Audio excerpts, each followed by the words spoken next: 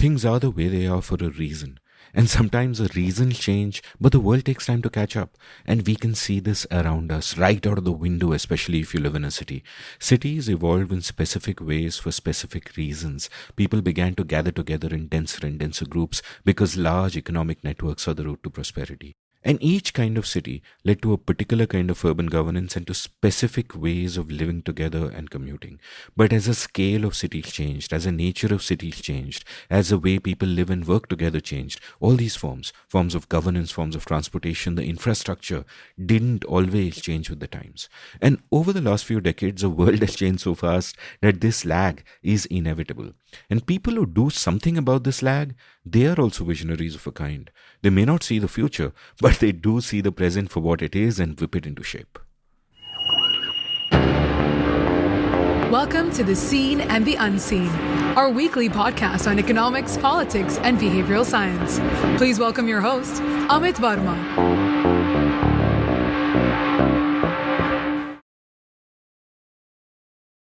Welcome to The Seen and the Unseen. My guest today is Shashi Verma, a remarkable man I think I can safely describe as one of the world's top experts on urban transportation. Shashi has been a cutting-edge thinker all his life. In his early 20s, he sold the idea of high-tech city to Chandrababu Naidu, and the rest is history. He then got interested in public policy, went to the Harvard Kennedy School, joined McKinsey, and then, around the turn of the millennium, made an important shift to working for an organization called Transport for London. He revamped London's transportation system, with contactless payments being one of the innovations he pushed that probably affect your life, no matter where you are, whether you know it or not. He's a deep multidisciplinary thinker, and his insights on Indian cities are also eye-opening. I met him at a conference last year, couldn't stop talking to him, and luckily he visited Mumbai in April and came home to record this episode. I love this conversation, I'm sure you will too, but let's take a quick commercial break before we get to it. Hey, the music started and this sounds like a commercial, but it isn't. It's a plea from me to check out my latest labor of love, a YouTube show I am co-hosting with my good friend, the brilliant Ajay Shah. We've called it Everything is Everything. Every week, we'll speak for about an hour on things we care about, from the profound to the profane, from the exalted to the everyday. We range widely across subjects and we bring multiple frames with which we try to understand the world. Please join us on our journey and please support us by subscribing to our YouTube channel at youtube.com/Amit Verma, AMITVARMA. The show is called Everything is Everything. Please do check it out.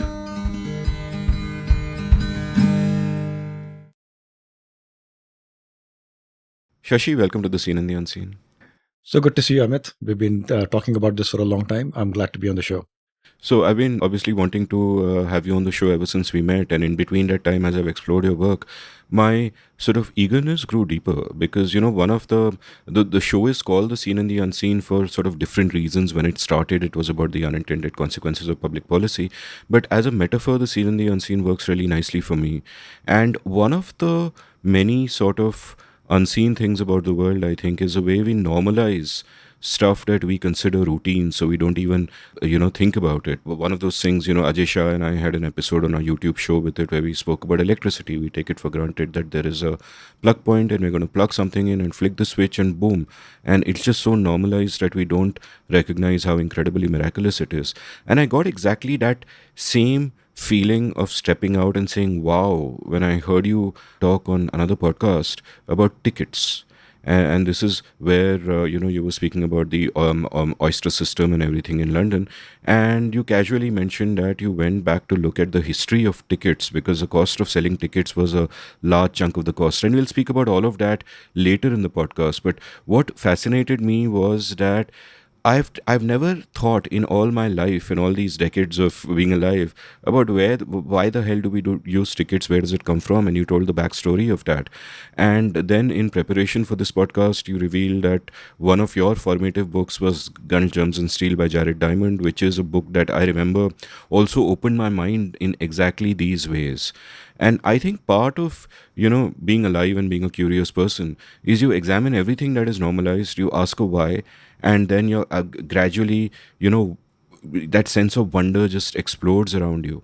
And you are not just a person who's kind of transformed the world of transport and all of that, not just a technocrat, not just an engineer, but you're also a historian.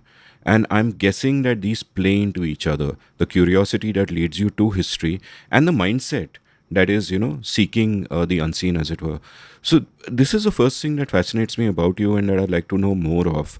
Tell me a little bit about, like, were you, just a jaded person like everything else, and then gradually, as you grow older, these curiosities took hold, or were you always like this, that you're asking the why? Well, Amit, I'll talk a little bit about sort of my growing up experience. But it's a fact that these things have grown on me over time as well. I wasn't born with all of these curiosities as such. You know, Experiences through life have each been additive, and they've ended up creating this more multifaceted personality than I used to be. One of the things that I've realized, through my career is that actually most problems are multidimensional and they're multidisciplinary. And spectacular mistakes are made by thinking about problems through one dimension or through one discipline.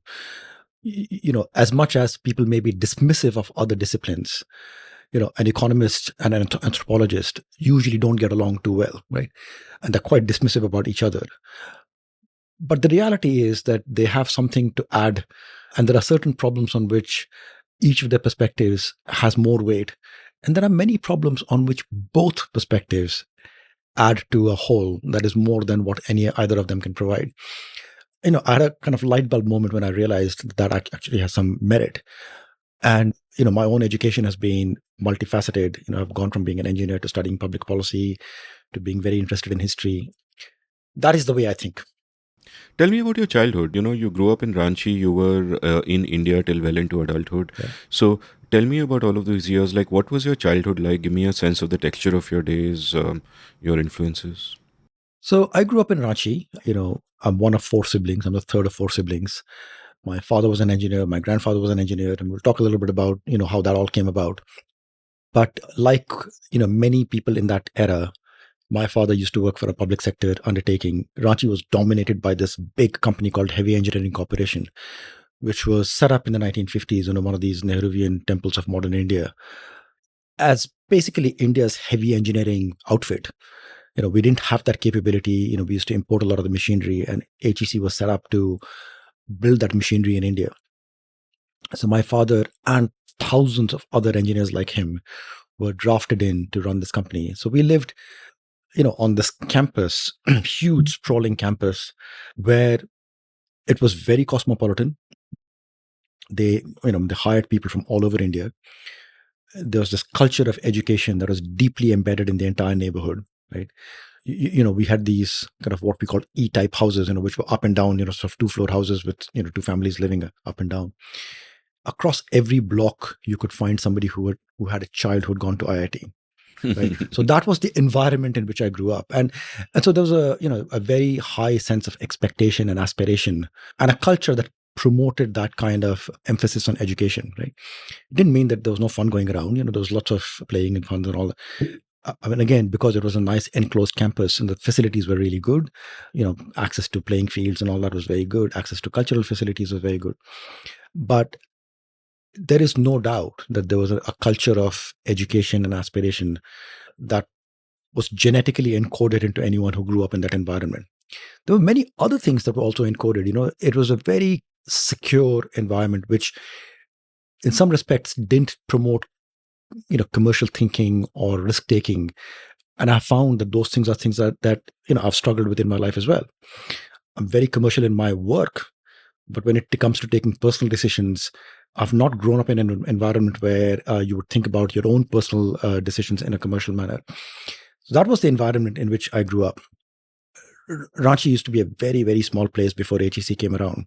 Ranchi has a fascinating history itself. There's no sign of a town there until the 1840s. And it's in the 1840s that the British set up a garrison. And slowly that grew up to become the city that is now Ranchi. But even at the time of independence, Ranchi was a very small place, probably 20 or 30,000 people. That was it. And because it was high up on the hills and on a plateau, it used to be a place where people from Bengal used to come because the weather was good in the summertime, right? So it's not quite a hill station, but it was a bit like that. Interestingly, as a historian, one of the interesting things is that when you look at the whole Burma campaign that was run during the Second World War, so Field Marshal William Slim was given the task of setting up the Burma army. and he set up that army in Ranchi. Hmm. So for a brief period, for about 6 months, Ranchi's population went from, whatever, 20,000 or thereabouts to about 300,000, My God. because this entire army was put together in Ranchi. And the fascinating reason why it was Ranchi and not somewhere else is that they were so worried about Japanese attack that they dared not set up this army on the plains. And Ranchi had no rail access, but it was within a day's route march to a railhead. So this army was set up and trained, and then marched down the hills, put on trains, and sent off to the frontiers. So, Ranchi went from being a very small place to the advent of HEC in the 1950s and suddenly exploded. But a very sort of idiosyncratic explosion in that it was a public sector unit and dominated by a public sector mentality, very socialist in its outlook. And, so those are the things that I had to kind of learn and struggle with later in life. So, it seems to me that, you grew up in a kind of a place that was also multicultural in a way, because you would, like, people who've grown up in company towns and, similar to this, also speak about how there were South Indians there and there were people from all over, and etc., etc., etc. And the sense I always got is that it is a beautiful, almost idealized bubble that they are in. And I didn't grow up in such an idealized bubble, but I grew up in what I realized was a bubble of my own, where, English speaking, elite, big city, and you grew up thinking that, oh, our India is sort of, secular, liberal, all of those things. And I carried that delusion with me way into adulthood, till I realized one day that I was a fringe, that the reality of the country is something completely different, and not everybody sort of thinks like this. And I'm imagining that your bubble in that little space would have been similar to mine, in the sense that you have this vision of India where, we all belong to it, we are all working for the same purpose, etc., etc. And in my case, of course, I've continued living here all these years. I've seen the politics change around me, and, the scales kind of fell from my eyes. And the little bit of history that I have read also, like Akshay Mukul's great book on the Gita press, just tells you that we were always, in many ways, a conservative society, and etc., with all the baggage that comes from. So what is sort of your sense, like, when you were growing up at that time, what was your idea of India, as it were, and what was your idea of yourself within that? Like, what, like, young people, like me when I was young, for example, tend to sort of bounce from thing to thing. Life happens to them, they're not really planning or thinking or whatever. But it is also possible to have a certain self-image of oneself, and sometimes to have a sense of purpose. So I've met very few young people who have a sort of cohesive sense of structure. So take me through your mental landscape as regards your country and your society where you are, and as regards what do you want to do in life, apart from the obvious, the IIT imitation that would have, set in. I mean, look, I think we all live in bubbles, right? I mean, I think the fact of life is that there is no one who's truly representative of the vast diversity of, forget this country, the vast diversity of any city, right? So we all have to acknowledge that, in some respects, we are all a fringe, and it's actually all of it put together that makes the nation. To give you my personal experience in this, at least my perspective in this, a very cosmopolitan place. So we were being exposed to people from all over the country, people speaking all kinds of languages. So, in some respects, these people were a window into the fact that there is a place called Kerala, and they speak Malayalam. You could hear Malayalam and actually hear what what it sounded like, right? Which, to be honest, in the days, you have to cast your mind back. This is prior to the internet, prior to television. How would you get exposed to the fact that there is a language called Malayalam? I mean, apart from sort of hearing that there is this alien language called Malayalam, how would you know what it sounded like, right? So at least we had the privilege of being exposed to the fact that there was that going on, right? So whether it was language divisions or, regional or indeed religion or any of these things, there was exposure going on to these. I went to a Jesuit school, right?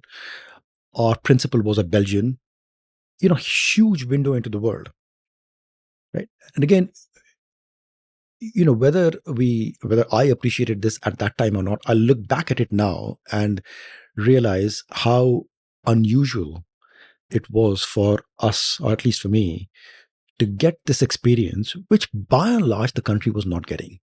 Right? And so there is no doubt that it left an imprint on my mind as well. Right? And as you said, and I completely agree with you. I mean, no one has a plan at this point in life, right? I mean, no 10-year-old kid knows what they're up to for the rest of their lives. And more than that, actually, as I said, this was a very engineering dominated environment. The thought process was very logical, very engineering. The idea of humanities and social sciences, or the fact that these things matter, was very secondary, actually, right?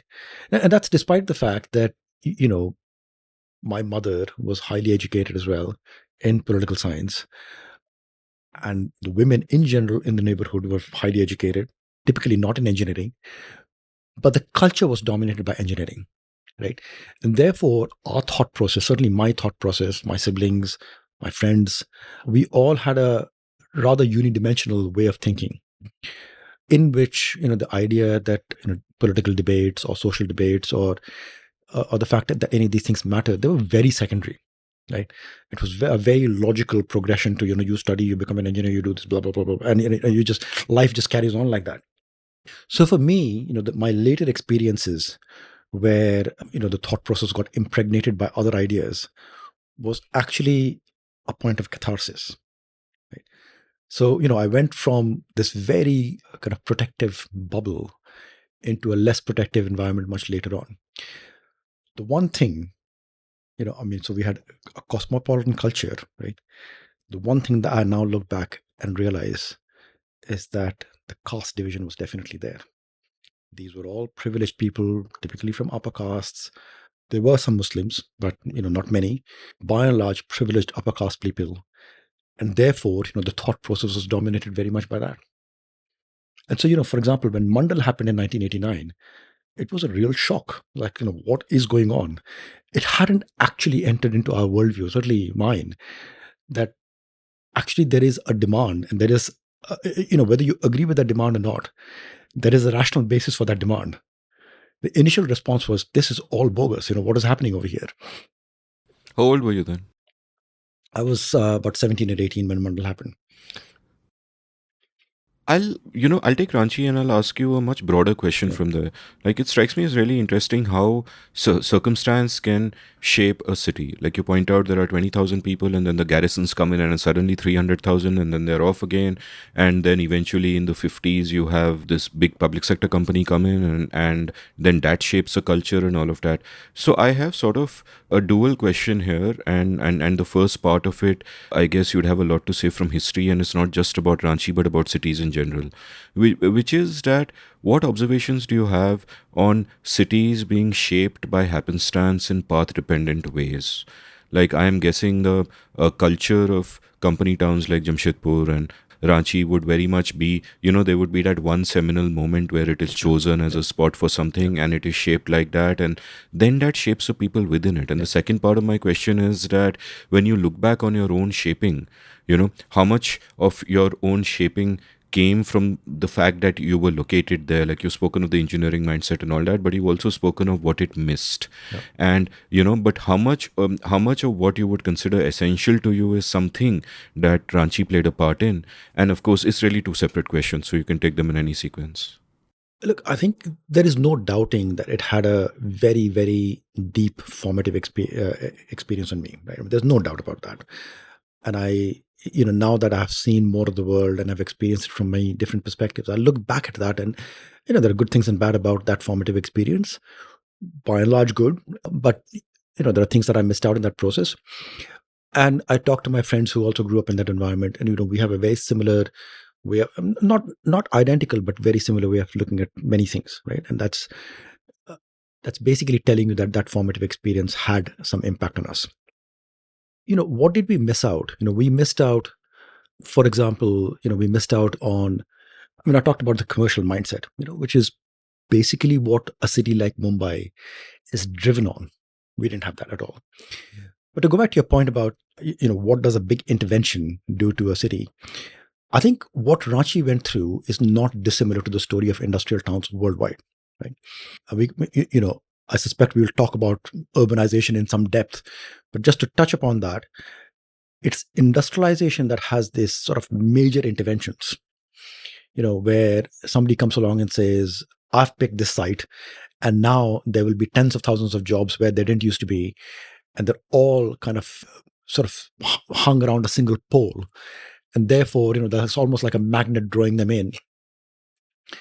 The challenge with cities of that kind, again worldwide, is that the strength of that city and the health of that city is entirely dependent upon that one intervention. And when the intervention dies, the city dies with it. Right. This is the story of the Midwest in the U.S. It's the story of the Midlands in the UK, of the coal mining towns. It's the story of Ranchi. Right. I mean, HEC is a shadow of what it used to be. The city has struggled ever since. Right. Despite the fact that it's a state capital and all that, they have struggled to bring other investment in. So, in my mind, there are two types of cities. There are cities that grow up on external intervention of that kind. This is almost by fiat, right? This is, I am going to invest over here and that's going to make the city, versus cities that grow up more organically, right? Now, I wouldn't make the claim that cities that grow up organically are forever successful, because there's any number of failures on that front as well. But they have more of a chance to refresh themselves and to keep the tricks growing, and they're more diversified in terms of the tricks that are happening over there. So that if one fails, you still have 25 other tricks going on in the city. So I think that there is a very big point over there about how much of urbanization you want to be dependent on just the one factor. I'm certainly going to come back later in this ep and we'll talk a lot about urbanization, perhaps 7-8 hours on just urbanization.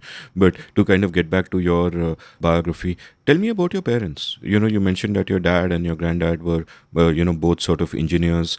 So what was the mahal at home like? Your mom also, you said, was, well educated and all of that. So, what were they like? Were there books at home? What was the culture at home like? Were you reading a lot? What were you, 'cause, uh, I'm just interested in how all this sort of plays into the shaping of you, in this case, perhaps in an intellectual way as well. So I mean, let me go back to before my parents, because I think there's Please. a point here. Look, I mean, one of the things that I debate with my friends, my IIT friends in particular, is we are all the children of privilege in one form or the other, right? People don't like acknowledging the fact that they have benefited from privilege. But the fact is, you look at the IIT population, it's by and large a bunch of privileged middle class children, right? What do I mean by that? What I mean, and again, this is very relevant to the story of urbanization, right? If I look at my four grandparents, or indeed, even if I look at my great grandparents, right? One is that I come from a community where education was, favored for many generations. So, I mean, I can't even count the number of generations for which people were literate, right? That itself is a huge privilege in a country where, by and large, people, even today, not everybody is literate. So the fact that we were literate for, at least 200 years, set us apart from everybody else. But if I look at sort of on my paternal line, if I look at my great grandfather, he lived in a village. He was a farmer, educated, but a farmer, land owning. Again, so these are all markers of privilege, right? And in the off season, he would work in the courts, copying documents. I mean, so, nothing sort of exalted as such, but nevertheless, very different from the sort of entire milieu of the country. Now, there's a really fascinating story about my own family there. So my great grandfather had four children, a daughter and three sons, right? And my grandfather was the middle of the three sons. The daughter was the oldest. I don't know quite what struck him, but he realized that my grandfather was bright. And he took him out of the village and said, "You've got to get out." And took him 200 kilometers away into Patna and enrolled him in Patna Engineering College. Now, this is the sort of mid to late 1920s. Everyone's gone. There's no, I mean, apart from what I'm telling you, there's no sort of documented history of any of this. But I look back at the thought process that must have gone on in his mind, right? Where he took a very, very bold decision. And in some respects, this process of conversion from rural to urban is the story of the country. It's still going on. Half the population still has to go through it. Well, that was our story. That was how my grandfather got out of the village, right? But his first step was a very, very substantial step that set us in the right direction. I mean, you can come out from the village and go into menial work in the cities, which unfortunately is what's happening to many people. His step was, more daunting, but also more promising. He didn't have the means to pay for his education, right? And there's a very romantic story there, where almost romantic story, where our village is about 200 kilometers away from Patna. But at some point during his education, an arranged marriage got set up and all that. And it turns out my grandmother's house was only about a kilometer away from Patna Engineering College. It was like literally outside Patna Engineering College. Now, of course, my grandmother and grandfather had never met, but my grandmother's brothers used to meet my grandfather. And through that process, my grandmother found out that he didn't have the money to pay for his education. And the deal in those days used to be, if you paid your fees for 4 years, you got a degree. If you paid it for 3 years, you got a diploma. But if you didn't pay for 3 years, you were basically kicked out. By the end of the second year, he didn't have any money. So my grandmother sold jewelry secretly to pay for his education, which is, I look back, this is 100 years ago. I look back at this and say, again, that was a very unusual step, right? Were they married at the time? No. This is before they were married. Wow. Right. So she gave jewelry to her brothers to go and sell and give him money so that he could finish his education. And in fact, it was a no stud. In fact, when my grandmother died, over 40 years ago, my grandfather had replaced that no stud for her much later in life. He refused to get that no stud taken off her. So she was cremated with that no stud on her. So there was something sort of really deep in there. The point I'm making here, Amit, is that it's decisions of that kind that have accumulated over many, many years, which I now recognize this is what privilege actually means, right? You can work as hard as you want. I mean, of course, you don't get through an IIT joint entrance exam without working for it. But the environment that is created over many generations has a very material bearing. So my grandfather was educated. He made sure that all of his children, sons and daughters, but all of my aunts had a master's degree. My father and his siblings were all engineers and doctors. So that culture was always there, and it had been set up, and it's never gone away. So my father became a mechanical engineer. He worked as a production engineer, as a project manager throughout his entire life. In terms of practical engineering, I learned a phenomenal amount from him. Not from the education that I got. I learned a huge amount from the education I got as well. But practical engineering, I learned a huge amount from him. And in fact, I look back and realize just how privileged I was to have a father with whom I could talk engineering and learn engineering. That no start story is beautiful, and thinking aloud, I wonder if I feel like one can draw a straight line from that decision of your great grandfather in the village to send that talented son to college to the Oyster card, in the sense that once you express a certain value, and this is again something that is expressed by your grandmother selling her jewelry so that her would-be husband can get the degree, that it then sets off an avalanche of values, that then it becomes practically inevitable that your grandparents for the rest of their lives, having chosen this path, will just stay on it. And therefore all the kids get educated, even the girls. Therefore the children get this same approach from them. Like one of my previous guests, Deepak VS, once told me, how you do the small things is how you do the big things. Mm-hmm.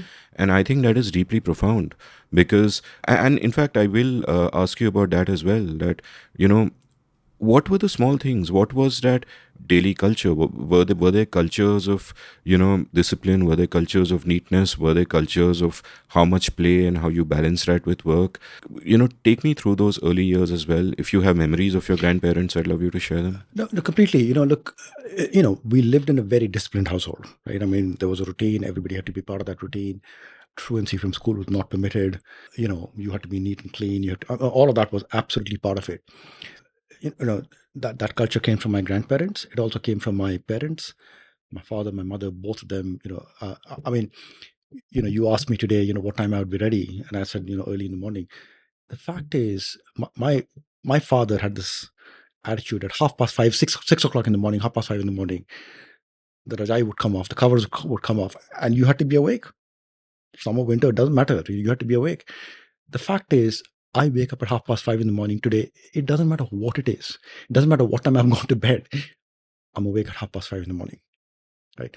And so these are things that were inculcated early in life, and they just don't leave you, right? And I think a lot of it is that discipline, that restlessness of mind, that you're on a mission. Slacking is not an option. And mission doesn't mean that you're off to become the next billionaire. I mean, that's not the point. There's an intellectual mission that you're on, and you don't have the choice of opting out. What were your passions when you were young? Like, we'll talk about your IIT Kharagpur time, but what made you decide to do it in the first place? Was it just a mimetic desire because so many kids around you, like it was considered the thing to do, the prestige thing, or were you naturally the kind of person who was thinking along those lines? Did engineering itself interest you? And you mentioned somewhere that you did agricultural engineering in IIT Kharagpur, and I'm guessing that was not your first choice. You must have just got through the exam, and then this is what you got. So take me a bit through your sense of self and. Look, I think in terms of choice of profession, the first thing you got to do is cast your mind back into the 1980s, when career choices were more limited, and if you had aspirations, the way to fulfill it was either become an engineer or a doctor, right? It's not that people were not doing other things in those days. There were many other people doing things in those days, but in my environment, that was it, right? That was the route to success.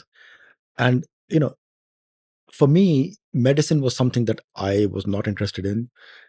I would struggle with it even today. And engineering was something that, I have to say, it's not just the fact. I don't feel that I was pushed into it ever, right? But the environment around me was such that it was almost like I was sucked into it. The fact that I was fiddling around with my father's car from a young age, with him, right, with his supervision, it sort of brought about an interest in engineering, which was more or less natural, right? And look, 30, 40 years later, I don't regret it for 1 minute, right? I don't feel I was pushed into it. I don't regret it for at all. I feel like it was something that I enjoyed and I learned. I still apply I mean, I've never worked as a true engineer, but I've applied engineering every day of my life, right? So, and there was, just looking around, because there were other people going into engineering, there was this thing about, that is a good thing to do. You're looking for role models around you. And the role models are all, your neighbors' children, sort of, in many cases, much older than me. Now, in my family, as I said, I have an older sister, an older brother, and a younger brother. So in my family, the peer pressure was immense, not least because my sister went to IIT as well, right? And the day she got into IIT, I mean, like, that had set the benchmark, right? And everybody then had to emulate her. My sister's much older than I am. So the next one was peer pressure on my brother. Then he went to IIT. At this point, you've kind of lost it totally. And then I went to IIT. And then my younger brother, of course, had the whole burden of the entire society on him. And then my sister, so all of us went to IIT Kharagpur, by the way. And then my sister and my younger brother are married to two IITians. And I have a cousin from IIT as well. So there are actually 7 of us from IIT Kharagpur, which may or may not be a record, but it's definitely out there in terms of something unusual. Wow. And so what was IIT Kharagpur like? Like, on the one hand, you've done the family thing, the pressures kind of receded for a moment now that you've gotten there. But it's agricultural engineering. Did that interest you per se? And when you, I'm just a year or two younger than you. So it's not just in your bubble that the pressure was there. I mean, the general scene across the country was engineering or medical or civil services. Yeah. And there was nothing else. And my dad was in the IAS. So, but I mean, luckily I had no pressure on me and I did something else entirely. But so once you are in IIT, what then happens? And I also want to sort of know at this point about, the two common anxieties all young people go through. And one anxiety is the anxiety of fitting in, right? Earlier, you have been in a particular place, and despite the fact that it's multicultural, it's also in terms of mindset, perhaps kind of homogenous, right? Engineers are placed on a pedestal and all of that. And fitting in there wouldn't have been a problem. But, so what was IIT Ranchi like for you in that sense of dealing with the anxiety of getting the validation of your peers and feeling that, you are somewhere? Yeah. And the second anxiety, I guess that one doesn't even realize it at the time. I don't know if one can call it an anxiety, but that need to find yourself, because initially we often try to define ourselves through the eyes of others and their Yeah. expectations, but later at some point we begin to, get at our core. So, Look, the whole experience of arriving at IIT was very interesting, right? Now, I'd never been to Kharagpur until I showed up as a student, right? But there was a degree of familiarity because my brother and my sister had both been to IIT, so we'd heard a lot of stories and all that, right? Which again, you have to keep in mind that not everybody had that experience. So I had that, many others didn't.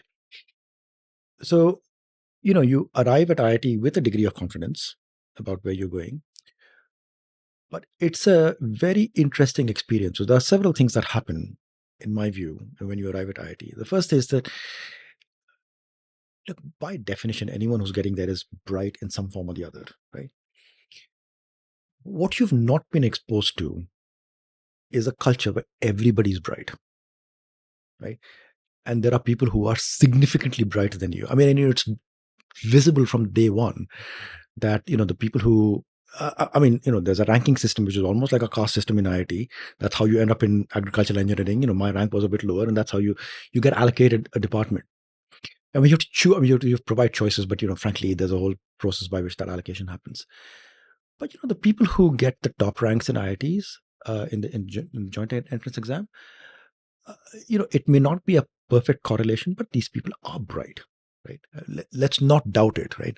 There is something unusual about these people, and even sort of at the very, very creamy layer at the top, within that creamy layer, the cream that rises to the top is unusual. There are a lot of young people who struggle with that, right? They've grown up, for the first 18 years of their life, being told you are the brightest in the world and all that stuff. And suddenly they realize that they're at the, middle of the pack, bottom of the pack, or whatever it is. Now, the fact is, being at the bottom of the pack at IIT is not a bad place to be. But mentally, it's a very difficult thing for people to get used to. And so when you look at, people having mental health difficulties and suicides and all that, a lot of it stems from that process of adjustment. I don't want to generalize because, look, these are difficult issues, and I do not want to generalize for 1 minute because there's a story behind each one of them, and they're incredibly tragic when they happen. But that process of adjustment is a very big part of it, right? And so I think finding your feet is important in that respect. The second thing that you find is that, again, by and large, the children who are coming to IITs are from privileged middle class families, right? But the striking thing, Amit, is that that's not true of everyone. And the most outstanding experiences that I had at IIT was interacting with people who came from a very different background. Children of much lower privilege, children who'd struggled there. There's this movie running around these days called 12th Fail. There's a story, I believe it's a true story. I mean, I have no idea of knowing yes or no.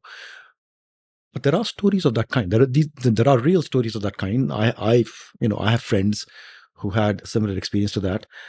And again, you don't realize this on day one because, you're basically naive about these things, right? But these are the things that slowly percolate through your mindset, and you begin to realize the world doesn't look like you, right? And actually, the enrichment that provided is something that I'd really, in hindsight, I admire. So I want to speculate on something and tell me if you agree with me or if your observation bears me out, which is that my sense is that those who come from less privileged backgrounds, if they survive the process, they will do much better than everybody else. I don't think that's universally true, Hmm. right? Look, the joint entrance exam is a filtering mechanism, but it's a filtering mechanism on one dimension, right? Which is how well you can do a physics, chemistry, and maths Correct. exam. There are many other things to becoming successful in life, which is not determined by how well you've No, done on the J. the reasoning behind my speculation is that I would imagine that if, despite your background, you've gotten that far, Yeah. you have more hunger and desire and a better attitude, No, and that will count for a lot no, later. no, you're completely right on that front. I don't Mm. disagree with you. But to be successful in life, you have to fit into society. You need to know the sort of the manners and workings of society and all that stuff, which a physics, chemistry, and maths exam doesn't tell you, right? So, in the same way that the JE rank is not a predictor of success for privileged children, it's not a predictor of success for underprivileged children either, right? There's something else. There are many other things that you need to be successful in life. So, I've seen children from all kinds of backgrounds come and become successful. I've also seen children from all kinds of backgrounds struggle, right? So, the great thing these days is that with the advent of social media, you can remain connected with your batch. Mm. And so you have a sense of what they're doing and how well they've done and what they have done, right? And my class, I was in the 1993 batch. If you talk about 1993 batch, one of my classmates was Sundar Pichai, right? So we have the full spectrum there, right? And I do reflect on what my batchmates went on to do. And by the way, success is not just defined by how well you did in the corporate world. There are people who've done very, very well and done very creative work in their own fields. They may not be as well known, but I've also seen people who've struggled with life, right? And struggled with life not because they weren't good at engineering, but they were not good at some of the other things that you need to be successful. One study that had a profound influence on me when I read about it, and I wish I'd read about it much earlier in life, is the Dweck and Muller study on the growth mindset, where basically their finding was they took a bunch of kids, broke them up into two groups. One group was, and they were tested on various whatever, and one group was, according to the results that came, they were evaluated in terms of adjectives, that you are brilliant or you are good or you are whatever. And the other group was evaluated in terms of verbs, that you tried hard, you persevered, and all of that. And as you would expect, the first group then eventually went on to become laggards, where they would feel entitled, they would take it for granted that because they were brilliant they would do well.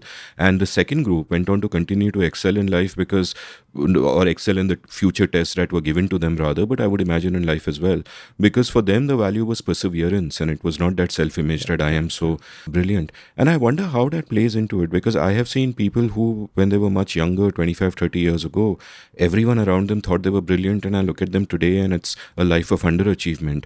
And they were people who just tried. And I have I view myself as a sort of a victim of that first group, in the sense that I let myself down because for a large part of my life, I had the wrong attitude, didn't try hard enough. I would just bask in the fact that it takes me 1 hour to do what others take 10 hours to do, and I would settle down and in the end not achieve as much as the people who really slogged at it. And I wonder how that went through. Like when you said that, all of these kids who would have come here because of the selection effect of the JEE would have been brilliant in the circles they came from. But suddenly you come out here, and one, there is a psychological pressure of having to be in an environment where you're no longer the brightest kid on the block, and how that pressure plays out. And the other is, if you come there with the wrong value, if you don't have the values of hard work inbuilt into you, then you can get completely screwed. So what did you see around you at the time, and what was your journey? Look, first thing I should say, I was not a bright kid at school. Let's be clear, right? I mean, I was not quite at the bottom of the heap either, but I was a struggling kid, right? And our teachers used to be quite harsh in the comments that they used to make, and I was subject to many harsh comments. You remember any? Oh, totally. I mean, my mother got called in and told that, he's only fit to pull a rickshaw. Oh God. There were things of that kind, and these things are seared in my mind, right? These were comments that were made about me when I was 7, 8 years old, right? And you don't forget them. Look, this is almost 50 years on. These are things that you never forget. And I was kind of a middling student. There was a system in our school where you had to achieve a minimum grade. Sorry, you had to achieve 40% in every subject to be ranked, right? So in a class of about 45, only about 10 students used to get ranked. Oh, wow. Okay. Right? It was a tough school to be in, right? And I was kind of one of those people who maybe once every 4 terms or whatever, I'd get a rank, right? So, as I said, not quite at the bottom of the heap, but nowhere near the top, right? So I was never one of these brilliant students, right? And in school, I'm not sure I was working that hard either. Right? I was working hard because the family environment was one in which I had to work hard. But I look back and say, was I really sort of exercising myself? The answer is no. Right? And my moment of epiphany came later on, and then from that point on, it was a kind of gradual upward curve. I just barely scraped through the joint entrance exam. Let's be clear, right? And it was world changing for me, because had I not got through it, life would have been very different. So, at every stage of life, I kind of just barely scraped through. It's only much later in life that I realized that I actually do have a purpose, and that actually I'm capable of doing these things. I'm frankly, that I have a mind that can think problems through, and that I should be not lazy about it. Right. But that process was not inbuilt in me from the beginning. It did take time for it to arrive. And you're quite right that there are children who went through their early childhood being told that they were the best thing that had ever happened to humanity, right? And many of them have struggled. Many of them have struggled.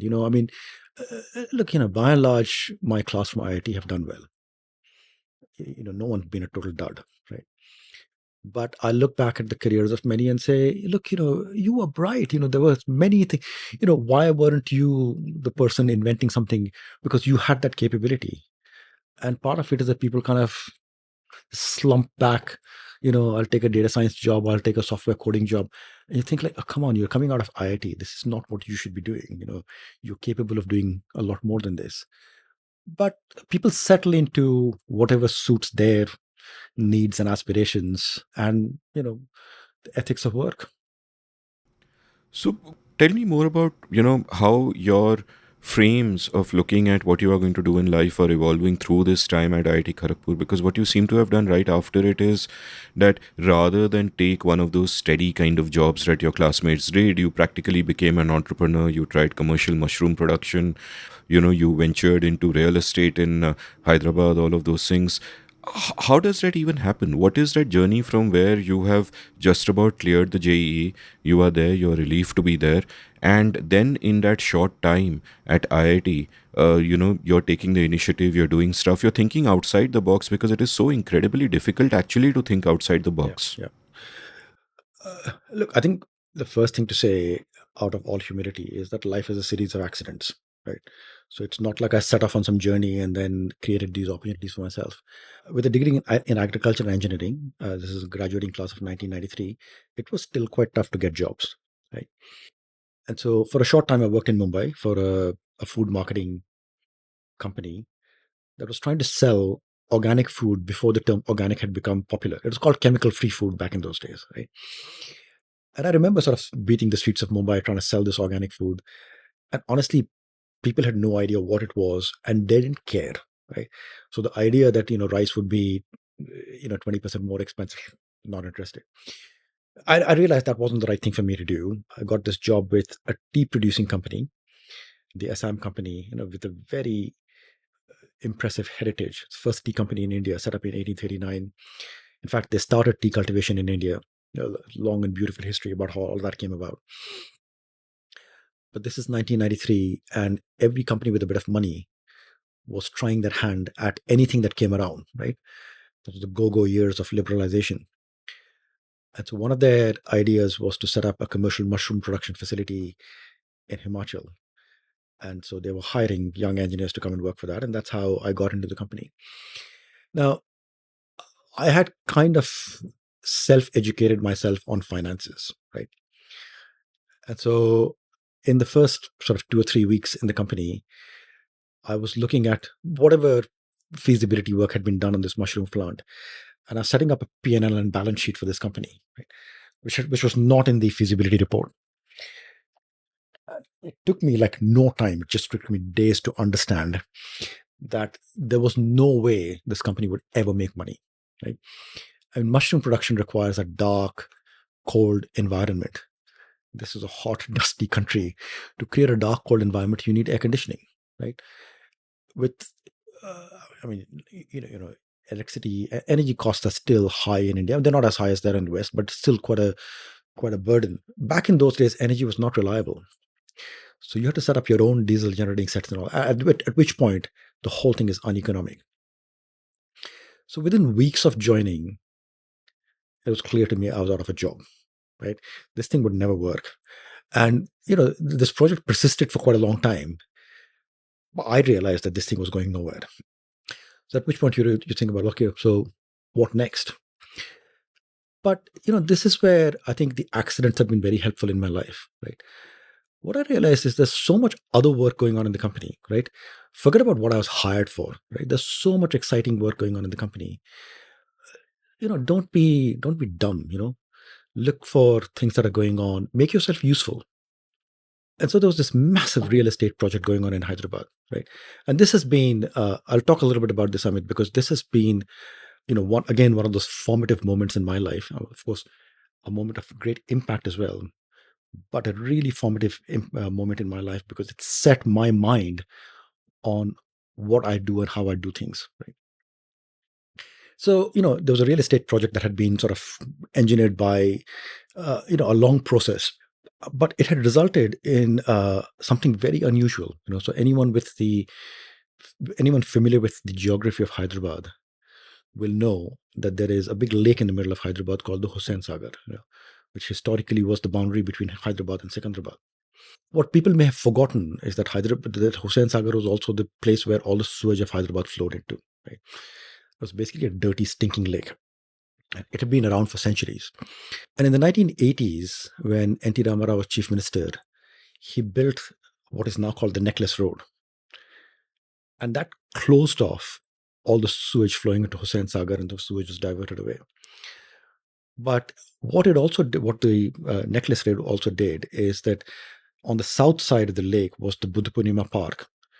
On the east side of the park used to be an old power generating station from the Nizam's time. And the west of the area was where all this sludge used to flow in. But creating the Necklace Road basically fenced off that area and created new land. So land appeared out of nowhere, right? So Buddha Purnima Park was all of 74 acres. Quite a big park, lake fronting, very unusual property. You don't find many locations in India with that kind of property. I mean, there are a few, but there are not that many. I mean, our cities are not blessed with water bodies in general. Bhopal aside, we don't really have big water bodies in the middle of cities. So the deal that had been done resulted in 10 acres of land on the west of Buddha Purnima being sold to us. So I looked at this and said, "Oh my God, this is so unusual, right?" But I was a 22-year-old kid. I was like, what do I know about anything? But there were two data points that were very interesting. One is that just behind my office used to be the U.S. Educational Foundation in India, and they had a good library. And I had this habit of sitting in libraries and reading. That was kind of, again, one of my windows to the world. This is all before the internet and all that. And so I was reading an article from the Harvard Business Review that had been published in 1993 or thereabouts that said that India's software exports were $4 billion in 1992, but they'd be $100 billion in 2000. And I remember when I read that article saying, this can't happen. This is unrealistic. I mean, 25x growth in 8 years is simply impossible. But I remember I was going back home that night and thinking, what if it did happen? And actually, those questions, like, that's a fairly fundamental question, right? It's questioning of that kind that I found has been probably the most eye-opening for me personally. Now, the other thing that was going on, I've always had a culture of reading newspapers. I mean, I grew up with newspapers at home. My dad used to read newspapers. We used to all emulate it. We used to all read newspapers and all that. The other thing that was going on is every day, the newspapers were full of reports about property prices going up. So when the economy opened up in 1991, the investment first came to Mumbai. All the multinational organizations used to want to come to Mumbai, because of connectivity and, frankly, in the US, this is the only city people have heard of and all that. And, very quickly people realized that there was no commercial space in the city, to be honest, right? So property prices tripled in the space of 2 years. It went from about 30,000 rupees a square foot to about 1 lakh rupees a square foot, just in the space of 2 years. Very quickly, the spillover started going into Bangalore. And in 2 years, property prices had tripled in Bangalore. So they'd gone from 10,000 to 30,000 in Bangalore, right? Now, there are two data points here. And I think the brilliant thing was my thinking, come on, if you put these two data points together, what happens? Where does all this growth in the tech industry go? So I remember on New Year's Eve in 1993, sitting down with my boss, who was the managing director of the company, and a very senior advisor that we'd hired, Edgar Ribeiro, who was Julio's brother, but he'd retired as the chief town planner of India. A really wonderful man, by the way, and I learned so much from him. And I said, look, this is what I've read, and we've got the third data point, which is we've got 10 acres of land in the Buddha Purnima Park. How about we pitch for Hyderabad to become a high-tech city, right? And it's one of the completely off-the-wall ideas, right? But it stuck. It stuck. And so very quickly, you might remember, so there used to be a company called Feedback Ventures. Vinayak Chatterjee, they were big in the infrastructure space. They got brought in to work on this. Very quickly, we had put together a presentation that 2 weeks later, we were pitching to the chief minister of Andhra Pradesh. Now, honestly, how much of what we were pitching he understood, I don't know. But he said, look, it's your land. Work on it, right? So we started developing the proposal. This is 1994. At the end of that year, there was an election. And N.T. Ramarao, who was in the opposition at this point, there was a Congress government. N.T. Ramarao had plans for what he wanted to do with this land that had frankly come out of nowhere because of his previous term as chief minister. He wanted to build a convention center there. So he wanted to cancel our project in favor of building his convention center. So 7th of December was election day. And I remember us taking possession of the land on the 7th of December, just before the election results came out. 8th of December was counting day. And I was in Visakhapatnam taking possession of some land in Vizag. I flew back from Vizag on the 8th, came to Hyderabad on the morning of the 9th, flew back to Delhi. On the 9th, the results came out, and it was very clear that NTR had won. On the 9th, he got sworn in as chief minister. On the 10th, we got a phone call from his office to say he wants to see you. So 14th of December, we were sitting in his office pitching the whole idea to him. I'll tell you, Amit, for a person who had promised very directly in the elections that he was about to cancel our project, he was incredibly erudite. He said, look, I've looked at all the files and I've seen that you've paid a legitimate price for the land. Tell me what you want to do with it. And, he sat there and listened to us patiently, probed us, asked us a few questions. We sat in his office for 45 minutes, took him through the whole thing. And he said, I get it, but you have to explain all of this to my finance minister. And if he says yes, you go ahead. So 3 weeks later, we've got a date with the finance minister. We're back in Hyderabad, pitching the whole idea to the finance minister again, who's Chandrababu Naidu. And my recollection is his eyes lit up. This was a big idea that was being presented to him. Hyderabad was a sleepy old city back in those days, right? It's changed out of complexion, but in the early 90s, a bit of gems and jewelry, there's a paper factory, there's a bit of, defense research. DRDO had a big presence over there. But there was nothing else that was going on in Hyderabad, right? It wasn't like Ranchi, it was a much bigger place. And you could see that there was more money in Hyderabad than there was in Ranchi and all that. But frankly, it was a completely sleepy place. This was a big idea, and Naidu just latched onto it. So for me, the two things here. One is I look back now, and the thing that I never forget is what I call the transformative potential of a big idea. I've seen it, right? But the second thing is at that time, the thing that struck me is I was playing with something that I barely understood. it was clear to me. I'm not making this up today. It's clear to me then that I was about to have an impact on the lives of 5 million people in Hyderabad in ways that I had no comprehension. And that is what prompted me not to go and get an MBA, but to go and study public policy. What an incredible story. So, high tech city was your formulation. Well, I mean, not in the way it has happened, Hmm. because Naidu took it on and made the whole thing very different. Of course, Buddhapurnima Park is still Buddhapurnima Park. Nothing ever happened over there. Made it much bigger, the whole Cyberabad and all that. But the germ of the idea that Hyderabad could compete on technology came from New Year's Eve in 1993. It's a remarkable story, and it's a confluence of so many things happening. And earlier you spoke about how all of this being a series of accidents, and you've laid that out, the HBR article, and being in that company, and etc. etc.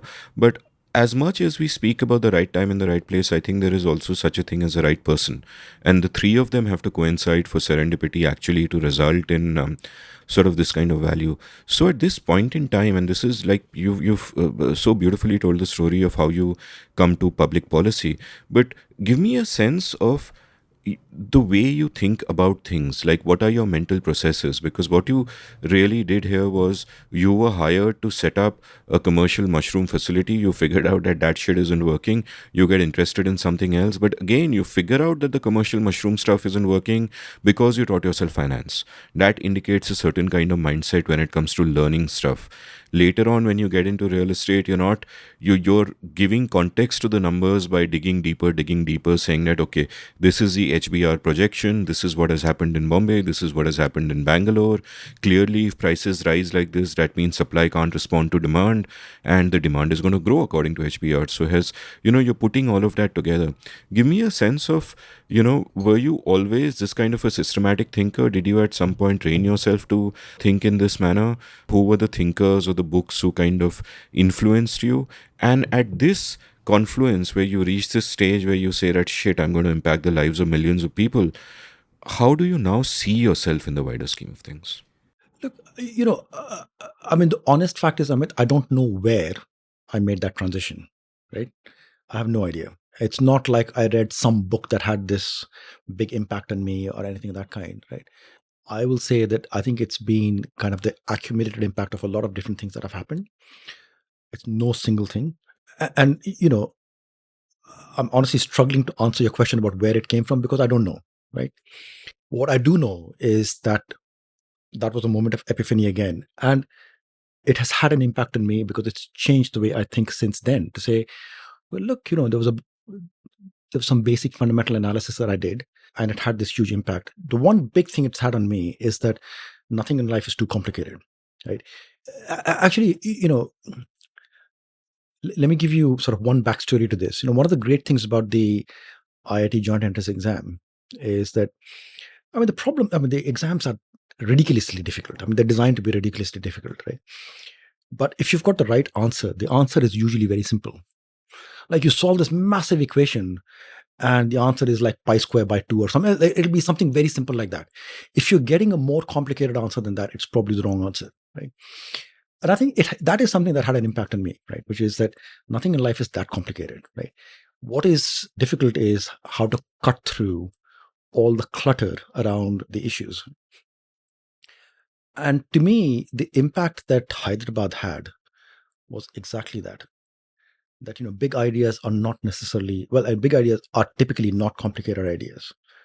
They rest on very few key facts.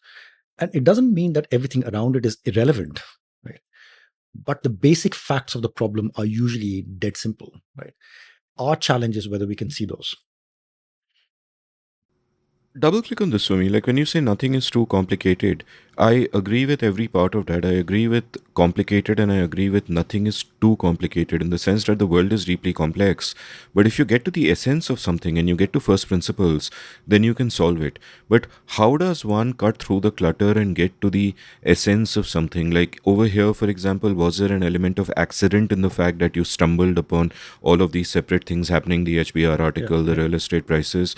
Or can you train your mind to, like, are there heuristics that you use to get to the heart of a problem? It's something that came later in life. My Harvard days were very, very instructive to me as well. Harvard is a fantastic place in many different ways. But there's one thing, when we'll talk about that in a bit, but there's one basic fact that I want to pick out from that. So one of my advisors, when I was working on my PhD, he used to tell me that answering a question is not difficult. Asking the right question is difficult, right? So spend your time trying to figure out what the right question is. Because if you ask the right question, the answer should be obvious, right? And his point was that people spend all their lives trying to answer questions and finding it difficult because they haven't asked the right questions. Now, it might sound like semantics, but I think there is a very big kernel of truth in that, right? Which is, it happens with so many things. And again, we might talk about some of these things later on. So many social debates are complicated because we don't know what the terms of the debate are. If you set the terms of the debate, you may agree with them, you may not agree with them. But if you set the terms of the debates become clearer. In many cases, people don't want to set the right terms of the debate because they want obfuscation.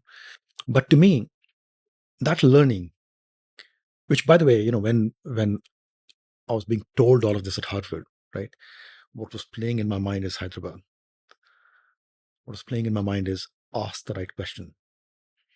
The right question was not what do we do with that land. The right question was much bigger than that. The right question was what's the overall dynamic in which that little parcel of land that we have fits in. Let me contextualize. Let me ask you to contextualize this in, with your own life in mind. For example, one way of tackling your life after being an engineer from IIT is to answer perhaps irrelevant questions like what will give me the best career, where can I best apply the skills I have learned, and all of these things.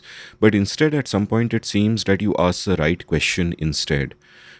So what was that question? Is it a question about your maximum impact in society, given the skills that you have, or what? So if you now go back and in retrospect look at the story of your life, as it were, the story you told yourself about who you are, what was that right question? Amit, again, I think it's very easy to rationalize these things after the fact, right? And you can take the arc of anyone's career and say, can you retrofit every sort of logical step in that? I think it's very easy to do that. And business books are full of bullshit of that kind, right? Unfortunately, right? Which is why they're very painful to read. I'm not sure I could rationalize it like that, right? What I found is that I've worked on the opportunity that's in front of me, right? Rather than plan out my career in the long term and say, I want to achieve, the following sets of things. I've not had that. My question is, am I working on something that I find interesting today? And what can I do with it? That's been my entire philosophy in life, right? And the reality is, if you search hard enough, there are opportunities everywhere. Again, you've mentioned the Oyster card a few times. We'll talk about how that led to the invention of contactless payments, right? You could put your feet up and say the Oyster card system is wonderful. It would have been very easy to have a nice, relaxed life, but I wasn't one of them. So I think the point here is that, look, we are all blessed with opportunities that are put in front of us. And frankly, if you go to IITs and opportunities are not being put in front of you, then there's something fundamentally wrong. We are blessed with opportunities that are put in front of us. The question is what you can do with it. And again, I don't want to sound pompous because I look back at my career and say, these things are things that I feel very proud of in terms of the impact that they've had. But they've all been because I've just worked on the problems that are in front of me. Is it the case that once you realize that, through serendipity, you stumble upon, doing this thing that you suddenly realize has impact on scale, and an impact at scale that if you're working for a company, you're doing other stuff with a company, is very hard to achieve. But if you work at the level of a state, then a minor intervention can make a major difference to the lives of millions of people. So was that like a drug? Like, was that the thinking that then drove you towards public policy? I think impact is definitely part of it. Whether I realized that at the point where I was working on this or not, I don't know. But after the fact, I realized that the potential for impact was something that drove me, right? And I've gone and searched for that in other things that I've done since then. At the end of the day, I've mentioned this several times now. I feel proud of the privilege that I've had, and you want to make something of it. It would be very easy to make a nice, easy living, nice, comfortable life. My education and everything would provide that to me fairly easily. But I think there's a degree of restlessness in the mind that doesn't allow that to happen. So, and now you decide to, go to Harvard Kennedy School, study public policy in detail. What was that step like? Like within this company, I am guessing you must at this point have been regarded as a young Turk, as a bright young talent, and, you could just have basked in the comfort of that and coasted along with that. And I'm guessing you would have been relatively brilliant within this company as well, though you would no doubt be too modest to say such a thing. But then you go to Harvard Kennedy School and all of that. So, what is it that you are trying to become at this point? Look, again, the experience of Hyderabad was instructive to me, and that's what drove me towards public policy rather than going to a business school, which is what many of my contemporaries were doing. Was I trying to study anything in particular? I don't know, because I'd done my research sitting in the library. And what I found is that I was particularly interested in the interface between business and government, right? Which sadly, it's an area that needs to be studied in a more structured manner. There's a whole discipline in the US that studies this, less so in India. But the reality is that interface is where a lot of work gets done, right? So that was what I found fascinating. And, that was basically coming out of my very brief experience in Hyderabad. Beyond that, did I know very much about it? No, right? And the striking thing, Amit, is that compared to going to IIT, where my sister's been there, my brother's been, the whole bloody neighborhood has been there, right? I knew no one who'd been to Harvard, right? So this was all purely out of research. And so I'd done all this research and kind of narrowed down into what I wanted to study. And I narrowed down the fact that there was the Kennedy School at Harvard, which actually offered what I wanted, but not with any kind of direct knowledge, right? So I applied and rather to my surprise, got accepted, right? And, that was quite a day. It was quite a day for me. So, I arrived in Cambridge, with no knowledge of where I was actually really going, apart from the name and everything else. I had no idea where I was going. And I found the environment to be very eye-opening in so many different ways, right? Eye-opening in terms of an education outside of engineering, which, by the way, you could get in many other places as well. Studying economics for the first time really properly, but not just economics, studying sociology, studying, political science. The point that I've made earlier about problems getting solved in a multidisciplinary manner. This is where I learned all of that. But also, I think exposure to ideas. That was a very big part of it. Harvard still has this incredible program of lectures, right? There's something called the Forum at the Kennedy School, which is where the lectures used to happen. Absolutely incredible place. The first lecture that I went to, this is just before classes had started, was with the Dalai Lama. So that's the caliber of people, so the Dalai Lama, the place is absolutely chock-a-block full, right? That was the first lecture that I heard. A month later, this is October of 1995, there are two lectures that had been set up in the forum. The first of which didn't happen because the person who was supposed to lecture got assassinated. It was Yitzhak Rabin. So he was supposed to be at Harvard on like a Wednesday or something, and it was the previous week that he got assassinated. Of course, he didn't show up. 2 weeks later, so there was the two had been set up together. So it was Rabin, and then 2 weeks later, so Yasser Arafat. So Arafat did show up, and the security presence around the place was bewildering. But the tradition at Harvard is people come in, and then you get the right to ask them questions, and the questions are not filtered. You really get to ask them anything you want, and people get asked very uncomfortable questions, by the way, right? And Arafat got asked very uncomfortable questions as well about the PLO charter and all that. It's a question that he probably was asked 100 times before, and he knew how to answer them. But there's something. Look, all of these things are available on YouTube today. You can go and listen to all of these people, but there's something about their presence which is not replicable on YouTube. The fact that you can sit in front of them, you can look them in the eye, or at least you can look at them in person. You can listen to them in a very focused manner, which unfortunately you can try as hard as you want with YouTube. You'll never get that replicated. and the fact that you can ask them questions, or even if it's not you asking the questions, there's somebody else asking the questions, and see how they react in real life, right? This is not a made up thing. This is not a engineered thing. It's none of that. It's happening in real time. One of my best examples of this, it really is a fascinating story, right? So in 1997, Al Gore was speaking at the Kennedy School. This is probably late October 1997, about 5 or 6 weeks before he went to Kyoto for the discussions on the Kyoto Protocol. This is the first time Al Gore made a big speech on climate change. And it's very clear the whole thing was properly thought out, properly rehearsed. He had these props up that were really spectacular. This is basically the speech that became his video, An Inconvenient Truth, right? And I was sitting there in the audience, probably like 3 rows deep from him, from the front, right? And Al Gore had this reputation for being very wooden, which he was. There's no doubt about it, right? There was something about him that just didn't kind of register with people. But I have to tell you, the impact of that presentation was quite something. I mean, at this point, I had been following climate science, so it's not that anything that he was saying was new to me, right? But the whole dramatic presentation around it was quite something.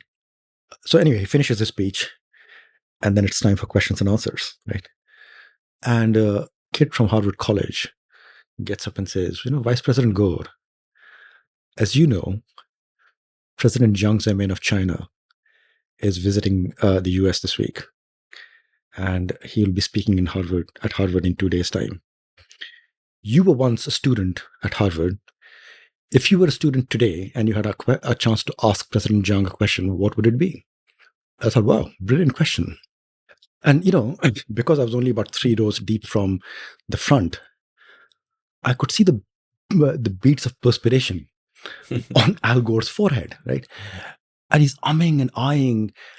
It was deeply uncomfortable. This went on for what felt like forever. It may only have been about 30 seconds, right? But it just felt like that pause was like a pall of gloom had descended upon the place, right? Deeply, deeply uncomfortable. But then Gore came out with one of the most brilliant answers I've ever heard in my life. He said, well, as you know, President Jiang has been to the White House yesterday, and I've had a chance to ask him many questions. But if I was a student, the question I would ask him is this: President Jiang, you have written evocatively about your time in Nanking during the rape of Nanking in the 1930s. Can you reflect on your own experience and sympathize with the people who protest against your government? Amazing. I mean, oh my God, the place just erupted in applause. Where he pulled that answer out from, I have no idea. But Amit, I tell you, these are the moments that Harvard provided. And it's impossible to engineer it any other way. And so for me, Harvard was about learning economics and all that stuff. It was also about these moments. And these moments were, it's 1997 to today, it's almost 30 years. These moments are incredibly precious. For a moment, I'm going to, turn your attention away from the big problem that you worked on all your life so well, which is urbanization, and talk for a moment about education. Like, this is not something that you would see happen in any Indian institution. Our ways of education are just moribund. As Karthik Muralidharan once put it in an episode with me, our system of education is meant for filtering and not for actually teaching, not for actually educating. And what is, if you were to sort of construct a university from the top down in India, or to how can this kind of change happen? Is it that an approach like this would simply not work in India because of the way people are almost people internalize bad habits of learning by the time they get to the university level? Or is it that there can be change in this? Because to me, what strikes me is that most of the things we learn in a static way are going to make us redundant in 10 years' time because the world is changing so fast. The critical skill is learning how to learn, with factors like critical thinking, numeracy, all of those thrown in. And our universities don't teach us that at all. It's a very interesting point, Amit. I'm not sure how we've ended up in this state, right? Because, if you read the Upanishads, for example, the beauty of the Upanishads is that almost literally they mean learning at the feet of the master. But all of them are dialogues between a teacher and a student. And the dialogues are profound, if you read this sort of debates between master and son about what's the nature of existence, and the master's asking the student and the student's asking the master, and there's a debate going on. On one side, we have at least some memory of something of that kind, and then we have a system of education today which is about conformism. This is what the book says. Here's your model answer. Here's what you need to write in the exam. And that's how you get your results and all that. And the entire system of education has got caught up in this system of conformism. What I don't think is happening is a systematic effort to teach students how to ask questions. And in fact, many years after Harvard wrote a case study on me, so as part of the case program. I've seen that, yeah.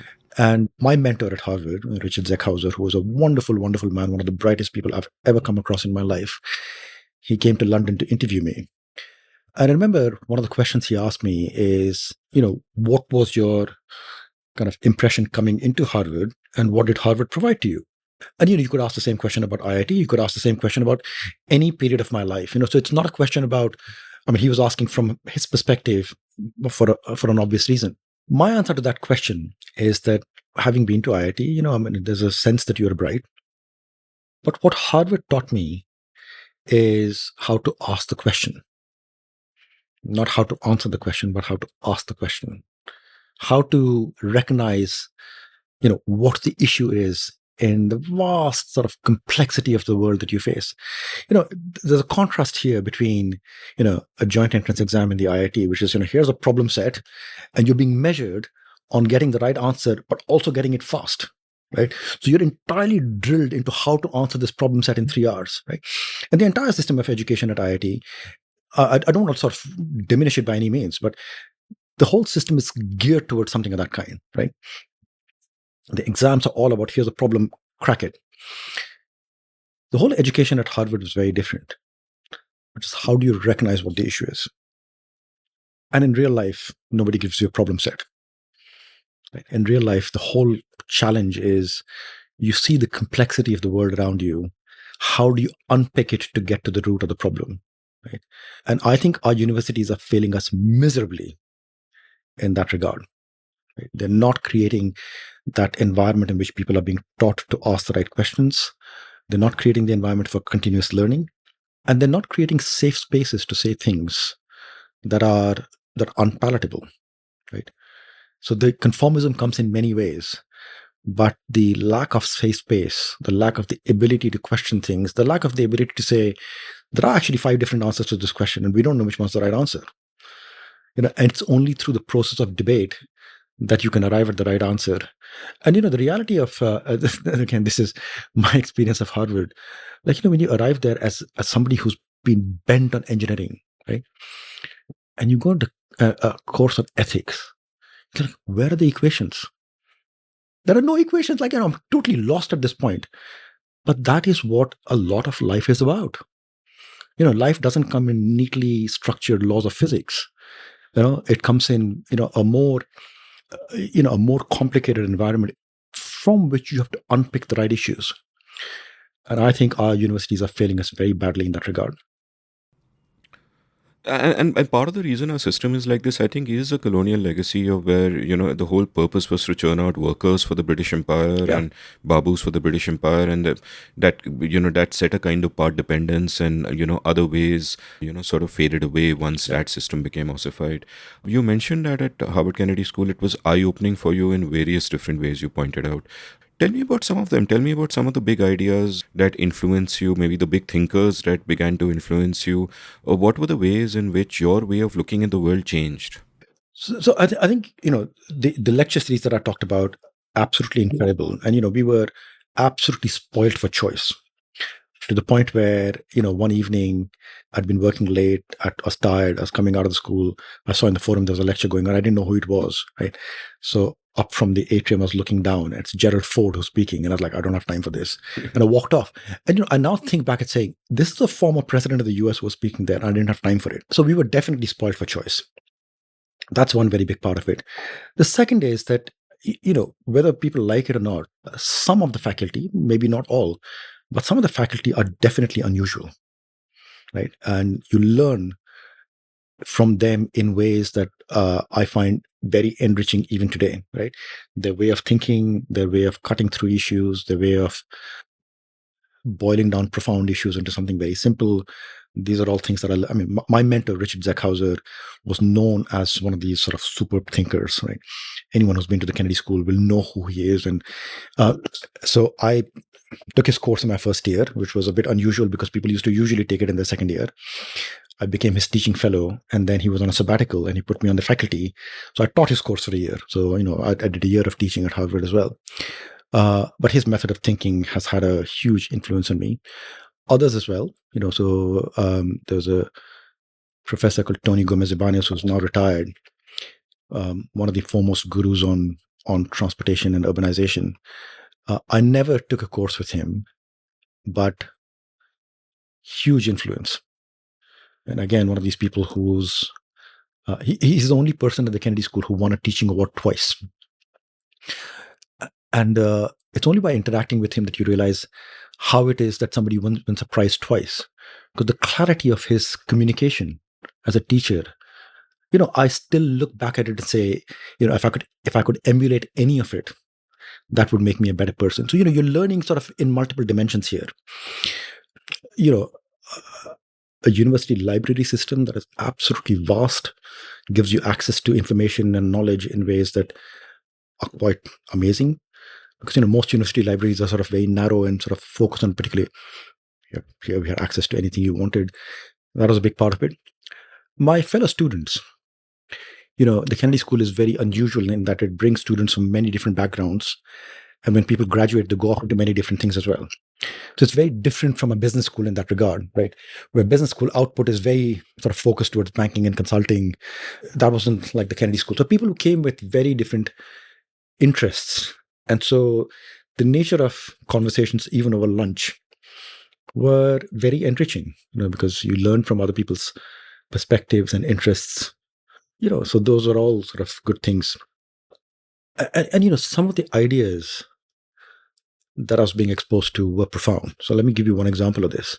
So when I started doing my PhD, I was, again, not being an economist by training, not being in the economics department, but focused on economics, you're sort of struggling to figure out what anchors you want to find, right? So I had to choose a few courses, right? And after having done a bit of research, there's a course called contract theory, which I took, and I struggled through the course, I have to say, right? I did pass, but I struggled through the course. There's this wonderful professor called Oliver Hart, who basically in his entire life has done nothing apart from contract theory, right? He's focused on this very narrow area. And basically, let me explain what it means. His very simple idea was that every contract is by definition incomplete because it is not worth anyone's time to write a full contract.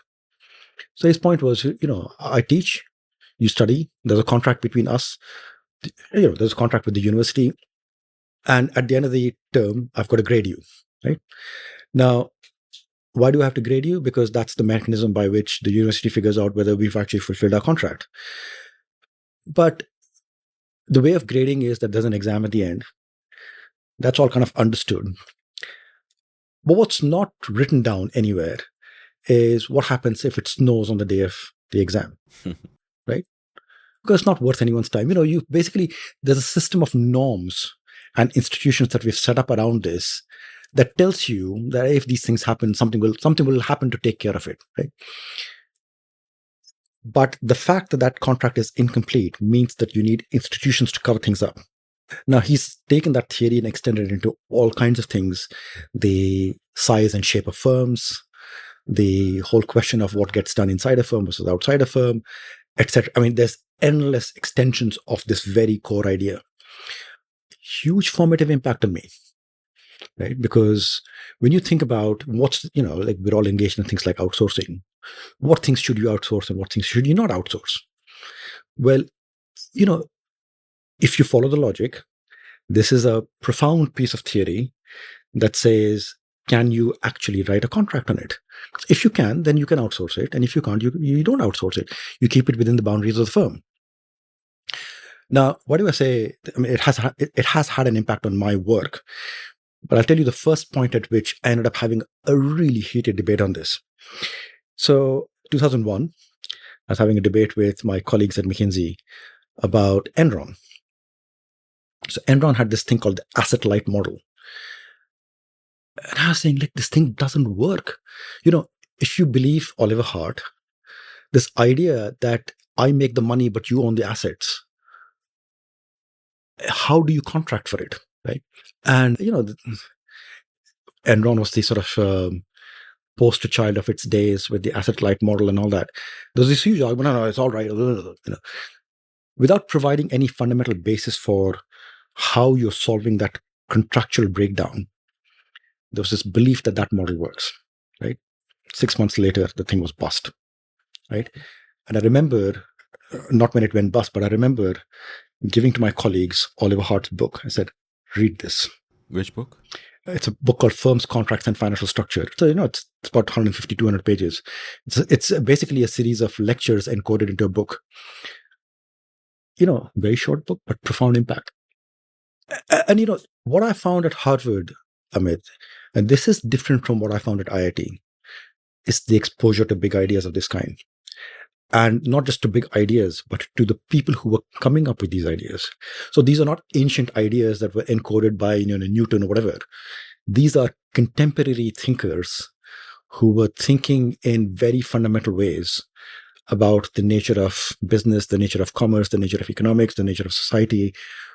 And, it's a deeply enriching experience. So I'm going to double click on this with a broader question. Something that I often wonder about, and a trade-off that many of my guests also have dealt with and thought about, is the trade-off between going broad and going deep. Right. So one thing you can do is you can hyper specialize in a particular subject, like Oliver Hart and contract theory, and do basically nothing else but hyper specialize in that. And the danger there sometimes is that if you just have that one hammer for every nail, you don't have the benefit of, seeing a bigger picture. And on the other hand, you can be a big picture person, multidisciplinary, a renaissance man, as it were. But the danger is that you could be lacking in the details.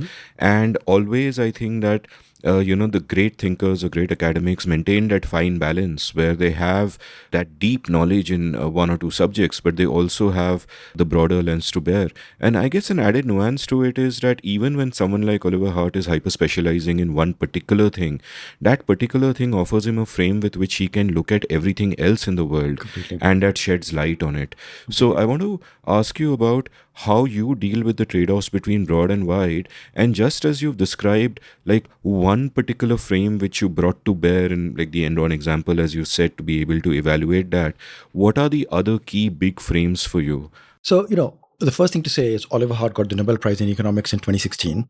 So, specializing in one thing certainly got recognized in his case. My mentor, Richard Zeckhauser, has not won the Nobel Prize and probably will not, because he's one of these sort of polyglots, who's written papers on all kinds of stuff, never specialized on one thing, right? And, if I contrast the two of them, I've learned from both. And not just learned from them, but learned how from them, right? So there is some merit in depth and there's some merit in being multidimensional.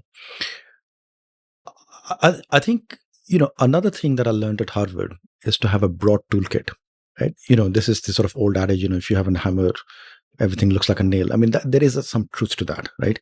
Having a broad toolkit, which you can then apply selectively by recognizing the problem that you're trying to deal with, I think is a fairly important point in life, right? So on one side, the sort of economics and hardcore econometric methods that were taught are important. But again, I've had this debate with, friends and family about research methods, right? So, when I was doing my PhD, we had a whole course on research methods. And one of them was about, how do you look at data? Now, if you talk to people who come from, for example, the pharmaceuticals world, right, their world is entirely about double-blind testing. right? And it's almost like, data means double blind testing. And that's not true. Double blind testing is not the only way of dealing with life. If you talk to many economists, not all, but many economists, econometric analysis with regression analysis and all that is the way they do things. If you talk to an anthropologist, very often they're dealing with a data set of one. If you go off into the Amazon and you try and study a tribe, the reality is you're studying a data set of one, right? The case method becomes very important over there. And, it was emphasized severely that actually there's legitimacy to each of these methods of analysis. Where it's not legitimate is if you're trying to use the wrong toolkit for the problem that you're dealing with. Right? You can't take something where you have vast amounts of data available. You can't start applying a case study and pick the wrong example and say, well, that applies to everything else. And equally, you have to be very careful when you're taking, the anthropologist's one case study, because it may not extend to every other problem that you're trying to solve, but it provides you with some depth of analysis on that one problem. And if you look at the whole sort of Harvard case study method, what are they trying to do? It's each case study is like a one data point, and they put these things together and say, well, what picture emerges from all of this? So I think it's important. And again, this is a big learning from Harvard, which you would never get in an engineering school, right? Because the methods are different. But the whole question of, thinking appropriately to the nature of the problem you're trying to solve is important. And what were the kind of problems that intrigued you at this point in time? Like, what I'm imagining is from your time in Hyderabad and, the whole high-tech city thing is perhaps the excitement of realizing that thinking in a particular way about a problem, getting to the root of it, asking the right questions can help you do something impactful. But that is still very general. But as you come here and you expand your toolkit, as it were, you learn different ways to think about stuff. But personally, for you, what are the problems that, if at that time, say in 1998 or 99, you were told that you can spend the rest of your life working on one problem, Yeah. What would you have picked? So interestingly, my PhD was on the design of markets for electricity, right? Which was a very hot topic back in those days. It's an area where the research work has kind of fizzled out, right? A lot of the research developments were done in the 1990s. A lot of investment into creating electricity markets happened in the 1990s. The theoretical development kind of stopped in the early 2000s. But it was a very hot topic back then. My PhD was, which I never finished, by the way, my PhD was on the design of markets for hydroelectricity, where there's a very peculiar problem and that had to be dealt with, right? What drew me to that was that was, one, it was a hot debate at that time. And two, it had a material bearing on people's lives, right? And especially coming from India, the whole question of what you do with the electricity industry was, a very live topic back in the 1990s, especially in the aftermath of Enron in India, right? By the way, I wrote a whole case study on Enron when I was at the Kennedy School as well. So, that's what attracted me, because my view was that you could make a difference to people's lives if these markets were organized properly, right? Now, the reality is that, and as I said, the whole research work in that area it's still going on, but the big advances were made in that period. And what has happened since then has not been as impactful. What's happened in India is that we do have a market for electricity of a kind, but the problems are further downstream, and the problems are endemic. The problems were known in the 1990s. They're still around. It's not an economics problem alone. There's a whole question of political economy of electricity and all that, where life gets very difficult. And actually, the beauty of the education that I was getting is that I was appreciating these things back then as well. That the problem is not just at the generating layer, it's actually further down in the distribution layer. The whole access to energy and the whole equity around access to energy and all that are very material factors. So in the YouTube show I do with Ajay Shah, our 40th episode, which I'd be keen for you to watch and give your opinion on, is called The Brave New Future of Electricity. And it is about exactly this sort of subject. Ajay has studied it a lot and sort of understands the political economy as well. So that's a interesting deep dive there. So what happens at this point in time, like after you're done with your education, you come to London, you're working in McKinsey and all of that. What is now your vision of yourself? Why McKinsey? What are the kind of areas that you want to work in? What's happening here? Look, I got a job with McKinsey when I was doing my master's, right? At which point I didn't know whether I was going to be accepted into the PhD program or not. I got accepted. McKinsey thankfully waited for me for 2.5 years. But one was I had to go and earn a bit of money, right? I mean, Harvard education is not cheap. So I had to earn a bit of money. That was important. But also the small town kid, the aura of a big firm, especially one with reputation and all that, was important, right? In hindsight, actually the best part of McKinsey was the training. Forget about everything else at McKinsey. The training they provide is exemplary. So, that's what I took away from McKinsey. And the usual drill at McKinsey is that you don't join with a specialty. I mean, you're joining as an associate, you get kind of moved around different industries. And I had the usual sort of rattling around heavy industries to mining to banking and all that stuff. What I found is that, it's a great environment. Again, a lot of bright people. It's not always a great environment. There's a lot of very frustrating work at McKinsey as well. And, there are days when I enjoyed going to work and there are days when I didn't enjoy going to work, right? The lifestyle is punishing. I mean, you can't really have much of a life outside the firm. It's demanding in that respect. And it's all great, if you're single and you sort of don't have any attachments. It just gets progressively harder as life goes on. There are people, of course, who survive and thrive in that kind of environment. For me, that was a challenge. But more importantly, if you read The Economist from last week, consulting firms are going through a cycle of this kind again. The dot-com bust was not great for the consulting firms, right? And the whole kind of culture of the place had changed to the point where it wasn't quite what I had envisioned when I joined. So very neatly, I got an off-ramp because somebody I knew from my Harvard days had moved to London and was managing director at Transport for London, which was a new entity that had just been created. And I thought, look, we can go and have some fun over there, right? And so after having spent 3 years at McKinsey and having kind of enjoyed my time there and all that, I said, time to move on. And that was my switch to Transport for London. I had never imagined that 22 years later, I would still be there. No, and have accomplished so much as well in that time. We'll talk about Transport for London after the break, but before that, I want to sort of ask you another broader question, not just about your McKinsey years, but just a broader question in general, which is that I had lunch the other day with a friend of mine who runs a big consultancy here, and we were talking about what is the dharma of a consultant in a sense, and he considers himself to have a larger sense of purpose and all of that, and what I've observed as I look across the many professions is that at one level, you could, ask questions about what is your dharma, and I mean it in a sense larger than duty, in a sense that what is my sense of purpose in this profession. And it is easy to talk about that, say, with respect to doctors or with respect to journalists. You have the Hippocratic Oath, and you have, whatever higher cause journalists may believe in, comforting the afflicted, afflicting the comfortable, etc., etc., all those cliches.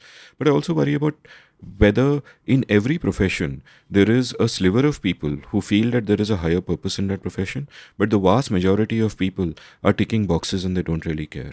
And that there is really no correlation between brightness and purpose here. The brightest people can tick boxes and keep going ahead in their careers and not really care. And there will be a sliver of people somewhere who will feel that, right, that this is what I'm doing is an instrumental aim, that there is a terminal goal that is beyond this, sort of to say. So one, what is your observation from wherever you have been, and a place like McKinsey, for example, that what percentage of the people had some sense of higher sense of purpose when, that this means something, it is not just about earning a great salary. And for you personally, how did... Look, I mean, I don't want to sound dismissive, and I will come across as a bit dismissive, right? But I think, we need to kind of deconstruct this a little bit, right? If you're a private company, at the end of the day, your first objective is to make money. Very few people acknowledge it, but you can't lose sight of the fact that that is your first objective, right? And anything that conflicts with that, at least in the long term, anything that conflicts with that is secondary. So, you hear all these sort of lofty ideas about, we're here to care for this, that, and the other. You can't lose sight of the fact that you're driven by a commercial motive at the end of it. And this is one where the public sector is markedly different from the private sector. In fact, this is the point that I make all the time, right? that in the private sector, frankly, your scorecard may consist of many things, but there is one thing that trumps everything else, which is your ability to make money, right? And that's the one thing that doesn't exist in the public sector. So your scorecard, your objective function, in some respects, is more complicated. It consists of more variables, and it consists of variables that are often conflicting with each other. So you can't lose sight of the fact that there is that fundamental distinction between the public and the private. In the public sector, I think it is easier to have these lofty goals because you are kind of absolved of the burden of having that commercial motive, right? In the private sector, consulting firms will always tell you client comes first and all that stuff. And to an extent, they believe it. But there's something that comes ahead of the client, which is your ability to make money, right? And my problem is, that actually a bit of honesty about that would go a long distance. And the fact that people kind of try to purposely obfuscate around it is not great. Let me both agree and push back in a way. Like, one, of course, I agree that incentives play a part, and in the private sector, you have to make money. But equally, I would say, one, in the public sector, the incentives are so terrible that, especially when I look at India, that it is pretty obvious to me that the entire public sector is utterly dysfunctional in India. And that's, I think, a big part of the problem. And as far as the private sector is concerned, I'd say two things. One, I think the incentive to make money in a free market is a great incentive because the only way you make money is actually by making somebody better off. It's a positive sum game. So the pursuit of profit is a noble motive. And again, I'll clarify, in a free market, not necessarily in a cronyist kind of system. And the second thing is, even within that, there can be a higher sense that guides what you do, even if you want to make money. For example, I'll just quickly take my own example and say that, look, I could have made a lot of money with this podcast if I took it in another direction, especially with my existing base. But instead, I have chosen to do the kind of things I do because there are certain values of what kind of work I want to do. And I can think of easy examples, like, say, there are some doctors, like I had a great doctor on the show, Lancelot Pinto. I think you met him. And we did an episode together where he spoke about how other doctors will, tell their patients to go do 100 irrelevant tests because they are getting a cut. And during COVID, they would overprescribe and all of that. And his thing is, no, his focus is on what is good for you. Specifically, if I say no more tests, and you don't need to do the test. And it pays off in the long run because Lancelot is one of the most successful and trusted doctors in his field.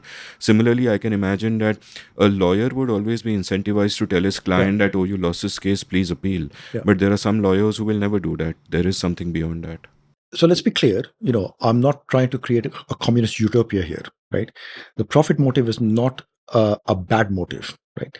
It's so fundamental to the human nature that it's not something that we should look down upon. And I will certainly not be one to look down upon it. I'm just asking for a bit of honesty, right? That we should put every other motive in that perspective.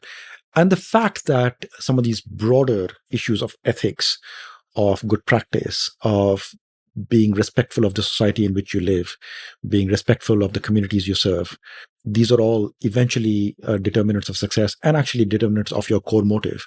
These things do not need to be in conflict with each other, right? They can be, but they don't need to be. And I think this is the sort of difference between good business and bad business. I'm not trying to make that point at all. I think the distinction that I'm making between the public and the private is that in the public sector, that lack of a single defining motive makes life much harder because it's harder to define what you're chasing, right? Especially when there are conflicting objectives for which you're responsible. I won't finish emphasizing this enough. It is much harder not having that clarity of objective. So where were you on clarity? Like, you were in McKinsey, you said this opportunity came up, this looked interesting. But if you had to, at this point in time, like we agreed earlier that you cannot define purpose when you're younger, when you're too young. But at this point in time, was there a gradual sense of purpose? And was there a sense for you that this job could give you a chance to do more purposive things and make more of an impact than perhaps at McKinsey? Absolutely. I mean, that was the basis on which the job became attractive to me. My boss at that time, Jay Walder, who's a well-known person in the world of public transport, he left TfL, actually went to McKinsey for a brief time, but became chief exec of the Hong Kong MTR, became chairman of the New York MTA. He's had an illustrious career. and a huge influence on me as well. Absolutely enormous influence. As a deep thinker and everything else. When I met him, when he talked about what I could do at TFL, the range of things he was talking about were exactly the sort of things that I found exciting, right? And remember, public policy had become by this time a core interest for me. So the fact that I was getting an opportunity to do some real things, not sort of sit and commentate from the sidelines, but actually to get my hands dirty with it, was a truly exciting opportunity for me. Now, did I know what I would make of it? Absolutely not. I mean, frankly, no point pretending that. Absolutely not. But the fact that there was a canvas that was open was exciting. Super exciting to me as well. I'm waiting to dive deep into this, but we'll take a quick break first, have some lunch, and then we'll come back. Sure.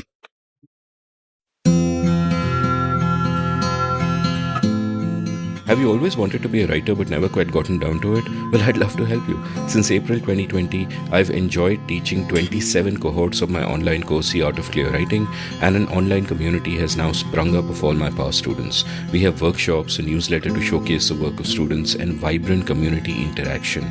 In the course itself, through 4 webinars spread over 4 weekends, I share all I know about the craft and practice of clear writing. There are many exercises, much interaction, and a lovely and lively community at the end of it. The course costs rupees 10,000 plus GST, or about $150. If you're interested, head on over to register at indiauncut.com/clearwriting. That's indiauncut.com/clearwriting. Being a good writer doesn't require God-given talent, just a willingness to work hard and a clear idea of what you need to do to refine your skills. I can help you. Welcome back to The Seen and the Unseen. I'm still chatting with Shashi Verma about his fascinating life and his fascinating work. And before we actually get to talking about urbanization and your time at TFL, during lunch you said something really interesting about how you had an opportunity to be an academic, that you could have been a part of Harvard's faculty and they really wanted you. And the reason you didn't is that you didn't feel it was for you because people there have to churn out 4 papers a year, and you were like, man, that's too insane a pace. And that got me to sort of think about how the structure of one's work, which in this case comes from what is demanded of you by the requirement of the job itself, can then shape the kind of thinking and the work you do. Like, I imagine if I had to produce the equivalent of 4 papers a year, I would produce mediocre shit because it takes me more time, I would imagine, to do more meaningful work if I was in that thing. So it is almost a structure that creates a certain kind of work. And of course, within academia, there are all kinds of incentives which A, drive you into silos, B, they make you follow academic fashion so that in the end you're talking only to yourself and you have no connection with the real world, a common trope I keep going on and on about on this show. So what is sort of your sense of that? Like, is it something that you thought about coldly at the time in terms of, because you would then be a different person if you were an academic for 10 years as opposed to what you actually did. So is it something that is visible in hindsight as it is to someone like me when I look back on all the things I could have done and all the different people I could have been? Or is it something that you felt even then that I want to choose a way of living that allows me to do a particular kind of work? Well, on this one, I think I can claim with some honesty that actually this was not hindsight. This is, Wow. I realized at that time that I was not cut out for it, and that the pace and the quality of research that was demanded was not something that I could keep up with. I mean, and that was a real sort of moment of personal realization. And part of it is looking at some of the great minds that I was working with, who were churning out that quantity and quality of research work, but the reality is that most people were not. And there are 2 critiques that are made of the academia in the West all the time. One is that this rat race to produce more and more research has resulted in the quality of research being very poor. The quality of academic journals is often criticized for being kind of less meaningful than it used to be. And there's a lot of truth in that, right? There are, of course, incredible minds producing incredible research work. But when you look at the mass of the academia, the idea that it's all of that quality is very questionable. So that's, I think, one critique that's made of them. The second critique that's made of them is that they've created an ecosystem where they're only talking to themselves and not engaging with the real things in life. Right? Now, to an extent, philosophers are philosophers, and they engage in philosophy, which is kind of distant from popular consumption. But there is a very large element of where the academia has got disjointed from their real life. And I think these are both critiques that I'm making. These are not my critiques. These are commonly made critiques that are often true. In my case, I realized that there was a benchmark that I had to meet to be on the faculty and to be on a tenure track at Harvard and all that I would never meet. And that if I went down that path, it would end in frustration. And that was a very clear sign to me that actually that was not a career that I was ever going to be successful in. And despite the great honor that being on the faculty at Harvard would mean, I realized that was not something that I wanted to do. My sense is that you're a practitioner who's done deep reading and all the rigor of an academic, but a practitioner. And my next question to you then is that when you look at academic work that comes out of people doing urban studies or studying urbanization or the areas that you worked in, do you find them lacking? There is some good work, but not a huge amount. Let's be clear. A lot of the work when you look at sort of seminal advances in thinking about urbanization, they don't happen very often.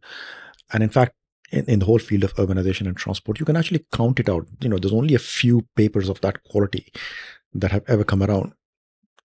And that's not to suggest that you need to come up with a seminal idea all the time. The application of those seminal ideas in ways that are interesting is also very important.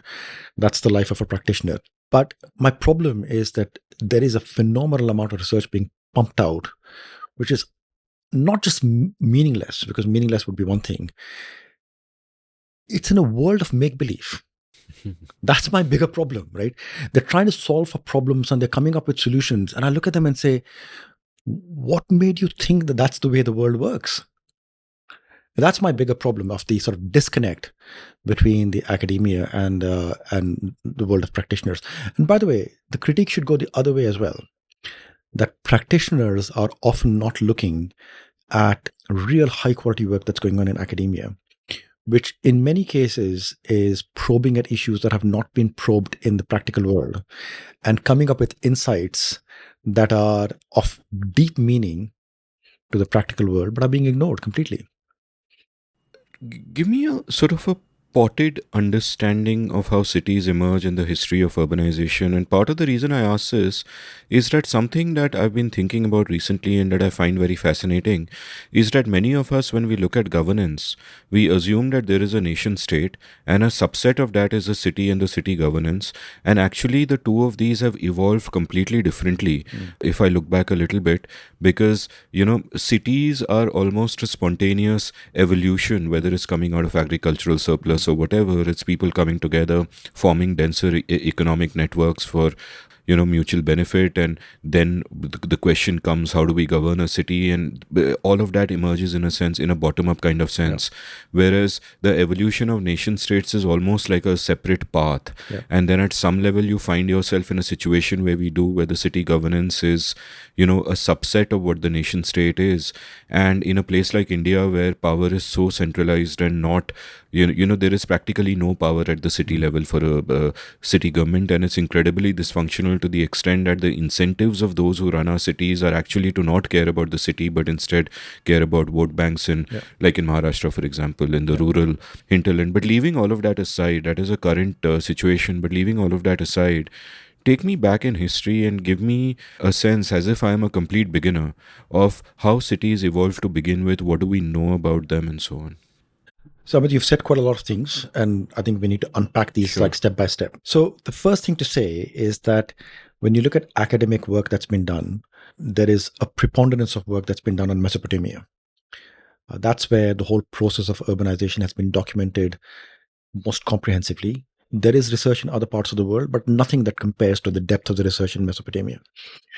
What the comparative research in other areas says is that actually the process of urbanization has similarities, but has followed a slightly different path in other places.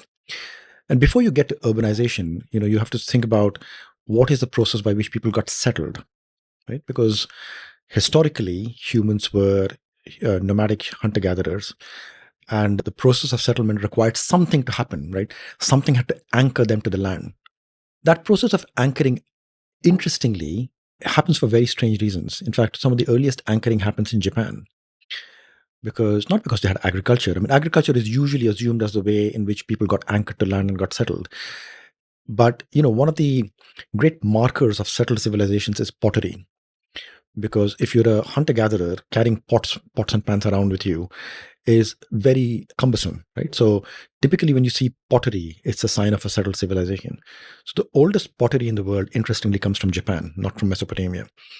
There's something called the Jomon culture in Japan, which goes back to 15, 18,000 years ago. And so there's Jomon pottery, and vast quantities of it, by the way, that have been discovered. I mean, Jomon means a rope. So this is basically something where clay was tied in a rope wicker basket and then baked, where the rope would just burn away. But what you find on the outside of the pot is the remnants of the rope marks. And interestingly, Jomon pots were found in large quantities and then glazed on the inside and used in the 19th and even in the 20th century. So there's all sort of world of Jomon culture in Japan. But in other places, in Mesopotamia in particular, not just in Mesopotamia, if you look at the Middle East, there are various things that are happening in sort of different parts of the Middle East. But the oldest settled signs of settlements come from the Natufian civilization in what's today northern Israel and Lebanon, or if you go into southern Turkey, like where the earthquake happened last year, actually impacted the zone where the earliest settlements are found. So there's a site called Göbekli Tepe, which is studied extensively because it shows that period of transition from being hunter-gatherers to being settled, in the sense that this is a place where there is a sign of a semi-settled civilization where people may have gathered for a few months every year and then dispersed and then come back the next year. And this process could have gone on for about 2,000 years. Wow. Right. So these are very slow transitions that happened. And then further in Turkey, you find other places like Çatalhöyük and others where you start to see the earliest signs of permanent settlements. And Çatalhöyük is very interesting in that there are no streets. All the houses are joined together and all the movement happened on the rooftops. Wow. And what are the walls like? Are they thin, thick? Well, they're sort of mud brick walls. So mud brick walls are never thin. I mean, they have to be quite bulky. I mean, Çatalhöyük survives today as an archaeological site, and it's a wonderful place. Wow. So people would go across settlement on the roof? On the rooftops, and then climb down through ladders. Wow. It's a very interesting place for that reason. And then you start to see, bigger settlements. So these are all quite small. These are a few thousand people each. You start to see bigger settlements, but they're more in Iraq and sort of eastern Syria than in Turkey, right? And eventually, through a long process, you get to what are called the first cities, the cities of Ur and Uruk and Lagash. But if you compare the timeline, something like Göbekli Tepe is almost 10,000 years ago. And Ur and Uruk are about 3,500 BCE. So there's a process of over 5,000 years, 5 to 7,000 years that elapses in that evolution. Ur and Uruk, of course, are studied extensively. This is also when writing starts to appear, so written records start to appear. Some of the earlier written records are very basic in the sense that they are mostly contractual documents. This is not literature. Literature arrives much later. The oldest piece of literature in the world is something called the Epic of Gilgamesh. Wonderful story. It's taught to literature students all around the world. Gilgamesh is a very interesting book because it is written by city dwellers who think of the city as this civilized place and everything outside the wall as this kind of wild place, right? And so Gilgamesh, the king, goes off into the jungle with his friend Enkidu and comes across this monster called Humbaba, and they fight him.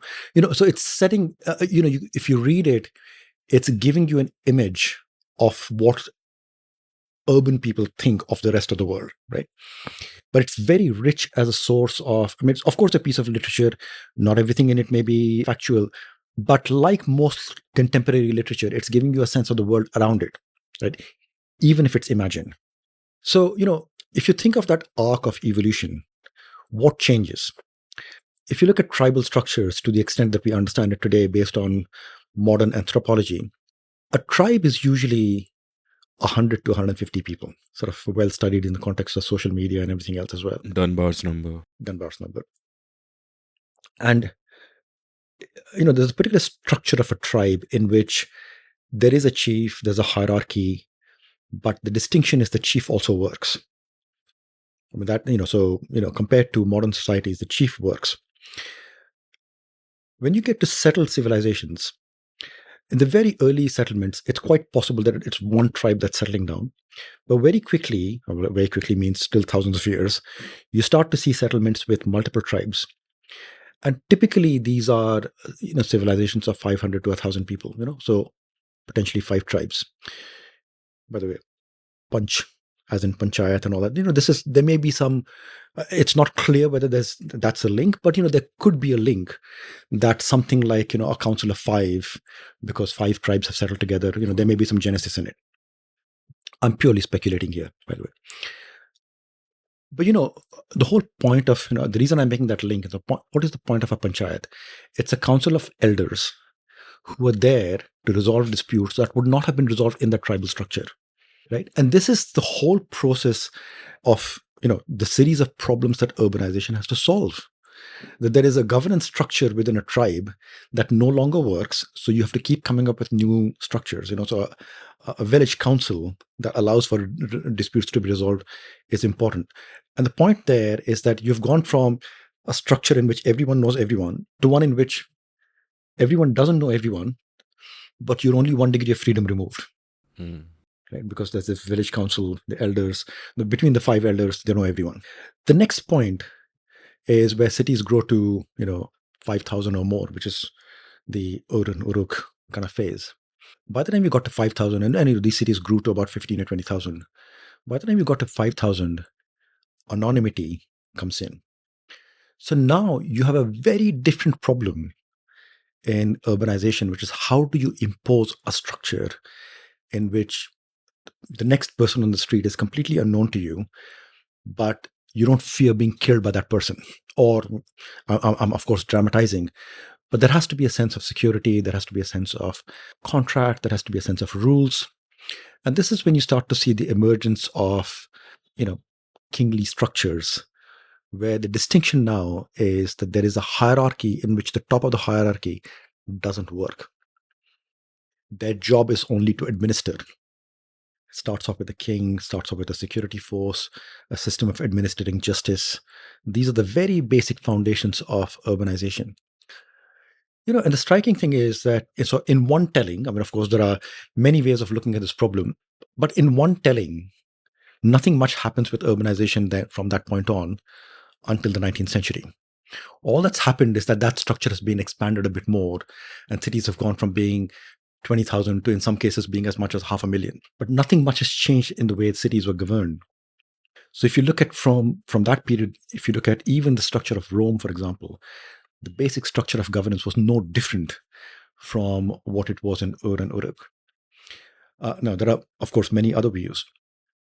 But before we get to what the modern world looks like, we should also reflect upon the fact that urbanization happened in other parts of the world, and they happened for very different reasons.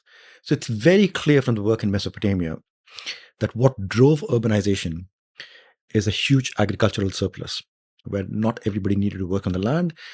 It allowed for the agricultural surplus to be exported, imported, traded. It allowed for specialization to start happening in the economy. People start spending their time on writing the Epic of Gilgamesh and all these things. It stems from an agricultural surplus. If you look at settlements in the Mediterranean, and I'm reading this wonderful book by Greg Wolfe, who's a great urban historian, settlements in the Mediterranean happen for a very different reason.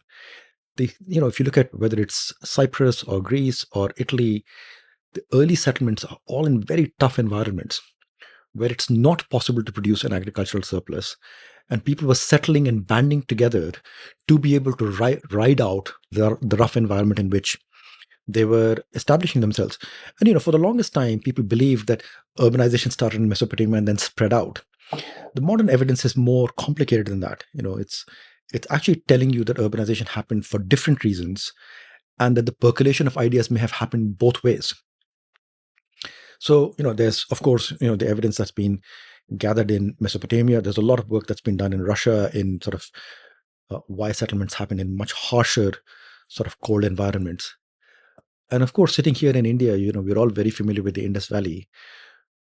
But actually, there's not very much work on how urbanization happened in the Indus Valley. I mean, there is some, of course. I, again, don't want to be ignorant of all of that, of the work that's been done. But it's not quite with the depth of academia that we see, for example, in Mesopotamia. Right? It's clear that the Indus Valley was also a result of agricultural surplus. But there's a lot more that's not known. There are very intriguing features about the Indus Valley, the lack of a hierarchy, or at least a flatter hierarchy than you find in Mesopotamia, the lack of the coercive power of the state. You don't find the arms and weaponry. You don't find the accumulation of wealth. You don't find the big temples or the palaces. These are all quite remarkable things about the Indus Valley. In fact, I have a friend who's retired as a curator at the British Museum, and I was chatting with him recently, and I was making the point to him that one of the great injustices in the way Indian history has been written is that all of us read in school that in the Indus Valley, there must have been a hierarchy because people were commissioning jewelry. And you look at Indus Valley jewelry; it's beautiful, but it's carnelian beads. And so everywhere I find, the thing being mentioned, there must have been a hierarchy. And I say, have you looked at the pyramids? You want to study hierarchy. That's what a hierarchy looks like. If you can commission a pyramid, the ability to commission carnelian beads is not showing you a hierarchy. It's showing you a very flat structure. But the thing that gets mentioned about the Indus Valley is there must have been a hierarchy because they were producing carnelian beads. So I think, that's the kind of my take on the early period of urbanization. And as I said, nothing much happens that's any different until we arrive in the 19th century. Before we arrive in the 19th century, I actually want to take a step back and I want to talk about your passion for history. Like, again, one of the things I've realized is that the deeper you go into history, the more wide-eyed one can become about the present time. Like what you just said about, that settlement in southern Turkey where there were no roads and people moved from the roof of their house. That suddenly made me think that, okay, roads are a technology. That's basically what they are. They are a technology for traveling and kind of getting by, and they are perhaps a more optimal use of space than rooftops are, which don't scale beyond a point, I guess. So, tell me about how you started getting into history, because none of your biography, which we've discussed so far, indicates where it could have happened. Was it when you were a kid? Was it when you were in college? Was it when you were in London perhaps and working and looking into the history of cities and transport and thereby? So how did all of this come about, and what are the areas which fascinated you the most? What are the things that opened your eyes in this, where you suddenly look at something that's been around you forever and you're like, my God, that is mind-boggling. So take me a bit through this journey of your passion for history. So I used to struggle with history at school. Let's be clear. I mean, in fact, I think teaching history at school is a very tough job. One can argue whether it's taught well in India or not, but it is actually a tough job because it's quite a difficult thing for people to consume. Unlike, to be honest, unlike maths and physics, which I think is far easier to consume, history is a tough thing to consume because by the time you've simplified it and boiled it down to something that's consumable by children who are 12, 13, 14 years old, it just becomes a bunch of facts and dates, right? And I think we all recall our history as having to mug up facts and dates and kings and the list of kings and queens and all that stuff. So I used to kind of, I think hate history would be too strong a word, but I was definitely very indifferent to it. My interest in history really picked up when I was at Harvard, right?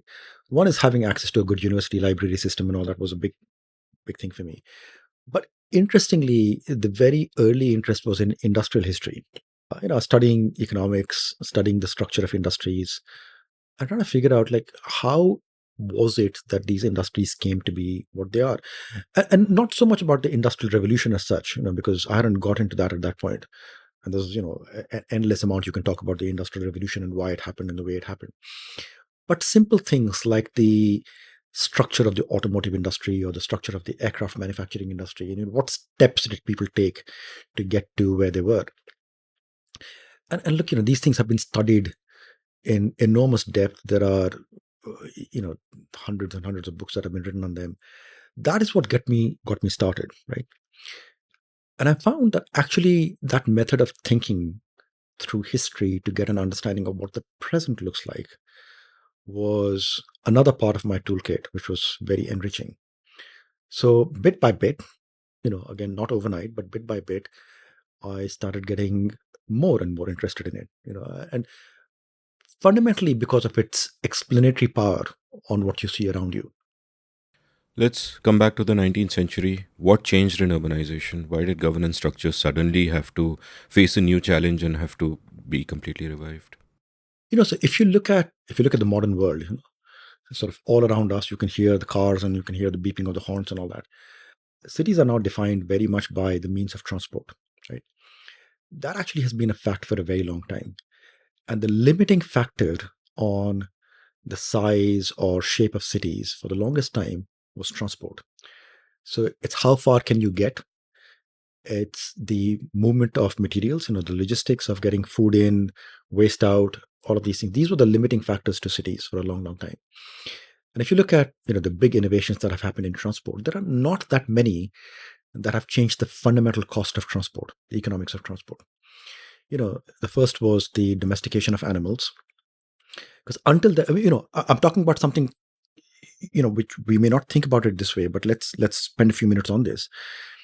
The domestication of animals was the first point at which humans could carry more than what they could carry on their back, right? And eventually they could find a means of carrying them.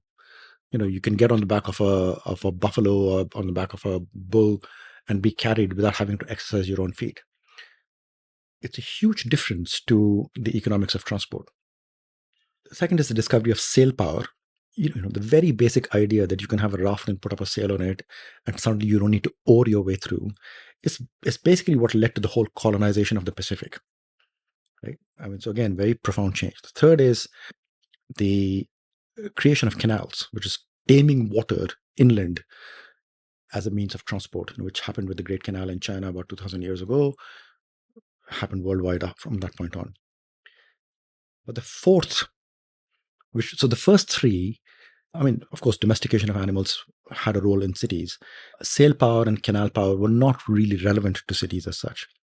It's the fourth innovation that made a big difference to cities, which is steam power.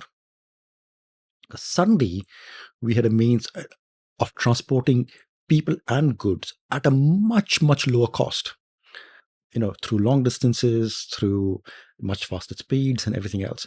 So it had a fundamental impact on the way, we consume everything, but it had a fundamental impact on cities.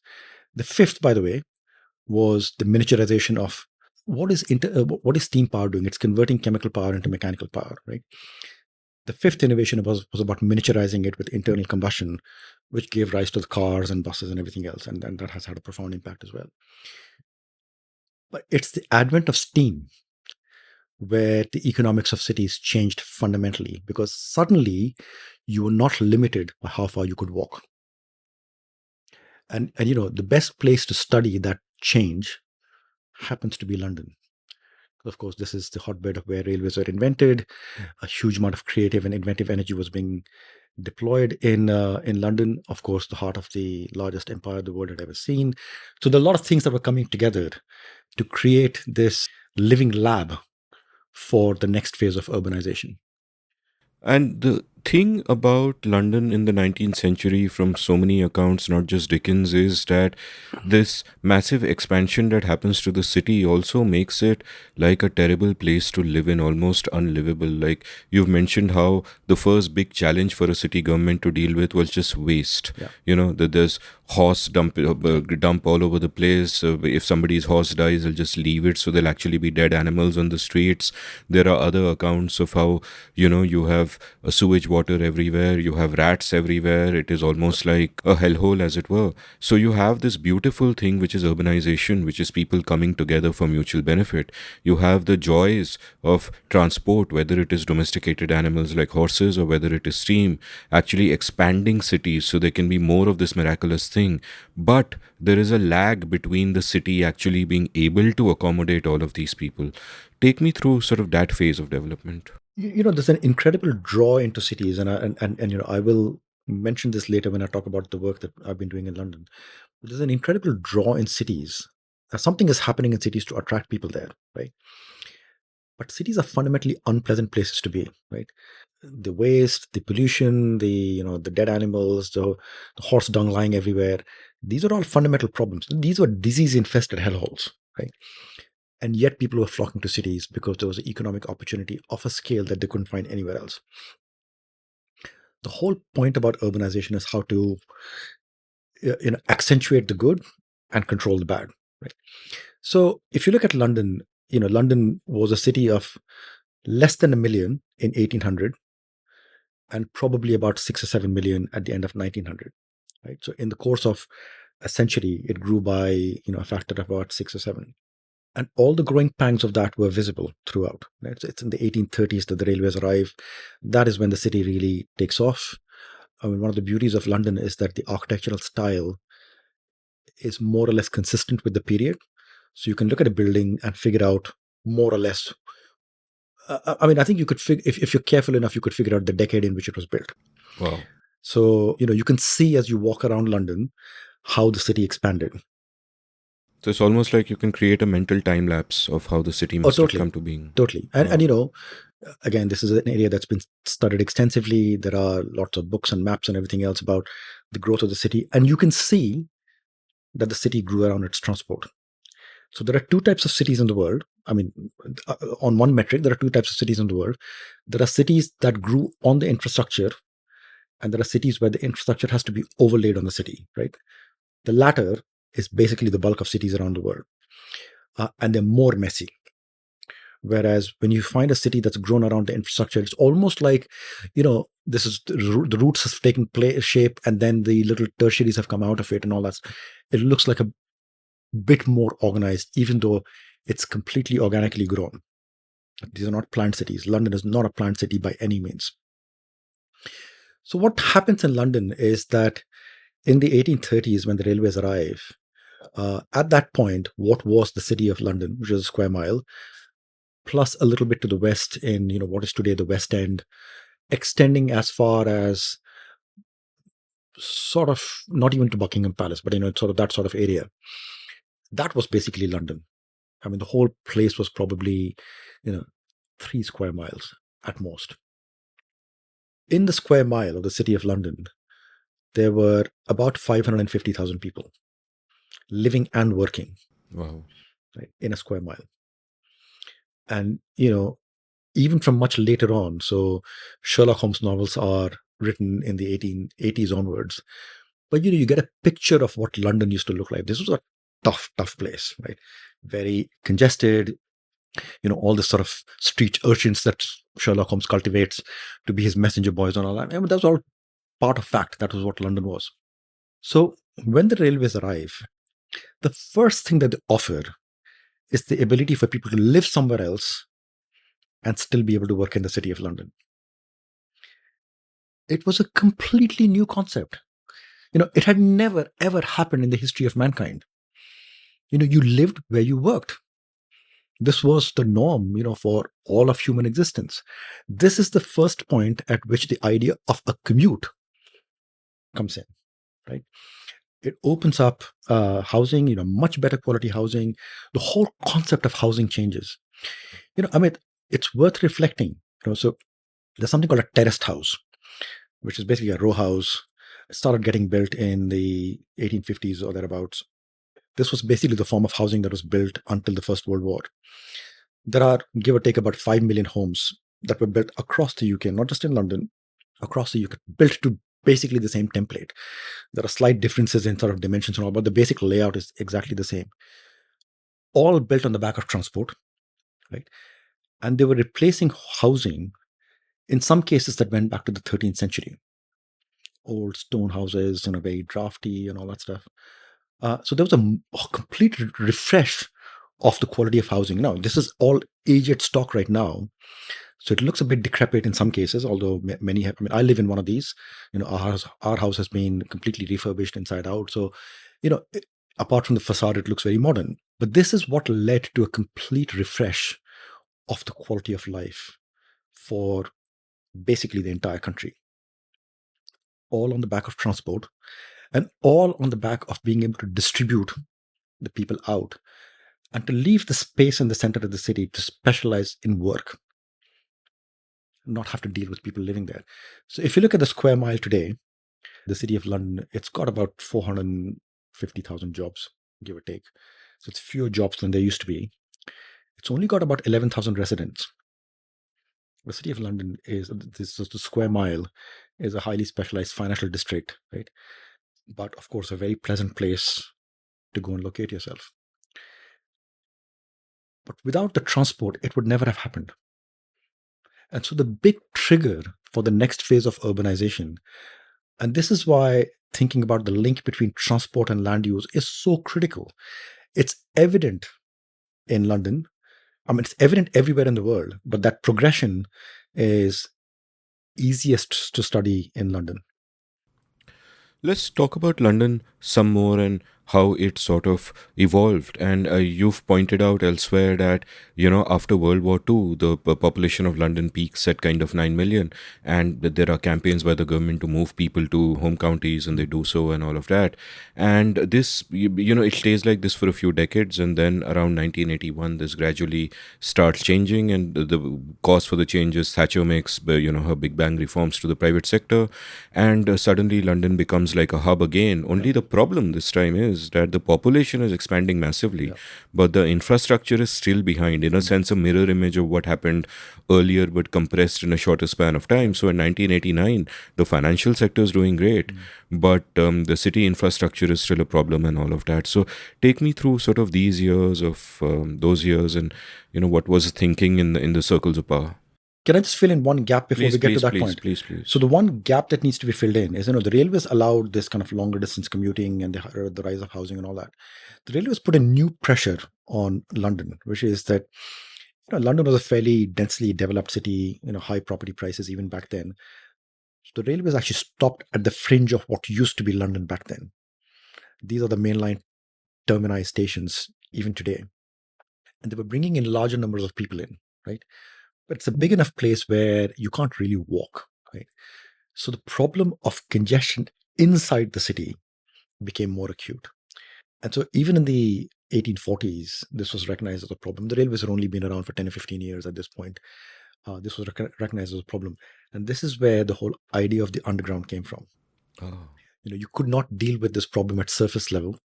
So, very bright thinkers in the 1840s, a guy called Forbes, was thinking about how to take all of this traffic underground. And this is where the whole idea of the underground came from. The first underground line in London opened in 1863. You can look around the world and see what else was happening in the world in 1863. It'll give you a mental map of, how advanced the thinking was. Steam trains, by the way. There was no electric trains in those days. So there were steam trains running inside the tunnels, of course, with big ventilation shafts built into them. And the underground kept expanding. The first electric lines came in 1890, and then the system expanded. The bulk of what you see on the underground today was built before 1910. So that is how old the system is, right? And by comparison, the first line in New York went live in 1904. Oh. So the bulk of London had already been built before the first line went live in New York. So, I think it's an important fact to just expand on before we get to the post-war period, that the whole system of urban transport had to be built alongside the railways. And the two of them actually work in tandem to create that urban environment that we now recognize. Let me ask you a follow-up question then. What intrigues me then is, what was governance like? What were the governance structures for the city of London, for example? That's a great question, Amit, right? So think about what was the biggest problem that the urban governance structure was trying to solve. It wasn't transport. Actually, it was waste. Dealing with the proverbial was the real problem. In fact, there's something called the Great Stink of 1859, where the raw sewage flowing into the Thames sort of backlogged into the Thames, and it was a very hot summer. It got started rotting. It was such a stink that Parliament had to shut down. Right? And that's what led to the first governance structure called the Metropolitan Board of Works, which was akin to what you would call a city government today, but set up with a very specific remit of sorting out the sewage. And there's this very famous civil engineer called Bazalgette who built the sewage system, which is still in use. So it's Bazalgette system that is still the main sewage system in London. Built it along the river. In fact, what's called the embankment now encases the sewers. And it really took the waste out, right? I mean, it improved the quality of life no end. And for the longest time, the main responsibility, almost exclusive responsibility, if you want to call it, was dealing with the sewage. It's only much later in the 20th century that something called the London County Council gets established, and they have a remit over transport. Right? But for many decades before that, the governance structure, the need for an urban governance structure, citywide urban governance structure, which is different from anything else, was to deal with sewage. If you look at the US, the origins of urban governance was in fire prevention. So actually, the fire brigade was the first thing that cities had to organize themselves around. So it's important to realize that these are basic municipal functions that we're talking about, right? And these are not God-given structures, and they evolved around the basic needs of the cities. Did it help that governance structures back in the day when they were evolving were relatively simple and hadn't grown to the point that they have? And the sense I mean that is in that I would imagine that today, like if I think of Bombay, if you implant Bombay's governance structure onto 1955 London or whatever, and you say that okay, fine, we've got railways coming in, and now we've got to build an underground, and I'm like, it would never happen because the agencies wouldn't coordinate. Different agencies would work in different silos and all of that. But early governance structures, I guess, would have one department responsible for every damn thing. There isn't a coordination problem. There isn't the problem of a bloated bureaucracy. If anything, there aren't enough people. So in a sense, was that in some context a feature and not a bug? Well, perhaps, but I think the more important thing here is that the governance structure was almost purpose made for this problem it was trying to solve. It wasn't that here's a governance structure and it's not responsible for solving every new problem that comes along, right? In many cases, a governance structure has to be adaptable to new problems that are coming along, right? But if you ossify a governance structure and say it's immutable, then when you confront new problems, what do? Right? And this is actually a fundamental failure in India, by the way, right? Our problem here is that every time we confront a new problem, we look at the existing governance structures and say they're inadequate, and we go and create a new institution. Every metro is a self-governing company, totally disconnected with the whole municipal process, right?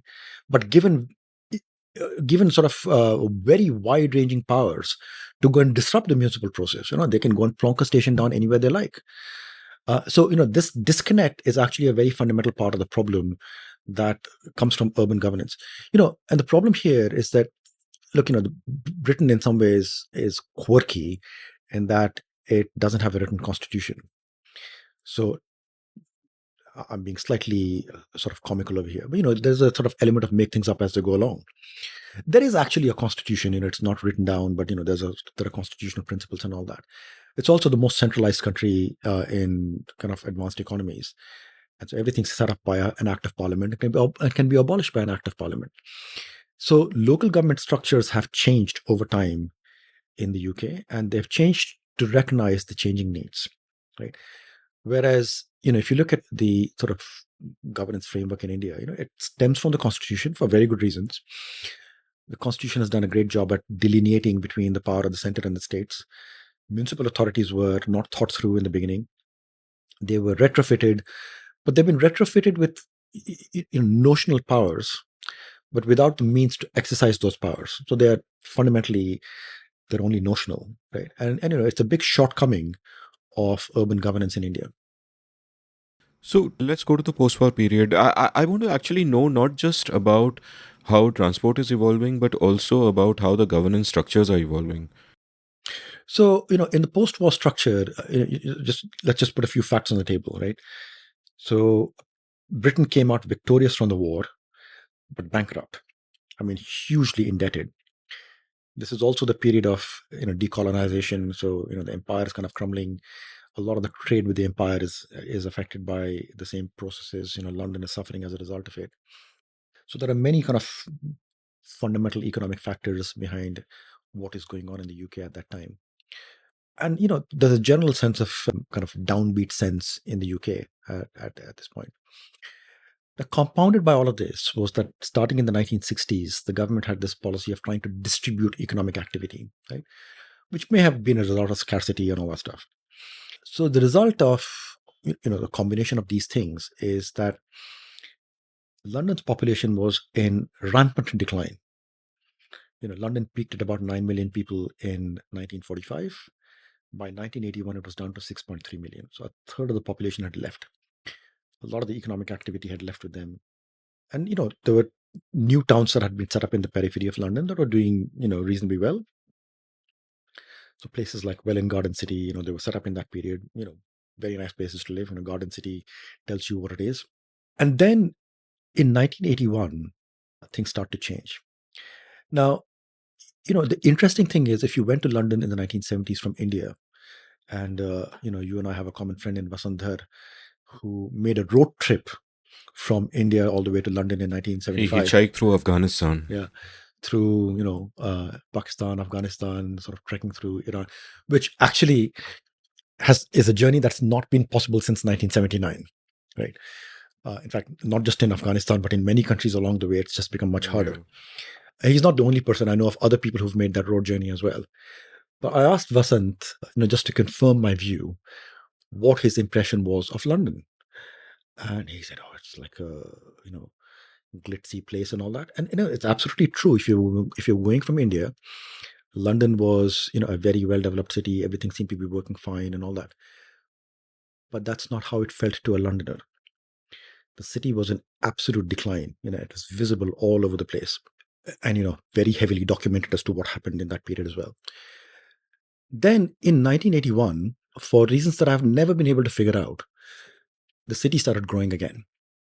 And by 1986, when the big financial deregulation happened called the Big Bang, the city was really on a growth path. So two things were happening. So one is, in aggregate, population and employment were growing. The second is that the nature of employment was changing. So London actually had a lot of manufacturing dotted around the peripheries of outer London. Manufacturing was still in complete tailspin. But in aggregate, employment was growing because of the services industry, which were heavily concentrated in the center of London, right? So what that does is that, in aggregate, population increases demand. But because there is a new form of employment that's taking place, it puts even more pressure on demand, on transport demand, because you need to get people in and out. The result of all of this became apparent very quickly. The constraints on the infrastructure, the fact that there had not been the investment in it, all of that became apparent very, very quickly in the 1980s. And that led to a lot of soul searching about what was happening and how was it that the city was performing so badly.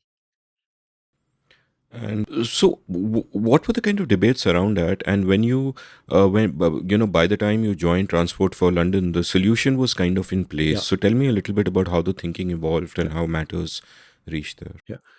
So, again, this was all before my time. So, some of this is about reading about what happened. Some of this is about talking about some of the actors who were involved in it at that time. Because when I got involved in transport in London in 2002, some of the actors who had been involved in that previous phase of work were still economically active, right?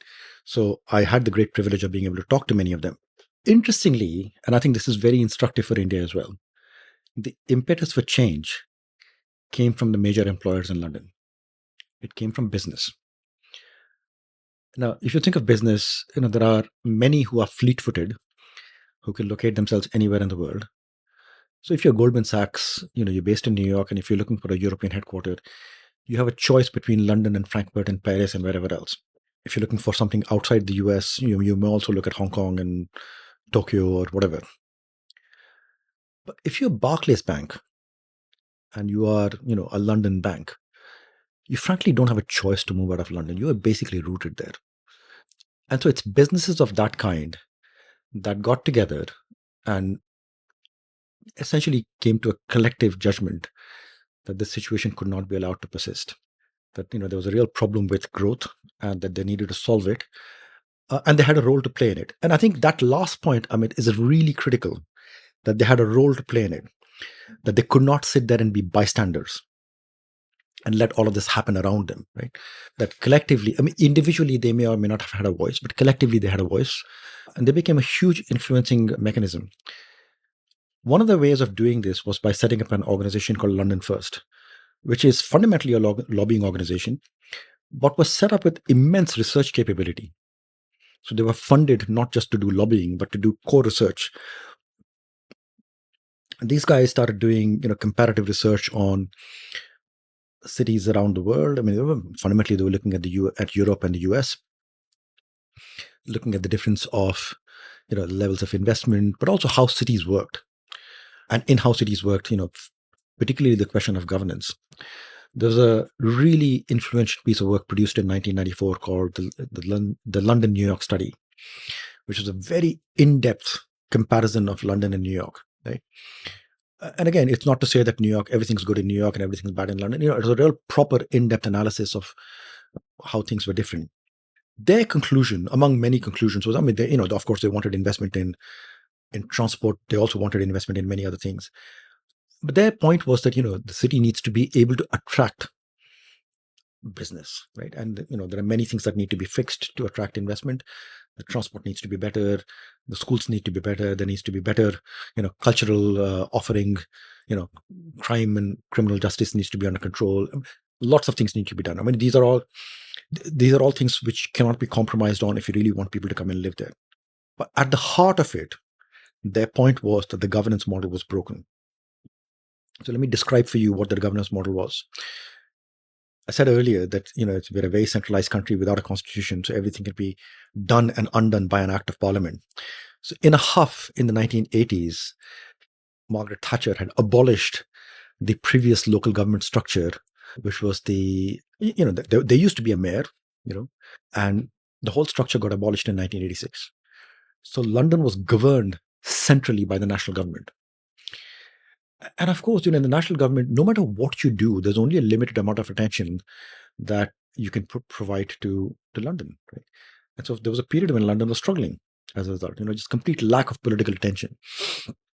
Lots of different agencies formed, huge amount of fragmentation, huge amount of overlap and conflicts between different agencies and all that. So what this London First activity did is say that we need a mayor of London. The mayor needs to be entrusted with real powers, and real money. And their first and most important job needs to be to fix transport. So it was recognized that transport was one of those kind of core things that had to be fixed. And also one of those things which could not be fixed by other means. So things like, fixing the cultural offering, you don't need a mayor to intervene in that. You can take care of the museums, and the theaters are all sort of self-governing, the private institutions. There are things you can do on that front. But transport was one of those issues where transport and afterthought planning, which has become very important, but those are issues that had to be dealt with by a mayor. And so, they came up with this analysis in 1994. They took it to the government. It was John Major's government back then. They found a receptive audience with John Major's government, to be clear, right? And things had started happening on that front even in 1994. But they found, again, this is where accidents matter. They found an even more receptive person in Tony Blair, who had just become leader of the Labour Party accidentally because the previous leader, Roy Smith, had died of a heart attack. And Blair and Brown and Peter Mandelson and all these characters, and they were hungry for ideas. They were young. They were, and they were bright and inquisitive, right? They were hungry for ideas. They latched onto this one. And so when Blair got elected in 1997, this got put as a priority idea. By 1999, we had an Act of Parliament, the Greater London Authority Act of 1999, that set up the mayor and that set up Transport for London. I compare this with India and I feel incredibly jealous because one, standard problem with the way our cities are governed, and Shruti Rajgopalan and I had an episode on that, I'll link from the show notes, is that there is no link between power and accountability at the level of what happens at the city. The Maharashtra state government, for example, will win votes based on rural vote banks and all that. They have no incentives to do anything for the city, and yet they control the city. And, the corporators whom we can directly vote for and are accountable to us actually have no power to do much because power hasn't been devolved to the local government. Now, what I see happening here in this English narrative is that there is power given back, as it were, to the city with a strong mayor and all of that. And by the way, this is again, it's one of the accidents of history that something that was there during colonial times, unfortunately, or a lot of bad things carried over. One good thing that didn't carry over was the empowered mayor. That people like Nehru and Rajaji and Sardar Patel were all mayors at some point in time to begin with, mayors of cities, and it was like a school for governance for them. And we don't have that here at all, so there is no sense of city administrations being empowered. Now, my question is that what strikes me about London and this narrative is that you have the Tory John Major being receptive and saying, let's go ahead. You have the new Labour leader, Tony Blair's, being gung-ho for it. Later on, you have Ken Livingstone, who is far to the left of Blair, being mayor of London for many years and giving you his full backing. So you have politicians from across the spectrum just basically saying, let's do the right thing. And and I feel so jealous of this because it doesn't really happen here. But and also because the deep state would fight back. I imagine, you've spoken of, and you'll, I'm sure, go into more detail of how these 14 government departments were broken down into one, right? And so no longer in silos. And I can't imagine such a thing happening here because they would all dig in their heels and fight like maniacs, right? So explain this to me. How did this confluence of political will, which carried across administrations, come about? How did take me through the process, because it might seem commonplace ki this is the right thing to do, let's do it, but hello, I'm in India, things have never worked like that here. So, institutional reform does not come easy to bureaucracies. I think, that's a fundamental fact of life. Bureaucracies are created with with lofty motives, but suffer from the fact that one of their objectives is self-perpetuation. That's just the nature of bureaucracies around the world. And that problem was endemic in London. And frankly, that was what was recognized by all this work that was done by the business community. And so there was a clear objective there that had to be collapsed. Now, the triggers for when that happens are very rare, right? I mean, change happens in government. Somebody has to invest a lot of political capital in it, right? And one of the points at which that change becomes easier is when you have an incoming government that is not beholden to the past, right? It's almost like, we're Labour. We've been in government before, but, it's almost not my problem. That was somebody else, right? So we can start afresh. And those points in history are rare. I mean, they happen, of course, on a cycle all the time, but they only happen ever so frequently, right? So when they happen, it has to be the case that the ideas have to be there to be seeded at the right time, right? And this is actually a very fundamental thing about how people think about governance. You can't just expect the government to be doing something. You have to be seeding ideas into, a space that may or may not be fertile for it, but you have to capture the moment when, the rains might come at just the right time. But if you don't have the seed ready at that time, nothing will ever germinate. And I think this was definitely one of those occasions, right? There's a very interesting anecdote that I tell people. So P.N. Dhar was principal secretary to Indira Gandhi. He's written an autobiography, which is worth a read. One of the points that he makes in there is that when the elections happened in 1977 and the Janata government came in, so it was clear that Morarji Desai would become the prime minister. On the day he was supposed to be sworn in, the swearing in was at 11 or whatever it is, so it was late in the morning, he showed up in the office before he'd been sworn in. So P.N. had got told that, Morarji is in the office, and he's like, he can't go into the PMO. He can't sit on the prime minister's chair because he's not been sworn in. So P.N. had ran into the prime minister's office, and he found Morarji sitting in a corner. So Morarji said, I understand I can't sit on that chair, right? But come here, we've got business to do. So the cabinet secretary got called in as well. And there's some interdepartmental sort of administrative memo that sets out the allocation of departmental responsibilities, right? And Morarji wanted to reshuffle all of that before any minister was sworn in.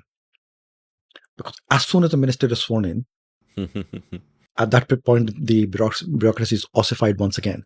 So this moment, this is like almost like a shooting star, right? You have to capture that moment for that brief period when a government is about to be sworn in but hasn't been sworn in.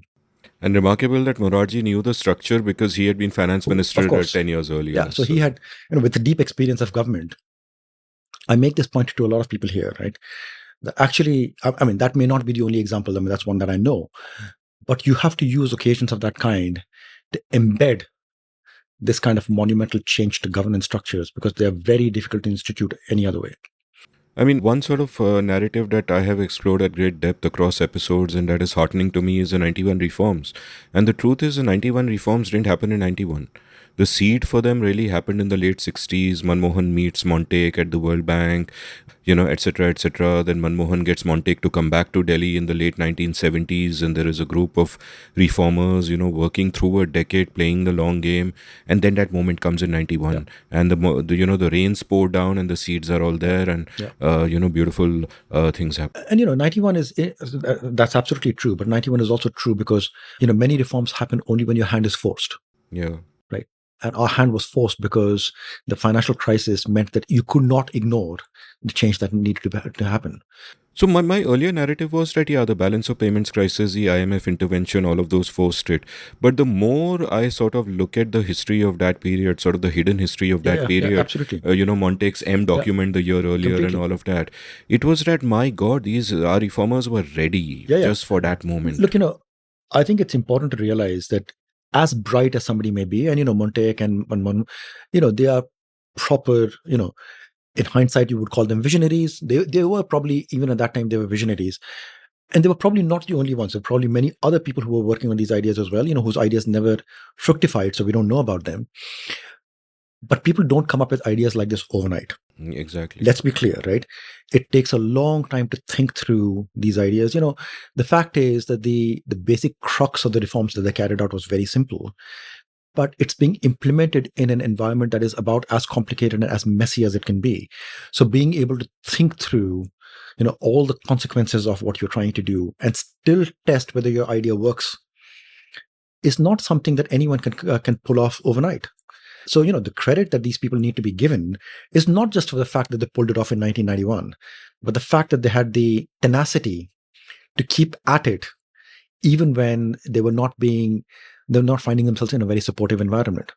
Abraham Lincoln once said that if you give me 6 hours to chop a tree, I'll spend the first 5 hours sharpening the blade of the axe, which is beautiful. And I want to now talk about, before we actually go into the actual narrative of the change at London and your time with TFL, I want to talk about the different schools of thought on how do you sharpen the blade of the axe. Yeah.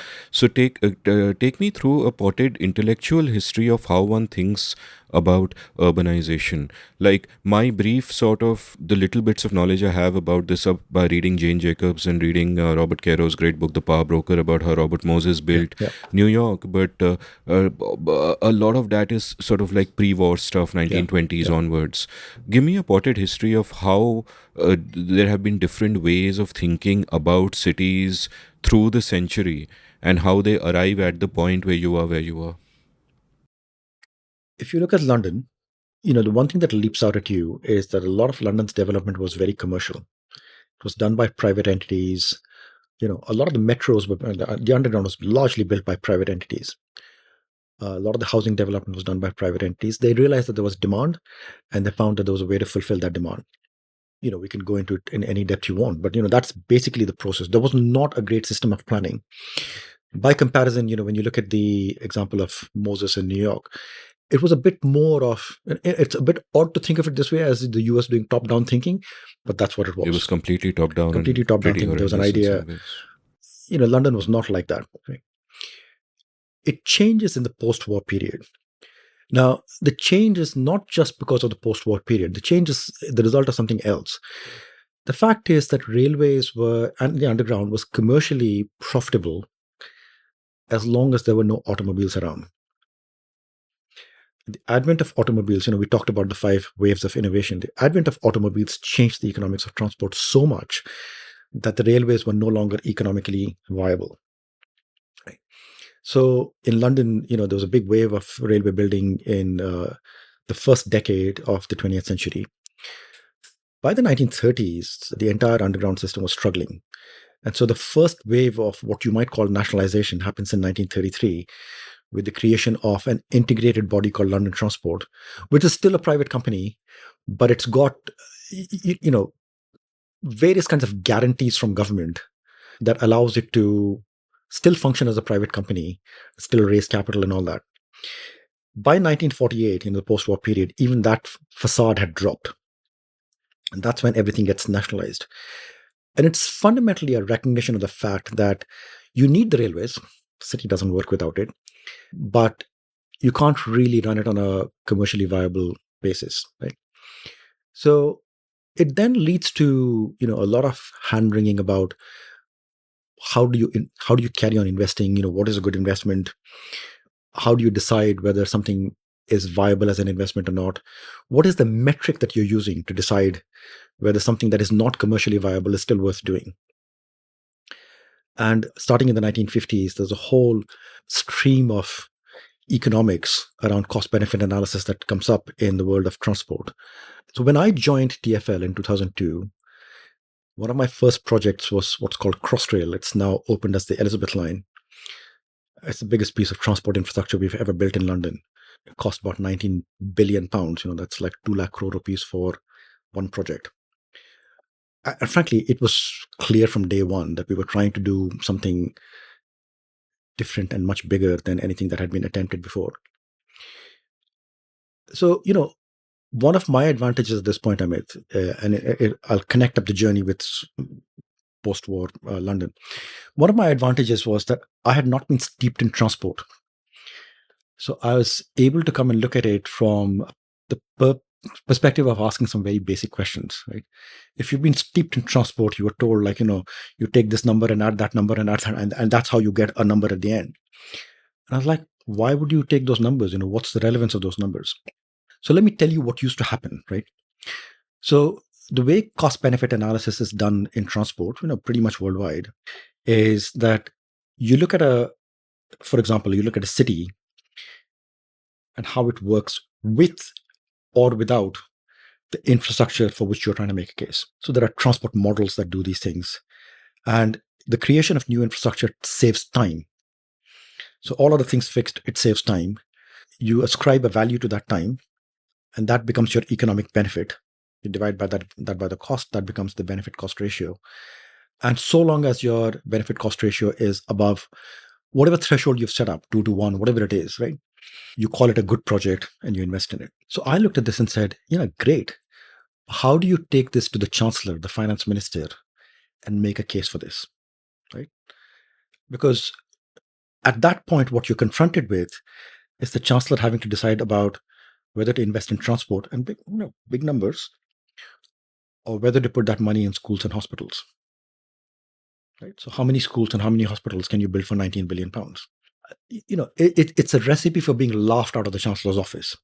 And especially if you say that our benefits are based on saving time. And say what's your problem? People are getting to work. So, if they save 5 minutes a day, what do they want to do? Go and make another cup of tea? What is it? And honestly, I'm not trying to caricature this. This is exactly the sort of discussion that we were confronted with, in my very early days. So this is where I go back to the point about start by asking the right question. The point of new infrastructure is not to save people time. Because for as long as anyone could remember in London, people have commuted for about 35, 40 minutes a day.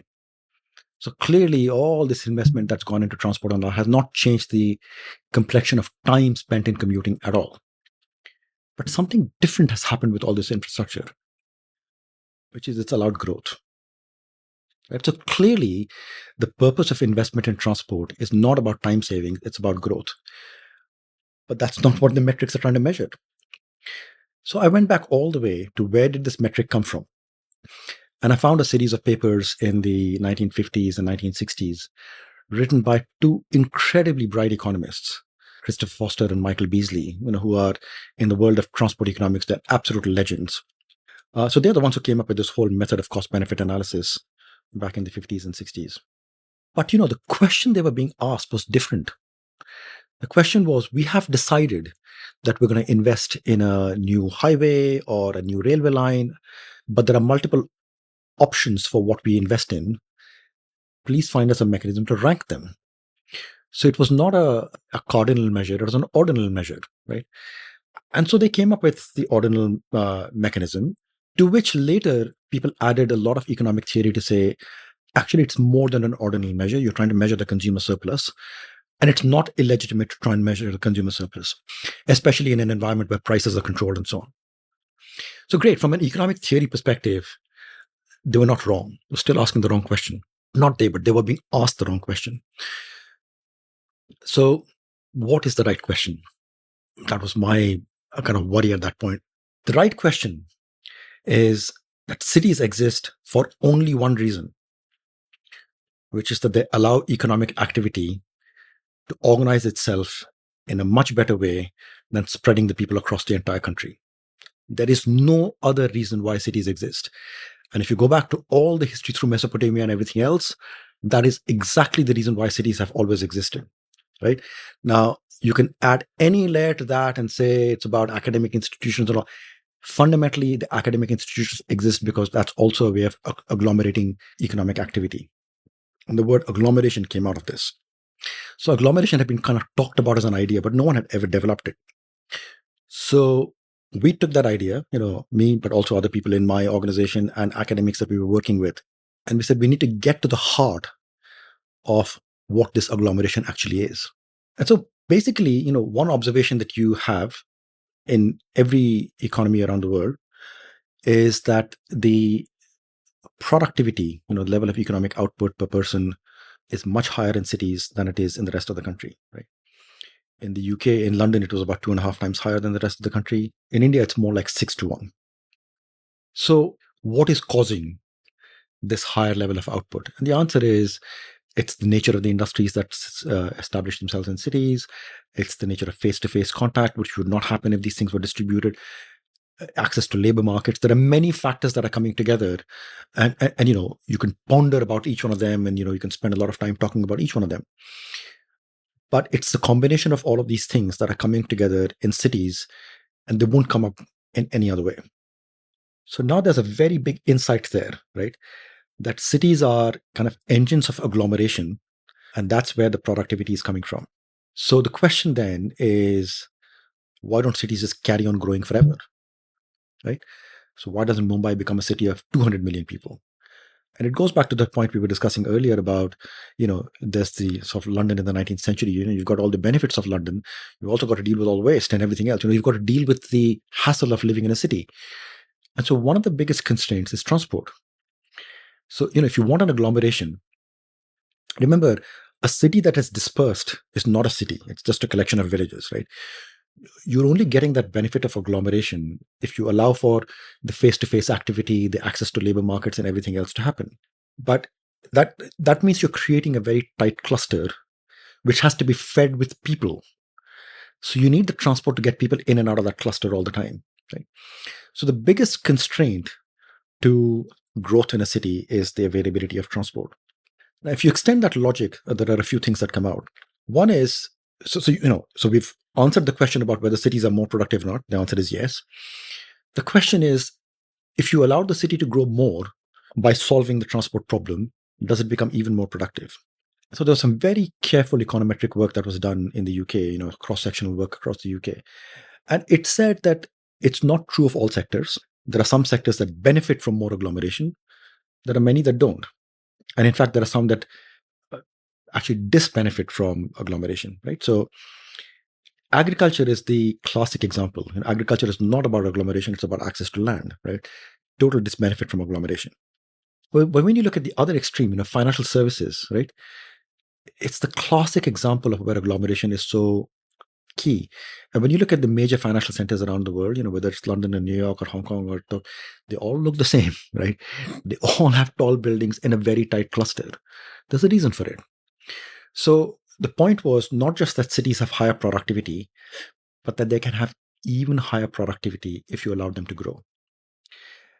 And so that has two impacts. One is that you're taking jobs from less productive areas and putting them in more productive areas, but you're also making the entire cluster more productive.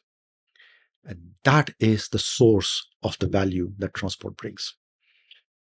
A tangential thought, if the whole idea is that you make a city more livable and more attractive to people so that the city grows, one way of doing that, of course, is transport so you can spread the people out more easily. But another way of doing that is just by having taller buildings with the elevator as a mass transit vehicle.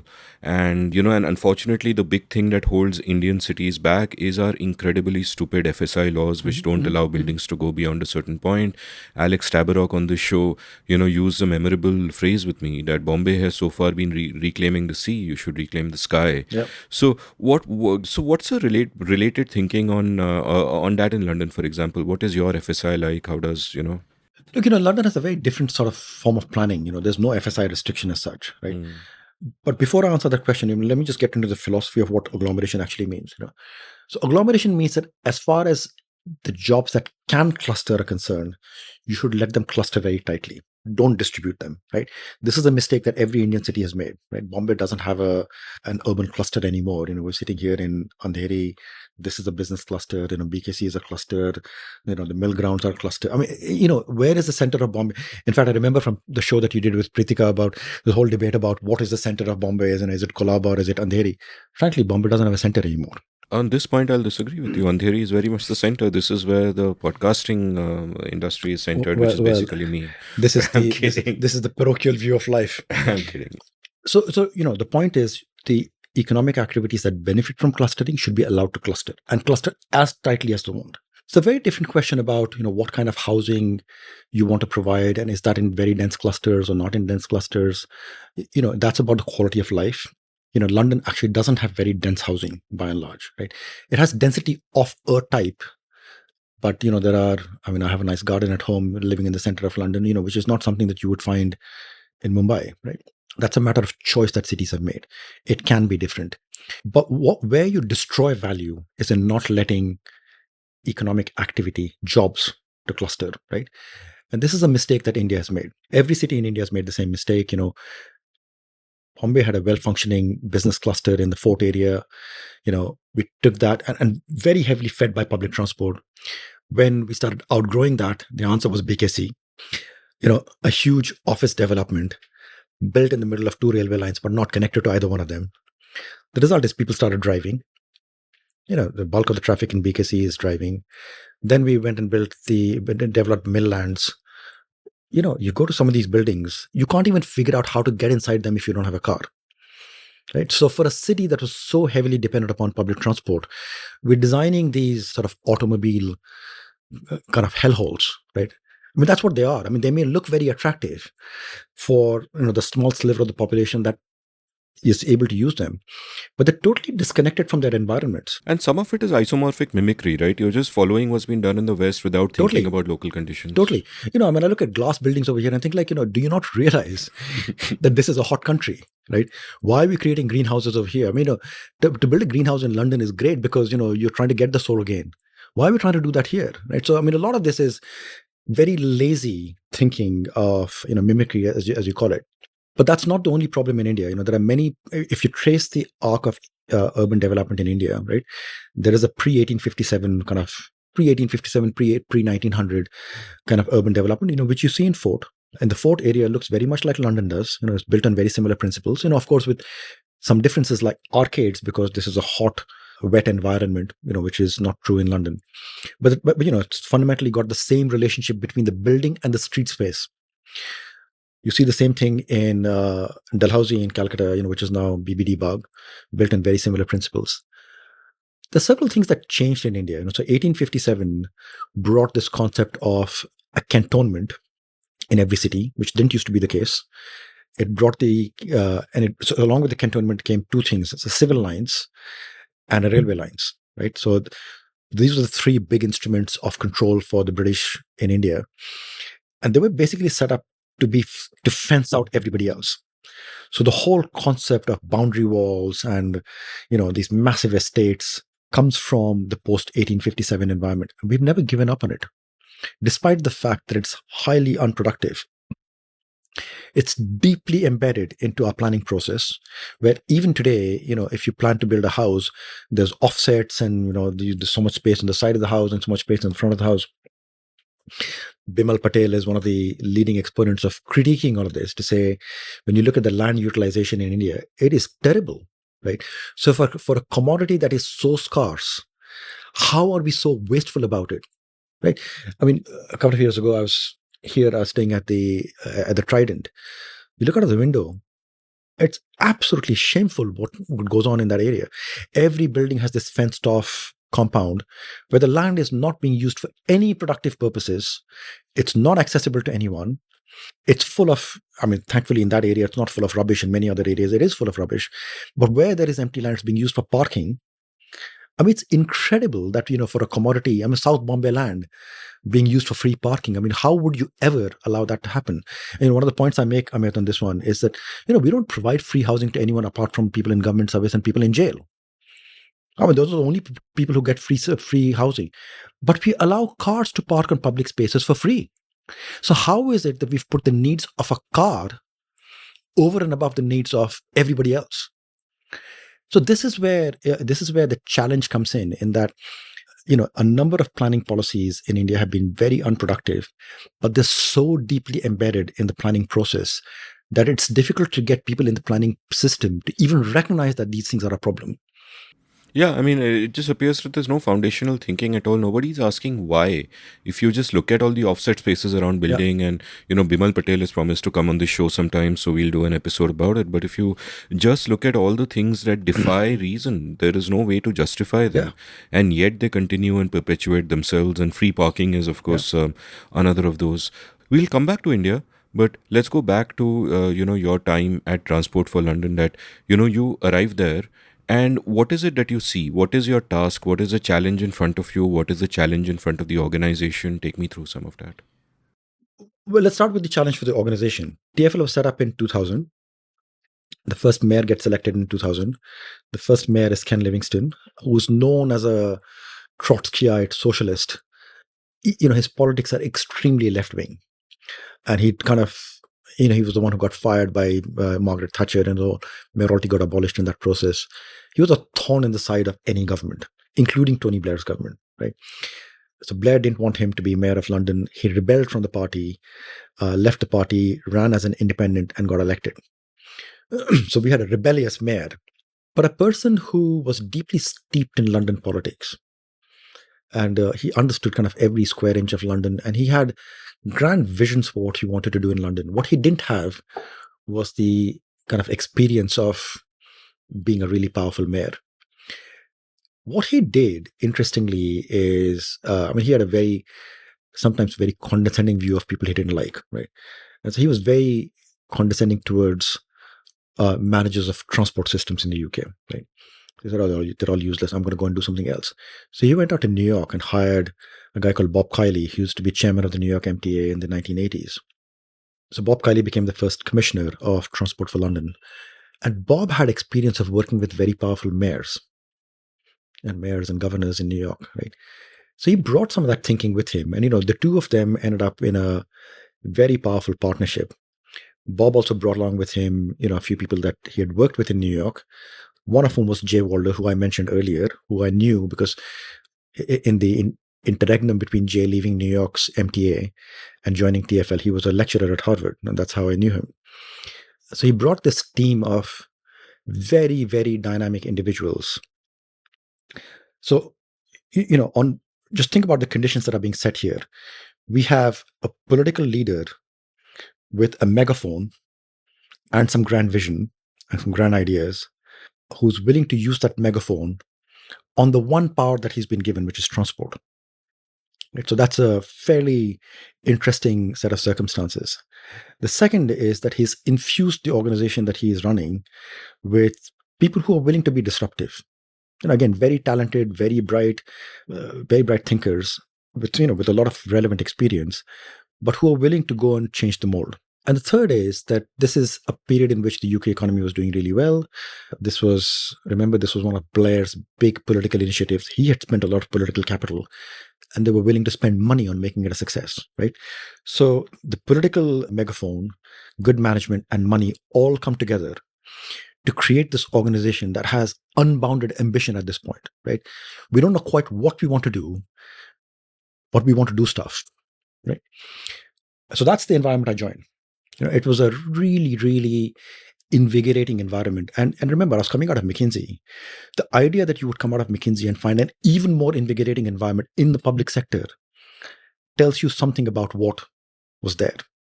And this is not ex post rationalization. It was very clear when I walked in there that there was something going on here that was interesting.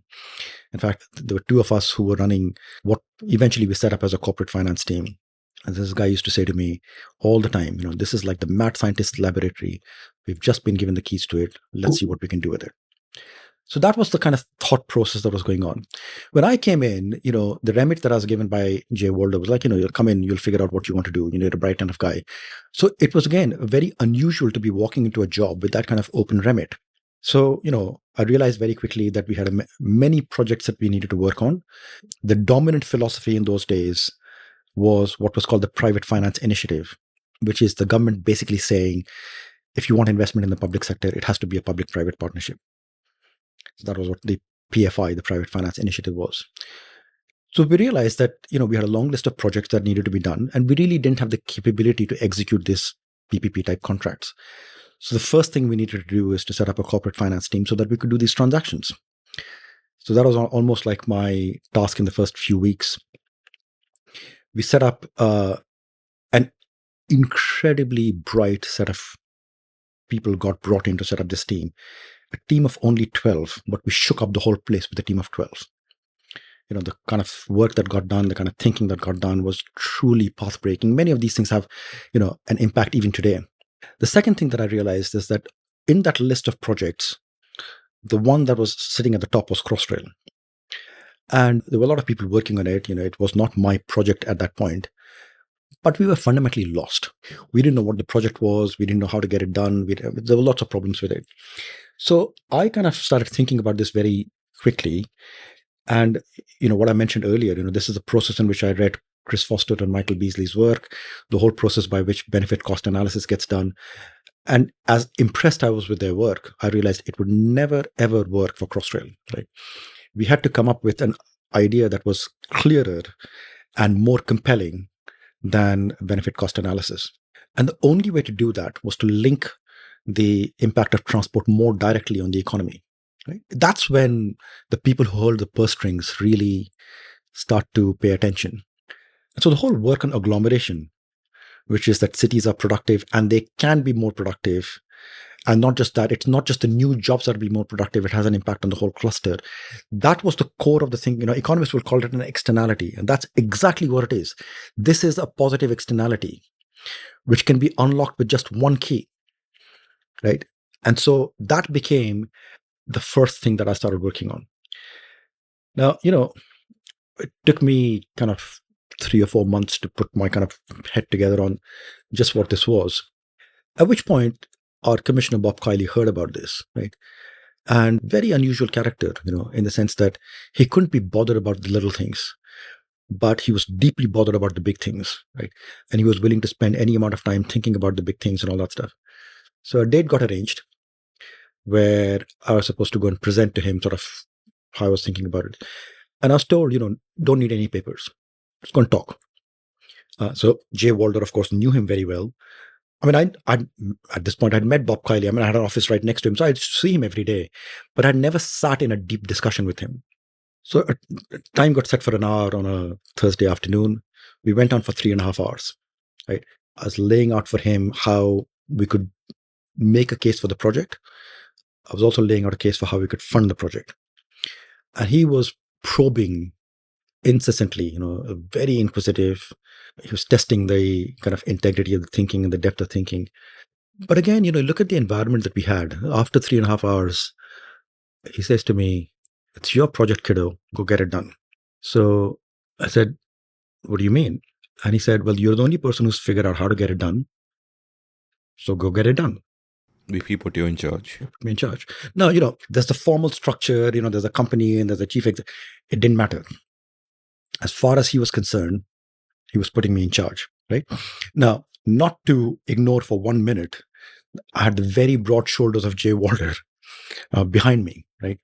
And I will forever give credit to Jay for creating the environment in which I was able to do all this creative work, because none of this would happen without him. And frankly, he's a guy with two brains. He's a guy who pushes your thinking very hard. Very often comes up with the thinking himself, but when he's not coming up with the thinking himself, he's pushing you to think hard.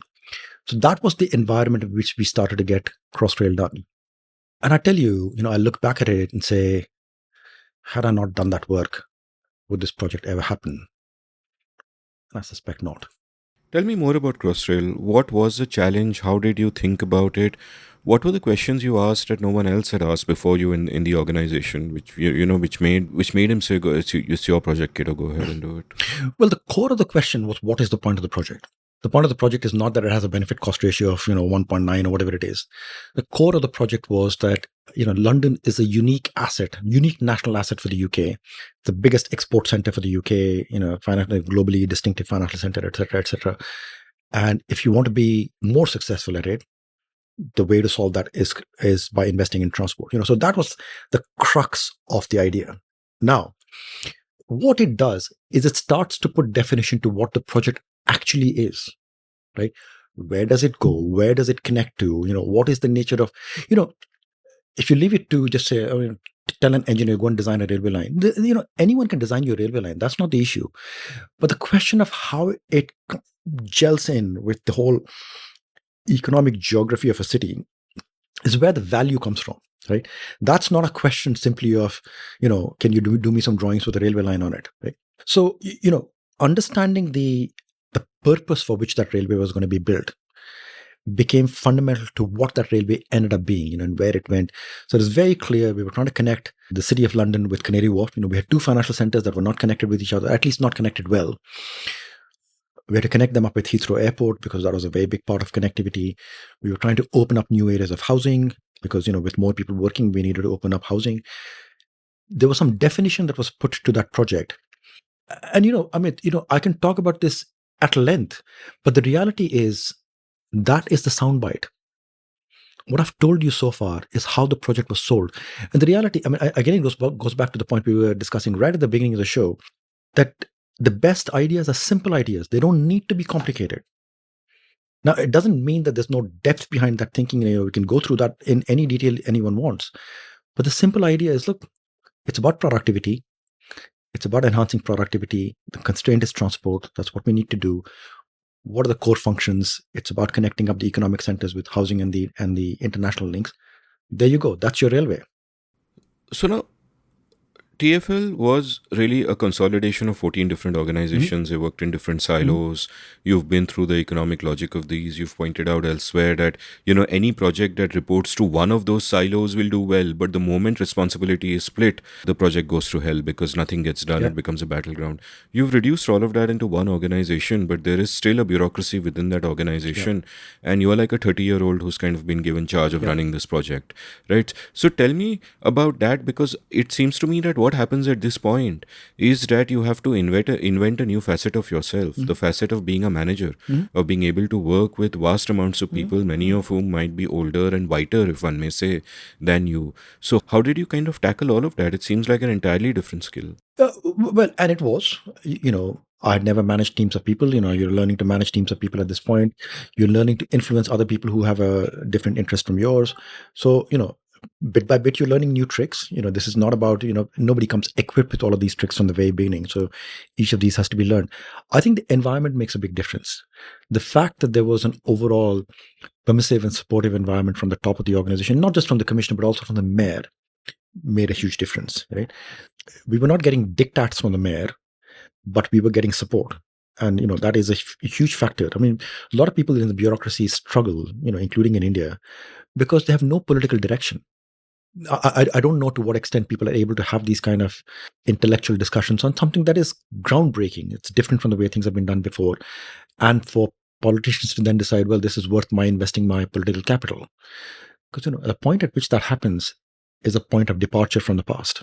So, I mean, I'm very proud of all the work that I've done, but I can't ignore the fact that there was that kind of fertile environment in which that work could be done.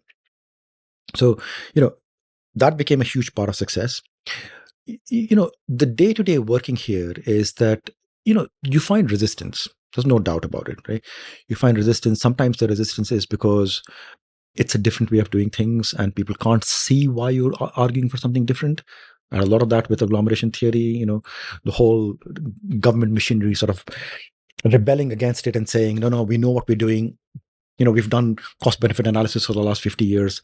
We can't be wrong. And, you have to kind of slowly tell them I'm not saying that you're wrong. I'm just saying you're missing something. And it took, a good 2 years before that became the norm. In terms of the engineering of the project, very experienced engineers, us telling them how to do tunneling differently, and who's this upstart who's telling us to do things differently. But in general, the whole idea that there's a young guy with no experience in transport is going to come and tell us what to do. Look, it's a very threatening thing for many people. And I was getting that response from many people, not from everyone, but I was getting it from most people to say, the initial response is to be dismissive, and it then takes a bit of time to be able to persuade them and all that. Your question about white and non-white, I think this is worth reflecting on, right? There are many facets to it that I think we should unpick. But the one that's relevant here, I have never, ever felt that I've faced discrimination or being dismissed on my ideas for not being white. Right? And, Amit, I can't emphasize enough how profound a statement that is. I am still an Indian citizen. I've been a director in my company for the last 20 years. The fact that they're not bothered, right? What they want is high quality work. They pay me to do high quality work. I do high quality work. The rest of it does not matter. This is a profound statement because, just to pick this point on, because I think this is quite important. To go from we talked about the whole sort of culture of privilege and all that stuff. We're all born. I mean, people like me are born into a club unknowingly, not realizing that we have automatic membership of a club of, connections and elitism and everything else. And, for the bulk of the people in this country, that is not the case. Now, the first point at which I felt like I was outside that club was actually when I joined McKinsey, right? Because actually going from India to Harvard was easy. Harvard is a very open, very kind of inviting environment. Go from there to McKinsey, and you realize very quickly there's something going on in this organization, and I'm not a part of it. There's a dynamic in the organization that is alien to me. And I go from from there to TFL, and it's absolutely the case there as well, right? That there is a dynamic in the organization, there's a way in which people interact socially and all that, and I'm not part of it, right? And whether that's had an impact on my career or not, I don't know, right? I mean, maybe it has, maybe it hasn't, but I've never felt it. Now you bring that back to India, right? And you say, so I've gone from outside the club to, I won't say being accepted in the club, but at least being heard in the club. Running the club in some purpose. Well, running the club, right? I mean, so, whether it's a club, or not, it has not been a hindrance to being heard, right? It's not been a hindrance to getting things done. It's not been a hindrance to being creative and productive and all that, right? You bring that back to India and say, are we treating people who are outside the club with the same degree of openness and respect? And my problem is we're not. It's profoundly the case that we're not, right? You look at the structure of the corporate elite, they all look the same, right? You look at the structure of government, apart from reservation, they all look the same, right? And, there's a sort of nice dividing line between the people who come from the general quota and the reserve quota and all. These are, in my view, these are quite big questions. We complain about racism in the West all the time with very good reason, because there is racism in the West. I have not faced it, but it's very clear that there is racism in the West. But the way these countries have become successful is by being able to delineate where racism doesn't work, and by creating environments in which you can still you can still prosper and thrive, and as long as you're contributing your share into that overall ecosystem, you're part of it. So, before I head underground with my next question, an overground question that's a bit of a tangent. Why are you still an Indian citizen? I think it's a lot of it's to do with nostalgia, to be quite honest. The sense of commitment, and I've carried on working in India pro bono. I've done a huge amount of work for the last 15 years. That sense of commitment to things that are going on in India has never gone away. Right now, I'm employed in the UK. My primary commitment is there. I'm not trying to take away from that. I still have to do 100% of my work there. But the sense that I can bring something of that work here has never stopped me, and has sort of propelled me always. From a practical perspective, carrying on with an Indian passport is tough, because travel and everything else is much, much harder. But the honest fact is that it has never stopped me from doing the things that I need to do in the UK. And therefore, the sense of commitment and nostalgia always wins. Let's go in for a quick commercial break now, have a cup of tea, and then on the other side, we will continue. We have barely just begun, I think. I'm going to scratch the surface a little bit more. Sure. Long before I was a podcaster, I was a writer. In fact, chances are that many of you first heard of me because of my blog India Uncut, which was active between 2003 and 2009 and became somewhat popular at the time. I loved the freedom the form gave me, and I feel I was shaped by it in many ways. I exercised my writing muscle every day and was forced to think about many different things because I wrote about many different things. Well, that phase in my life ended for various reasons, and now it is time to revive it. Only now I'm doing it through a newsletter. I have started the India Uncut newsletter at indiauncut.substack.com, where I will write regularly about whatever catches my fancy. I'll write about some of the themes I cover in this podcast and about much else. So please do head on over to indiauncut.substack.com and subscribe. It is free. Once you sign up, each new installment that I write will land up in your email inbox. You don't need to go anywhere. So subscribe now for free. The India Uncut newsletter at indiauncut.substack.com. Thank you.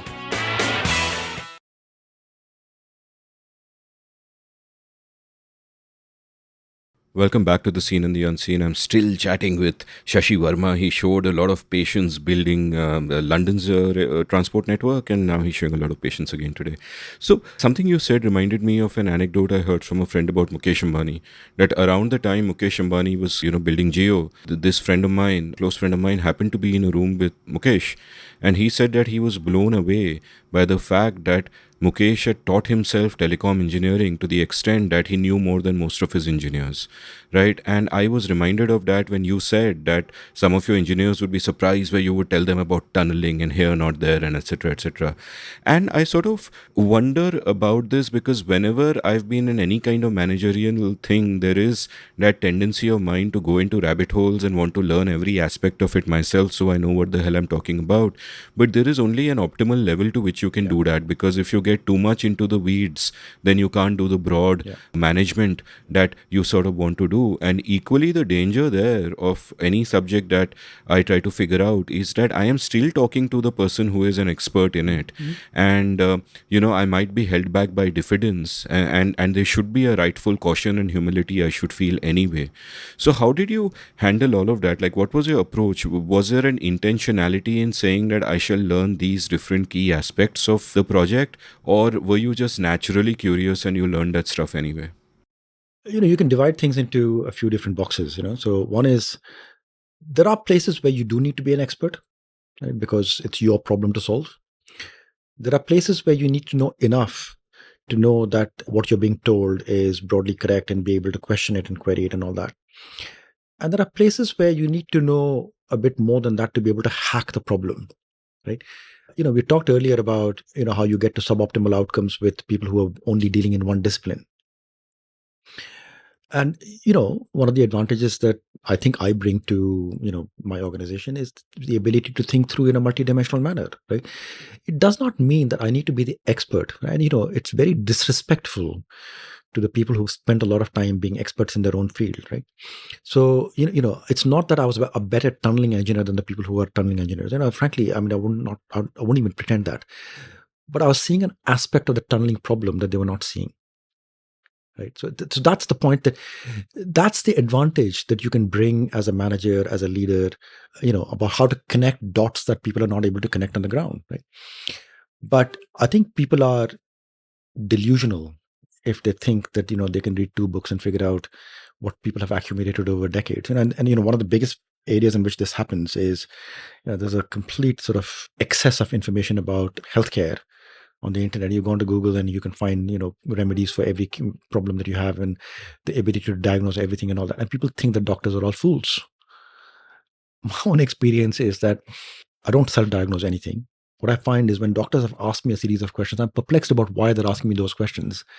And then they give me a diagnosis, and I go back and look at, if you had this diagnosis, what questions would you start with? And they were asking the right questions. Now, those questions could have led them off in different directions. How the hell am I supposed to figure that out? Right?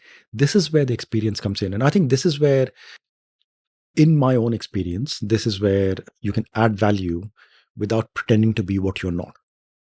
Tell me about Oyster now, because Oyster and contactless payments, in a sense, is something I think should be celebrated far more than you are right now. So tell me a little bit about that, and what was the thinking behind it, which led you down that direction?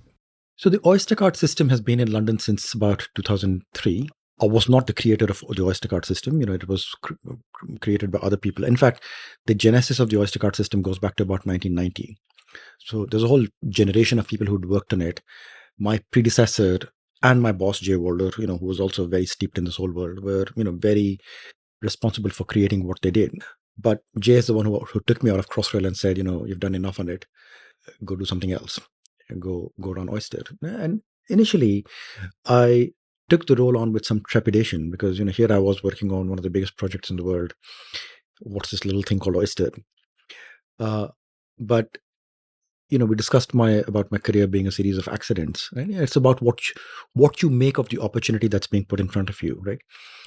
Jay is a guy that I trusted completely. He was asking me to do something for a reason, so I took on Oyster. Right? So Oyster was kind of in the delivery stage at that point, and I had to finish off the delivery, but more importantly, make it a more popular product than it was at the time. Right? It had a great reputation, but very low usage. Only about 8 or 10% of all journeys were being done using Oyster. So over the first few years, I took that from 8% to 82% on the tube. A long story behind how that became so popular and all that. Huge number of challenges to be overcome in that process. And look, I feel proud of the Oyster card system even today. It's a piece of work. It integrated transport in London, made travel more convenient. We used to have a system of paper tickets that went back for decades before that. Replaced all of that and made life, more convenient for people who were traveling on our system.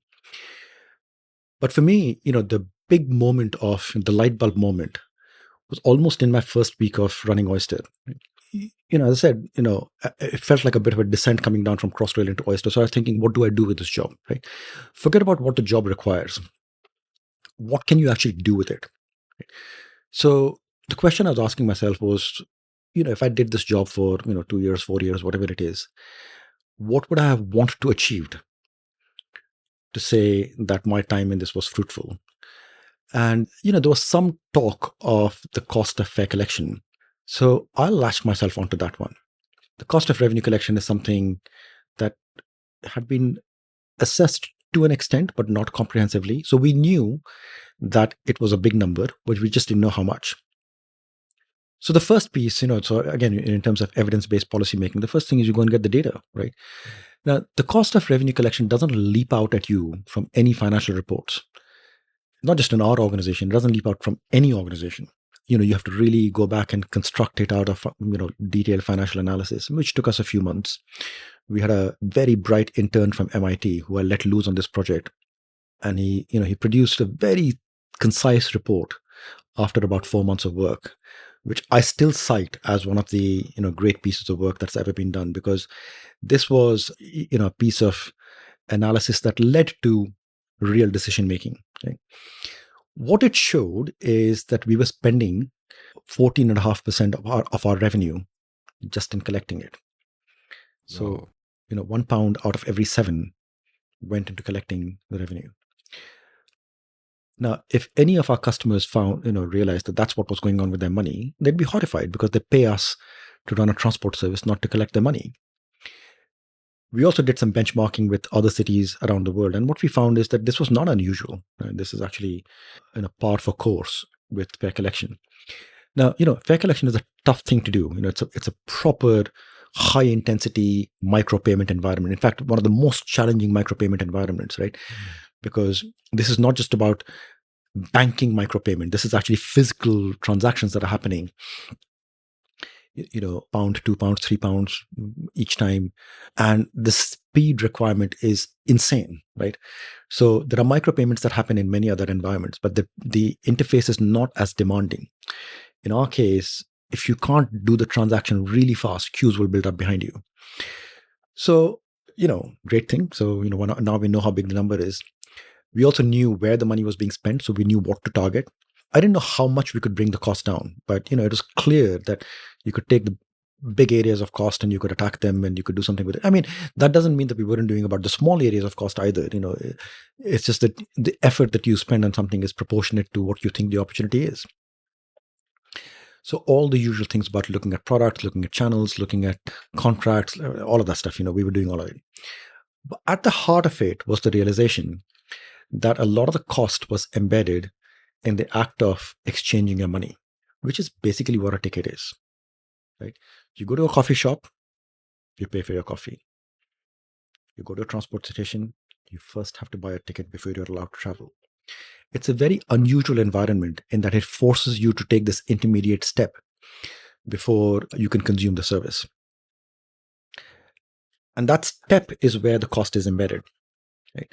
So again, a sort of light bulb moment again, which said, you can try and beat the system into as much efficiency as you want, but the real prize lies in people not having to exchange their money. That's where the fun is, right? So how can you create a system that doesn't require people to buy a ticket?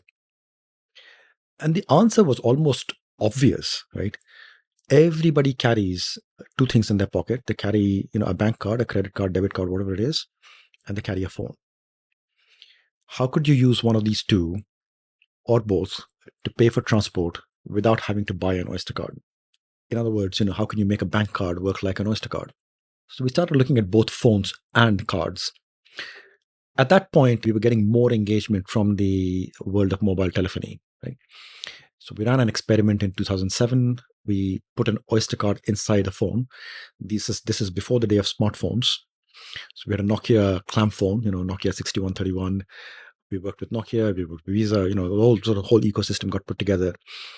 And the trials were incredibly successful, right? We were getting approval ratings that were off the chart. 92% of people were saying that if that product was on the market, they would use it. And our people who were doing this customer research were saying, typically if you get 10 to 15%, you're good to launch. 92% is almost unheard of. The problem then was that the telephony industry changed all the standards. It just became very difficult to work with it. It only gets solved, much later with the iPhone and Google phones and all that. So, having put all this effort into the mobile industry, we kind of backed away from it. But in parallel, we were working on bank cards. And so the idea of, a contactless bank card was kind of floating around, right?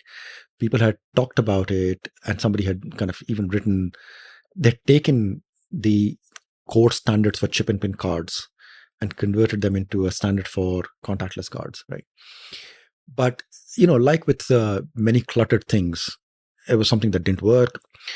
So what we brought to it, and I think this is where I can claim some invention rights, right, was the clarity of thought. What is this card? What does it need to do? What's the minimum that it needs to do? And therefore, how does it need to work? And we hacked it completely, right? So we took the technical standards, we just tore it apart and said, this kind of very lengthy technical standard, most of which is doing things that are not needed. How do you compress it down to the bare minimum that you need to do a contactless transaction securely? So we looked at the technical standards, we looked at the security standards. The speed at which the transaction happens is very critical. A lot of the burden comes from security. So how do you not so much as reduce the security, because, of course you can't. These are payment cards, so you have to have a very high level of security. But how do you craft the security standard that you're not getting a time penalty on it? And lastly, and absolutely critically, how do you create a commercial model in which the transaction flows and the money gets paid and the risk gets accounted for properly. The risk sits with the people who are best able to control it and all that. So it took us a phenomenal amount of effort to put all of this together, but we did. And interestingly, the bulk of the banking industry was not even interested in this. Wow. So, Barclays were our partners in it, and Barclaycard were absolutely dead keen on it. Okay? Very, very supportive partner. Everyone else, not interested. MasterCard, sort of supportive. Visa, not interested. It took a lot of persuading to get them on board. Intervened very badly by the financial crisis in 2008, where the entire banking industry went into a shell. They didn't want to talk about anything new. Certainly anything that required them to take on new risks was just not on. I mean, they would just not be able to get it through their own internal process. So the interregnum was kind of frustrating in one respect, but on the other side, it forced us to sharpen our own thinking, right? And actually, that was not a bad thing because it just brought the crispness of how this product works. Everything, the security, the user experience, everything. If you use a contactless card anywhere in the world, the user experience is something that has come out of that work. And meanwhile, this whole question of how do you build the technology? We had no technical capability inside TFL. I was building that up. So actually that interregnum allowed us to build up that capability. A lot of the technology for contactless that we have now implemented was built in-house in TFL, inside a public sector organization, doing not just invention, but implementing it as well. It's only in 2011 that finally, the planet started aligning on this one. Internally, people in TFL started getting excited about it because initially there was a lot of pushback to say, we have an Oyster card, it's so successful. Why do we need to go and disrupt it? And my point was always that, if we don't disrupt ourselves, somebody else will come and disrupt us, right? So let's not be what's called Luddites in the UK, which is people who don't like new technology just for the heck of it. Let's assess it on its merits to say, is this a good idea or a bad idea? But again, Danny Kahneman's just passed away, but he and Amos Tversky were the ones who came up with this concept called the status quo bias. I said, we can't be trapped in this status quo bias. We've got to break out of it. So it's only 2011 that, we started getting the support internally, but also, enough support internally to be able to go and do a much harder negotiation with the banking industry. And that's when the dominoes started falling in the banking industry, starting, with one bank and then the other and the other, until pretty much every bank had committed to issuing contactless cards by the end of 2011. We launched acceptance of contactless payments at the end of 2012, first on buses, and then in 2014 on the rest of the network. I was supremely confident that this thing would work and that it would be popular. I had no doubts in my mind at all. And that's not because of sort of a sense of false hubris or anything else. We'd done the work, we had done the analysis, we knew what this thing was. And some of that was, it went back to the very basic question, again, talking about history, to the very basic question of what is a ticket? Why do people buy tickets? Why do we force them to buy tickets? And so again, the historian in me came alive. And I went back to the middle of the 19th century, again in London, to say what brought about the invention of tickets. So, there are two kind of parallel stories that come together. One is on the railways, where, people were selling tickets on the railways, on the mainline railways, but, there used to be a guard and they used to sell tickets on the train and all that. As soon as it came to the underground, that method changed because the intensity of the operating interface meant that the ticketing had to happen away from the train. So people were being given little pieces of cardboard to say, this is what your entitlement to travel is. So big learning in that, which is that speed matters. The second big learning came from buses, where buses started operating in London in 1829. For the first 50 years, payment for buses was in cash. You paid the conductor. The problem was that with no method of accounting for the money, between the driver and the conductor, they used to pilfer a lot of the money, right? And it got to a point where bus companies were no longer running a bus service. They were hiring out buses, which the driver and conductor would take out and they would keep the takings for the end of the day. But people realized that that was not a very productive way of running the bus service. So it's in 1878 that somebody came up, Mr. Bell came up with a bell punch ticket. Interestingly, there's a bell so there's a little piece of metal and there'd be a strip of paper. And by the way, this is no different from the tickets that get sold on buses today in Mumbai. That's what I was thinking. Right? There's a strip of paper with all the bus stops written on it. And the idea is you make two holes on either side, one to show where you got on and the other to show how far you were allowed to go with the ticket. Right? This is basically the way ticketing still happens here. The thing that was different about the bell punch ticket was that this little metal box that the conductors carried on them, had a punch on it. Right? So if you punched the ticket, two things happened. One is that the little shad that had been punched out would fall inside the machine. So at the end of the shift, when they went back to base, all the chats could be collected from inside the box, so you knew how many fares had been sold, right? So it became a method of accounting from that perspective. The second thing is a bell would go off every time you press the punch, right? So everybody knew whether a ticket had been sold or not. And that became a mechanism of keeping the conductors honest, right? It's a beautiful invention. It's just a little metal box about 4 inches by 4 inches, but it stopped the pilferage of money.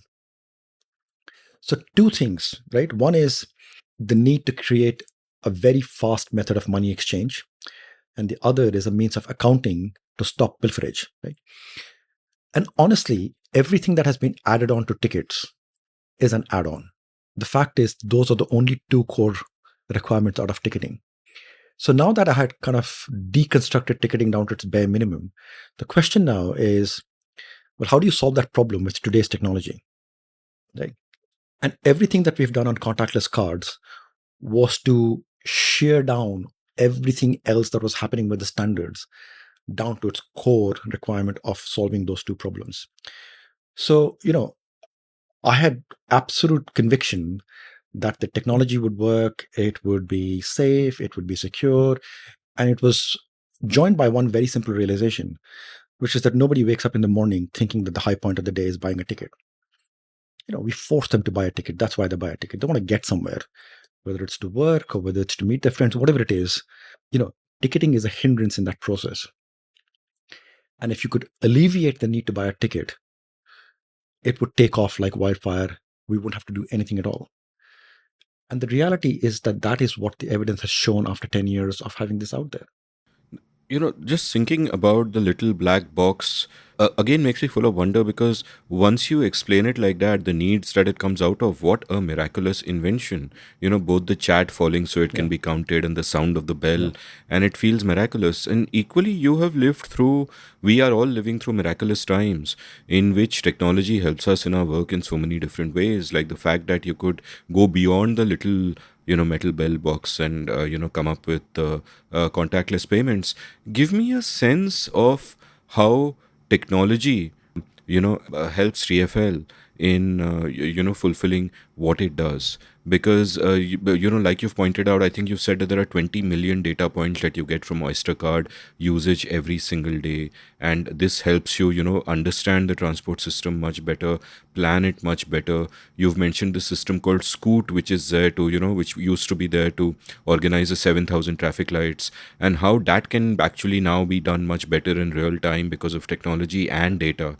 So give me a sense of how you work with technology, because typically what happens is that the bureaucracy tends to be most resistant to new technology because there is a learning curve. You have the status quo bias, your tools are reliable, your methods are things that have worked for you in whatever way. But what you seem to have done at every step of the way is take the latest technology and use all the tools, whether it's a tech itself or the big data that it produces, to dramatically turn things around. So take me through your journey of that. There's some depth in the question you're asking. So let me answer it in the same way, right? I told you the story of Crossrail, the whole theory of agglomeration and productivity and all that. There was a really important point that came after that we've skipped over, which is, and again, this was sitting in Jay Walder's office having this debate, and this is where it all came out of. There's a question that if the justification for investment in new infrastructure is productivity, is that not what we do every day? We run a transport service because it enables a highly productive city to remain productive, right? Not to increase it, but to remain productive, right? And, so we debated this sort of, at length one afternoon, and it fundamentally changed the nature of what we thought about as our work, right? So if you ask a transport organization, what are you here to do? Are you, the people say, we run trains, we run buses, whatever it is. That afternoon, there was a moment when we realized that actually our purpose is to support the economic activity of the city. It's the economic health of the city, right? Support the economic growth of the city. I mean, these are the things that we're there to do. And in the process of doing that, we have to run trains and buses and do all these other things. But actually, there's a lot more that we have to do, right? We have to provide a quality of service that improves the quality of life.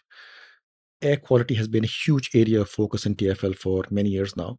It's not something that you would find a transport organization being so passionate about, right? But it is because it's part of our overall responsibility. So I think that's one data point that needs to be added to the question that you were asking. There's a second data point, and we were debating this about the respective roles and responsibilities of a public organization versus the private organization. So it's true that in a public organization, you don't have a profit motive, but you still have a value motive, right? So, I mean, I've certainly been driven by the fact that if I go into work, I want to feel like I'm earning my pay. It's not an entitlement, right? And that I'm not just earning my pay, but I'm contributing something that's a multiple of my pay. And that can only come from thinking about how you can improve things, right? There's a very strong sense, certainly for me, but it's shared by many people in TFL, that we are custodians of public money. We're custodians of the money that people pay us, and they expect a service in return for it. So again, this is not this is not typical monopoly mentality. We are a service delivery organization, so we're supposed to deliver against the thing that people want us to do. And to the extent that we receive public funding, we're custodians of public money as well. And therefore, we have to demonstrate value against that public money. That is how you compete for public resources. Right? So it's not competition in the sense that a private company would engage in, but it's still a competitive framework of a very different kind. So what can you do, right? The things that you can do are, how can I make my services more efficient? How do I reduce the cost of services? Because if you reduce the cost of services, you can expand them. The second is, if you want the public to be on your side, what is it that they want that you can do better? That would make them turn around and say, yeah, these guys, they're sort of okay. They're on my side. And every time an opportunity comes along, with technology or indeed with anything else, but technology is really key to this, to either reduce cost or to improve services or to create a service that's not been there before. We can't be shy of exploiting those opportunities, right? And I think this is where there's a big difference between, the caricature of a public sector monopoly versus the sort of organization that we've tried to create. No, yeah, but at some level, it also seems to be a bit of an outlier in terms of a public sector organization. Because I look around me in India, for example, I mean, eventually the incentives kick in. Maybe, in some ways, this worked so well because Ken Livingston made the early decision, because he was an iconoclast anyway, of going against the grain and getting the people that he did, including Jay, who then got you on board. And, that has a domino effect. Yeah. But Look, I think even in it's absolutely true. I'm not the only person who's doing this in TFL. There's a whole ecosystem that's doing it. But the fact is that you don't need everyone to be doing it, right? There's a core day-to-day service that needs to keep on running. As long as people are doing the right thing, it's okay. To turn an organization into a very productive, very creative organization requires very few people. And again, without trying to sound arrogant and pompous and all that, I've had my fingerprints on many of the big ideas that, are counted as innovations that have come out of TFL, whether it's Crossrail or Oyster or contactless is by far the most iconic innovation that's come out of not just TFL, but out of transport for many, many decades. An invention that has changed not just transport, but it's radically changed the world of payments. In India, people talk about UPI, right? The thing that's really revolutionized payments around the world is contactless payments. Something like 93% of card payments in the UK, across the UK, not just on transport, are now contactless. amazing. Right. You started this. So, every time somebody uses a contactless card, it's like, interestingly, I have a bank account in India, but my card is not set up for contactless payment. So every time I try paying, people say, oh, can you tap? I said, no, I can't tap. And I can tell you exactly why I can't tap, but I won't bother telling you. So look, I think there is a subtle magic to make organizations in the public sector a bit like what we are. It's not easy, but equally, it doesn't require, everyone to behave differently. just needs enough people to behave differently. Tell me about the use of data, because that particularly fascinates me. Because earlier you said that, before Oyster started getting all of this data, 20 million data points a day, as you put it, now data gathering would be very slow, in the sense every 5 years you'd go to Yeah. a particular station and take a survey of where people were going that day. And now it is real time data of everyone who's traveling. And from this information also comes understanding, and from that understanding comes action. I think you mentioned somewhere that the Oyster card data helped you plan bus stops, which Mhm. are the optimal places where there should be bus Mhm. stops, for example. So give me a sense of how all this data helped you understand the city better, and were there counterintuitive learnings you got from it? So, look, first thing is that we've been a very data rich organization for a long time, right? There are consistently procured data sets going back to the 1970s that allow us to do analysis on demand and all that. I mean, they were fairly small data sets collected out of surveys and all that. So very expensive to maintain to collect those data sets. But the fact that they exist is, a huge feature, right? Because they don't exist for many organizations. Where things changed, about 20 years ago, is the world of what we call automatically collected data exploded. The Oyster card system started giving us records of every journey that was being made, not just the small number of journeys that were being selectively surveyed once every 5 years at each stop. So, that was a huge change in the availability of data. Right? It's not just the Oyster card system. We have a system called iBus, which is an automatic vehicle location system on buses, basically GPS on buses. It's a huge amount of effluent of data coming out of GPS. Likewise, signaling systems on trains that were giving us information about the movement of trains. I mean, and then umpteen other data sources of this kind. So in about 2004 or 2005, we started looking at this data to say, well, what can we do with it? Right. This is all before the terms big data and data analytics and all that stuff had become popular. Interestingly, one of the first points of analysis was the 2005 terrorist attacks on the tube. Right. So we were trying to figure out, how user behavior had changed before and after the attacks. Now, this is the point at which the number of people using the Oyster card was still very small. I mean, tiny, absolutely. But you could take that small sample and see how their behavior had changed. And it started providing us with some insights that, frankly, our previous data sources would never have allowed us to have. One is survey data would be useless at that because you're only surveying at such a low frequency that it doesn't matter. And the aggregate data on overall journey levels or overall ridership levels is useful for answering some questions, but not for other questions. And frankly, so much of the behavior gets suppressed by all the other noise in the aggregate data that you often cannot make sense of it. So the fact that we had this granular data was allowing us to answer questions that we were not able to answer before. And that was the genesis of a series of work that we started. So one of the things we did very early on, which is now used every day, is we used to conduct origin and destination surveys on the underground and on the buses, but we had never connected them up.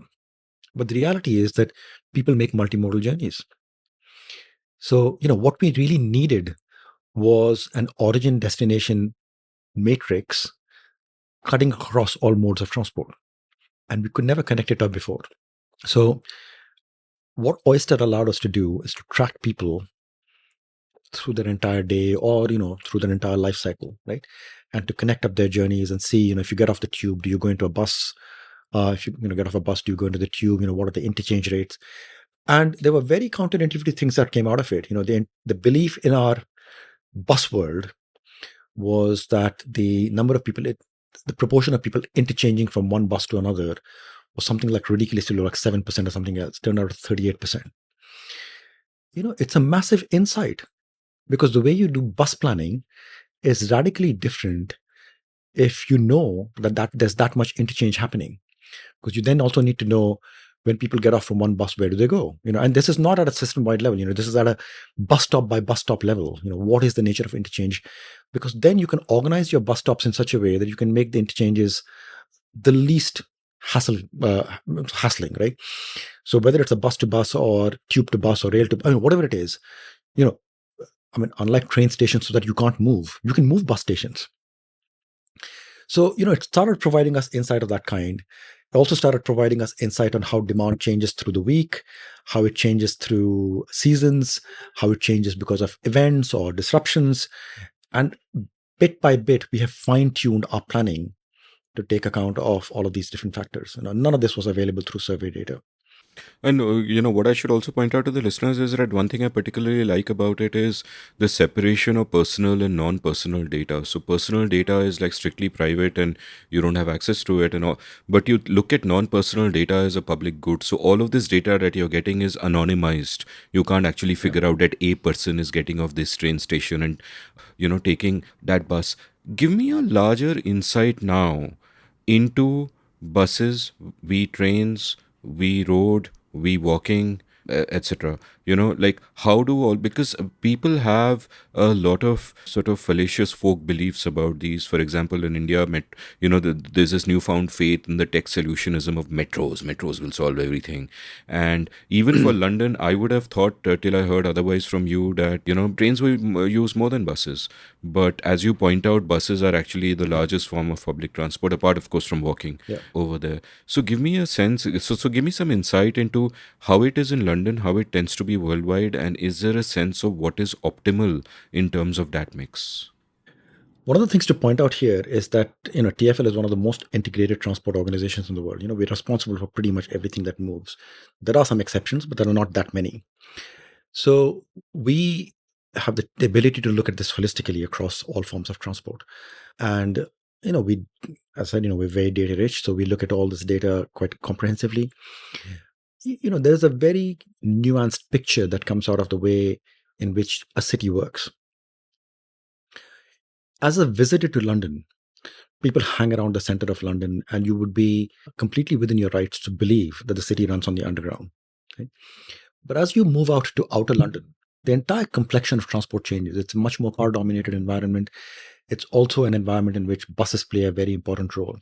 So when you look at the overall mix of transport in London, about 36% or so of journeys get made by car, which is not a sense that you would get in the center of London. About 25% get done on buses, another sort of 18% of thereabouts get done on the underground and rail. And there's a big chunk of walking and cycling is very small, but growing very fast, right? So there's a whole mix of transport that you get. That mix is very different depending upon where you are. This is an overall London picture that I'm talking about. In the center of London, it's of course very heavily dominated by the underground. And as you move out, the complexion changes. There are about 6.5 or 7 million journeys by buses every day. It's 4.5 million on the underground, which is, as you said, that's not a picture that you would assume if you were a visitor to London, because you've never been to outer London. You don't know how important buses are to outer London. If you compare this with what's happening in India, so here's my kind of potted version of what's happened in India. For the longest time, we followed a development model that was based on minimum expenditure on infrastructure, right? So, you build a road, people get their private vehicles, and that's the way cities grew. If you look at movies, Bollywood movies from the 1970s or before, Mumbai used to look beautiful, nice, beautiful roads, hardly any vehicles on it. You watch, Amal Palekar's Choti Si Baat, or you watch even earlier, I was watching Devanand's Kala Bazaar, Marine Drive, absolutely empty, right? There are no cars in 1960 in Marine Drive. And I love these scenes because, they're the same buildings, you can recognize the buildings, but life looks very different today.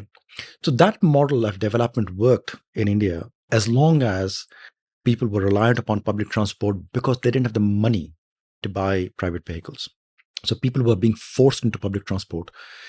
But that model started breaking down in the 1980s, as people started becoming affluent, and actually, at least some people started becoming affluent as people started to get private vehicles. The result was congestion, right?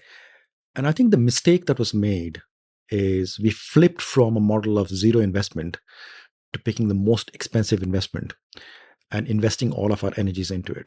So we went from no investment to saying metros will solve this problem, right? So we've now had, starting with the Calcutta Metro, in the 1980s. But if you leave aside that exercise, start with the Delhi Metro, where construction really started in the late 90s. We've now had a good 25, 30 years of experience of building metros. After 30 years of building metros, there is about 850 kilometers of metros that are live in this country right now, in the entire country. About half of that is the Delhi metro. London alone, as one city, has over 1,000 kilometers of metros, right? So this exercise of building metros, and I have nothing against metros, by the way. I'll say a lot of things that are very critical, but that's not to say that I'm being dismissive of metros at all. But you can carry on this exercise for a very long time. How long will it take and how much investment will it take to get to the levels of metro density that you find in a city like London? It's a long exercise. So let's be clear about, at the very least, the gestation period that's required in solving this problem. But the second insight is even more important, that after you've done all of it, in a city with 1,000 kilometers of metro in London, there are still more journeys on buses than there are on the underground.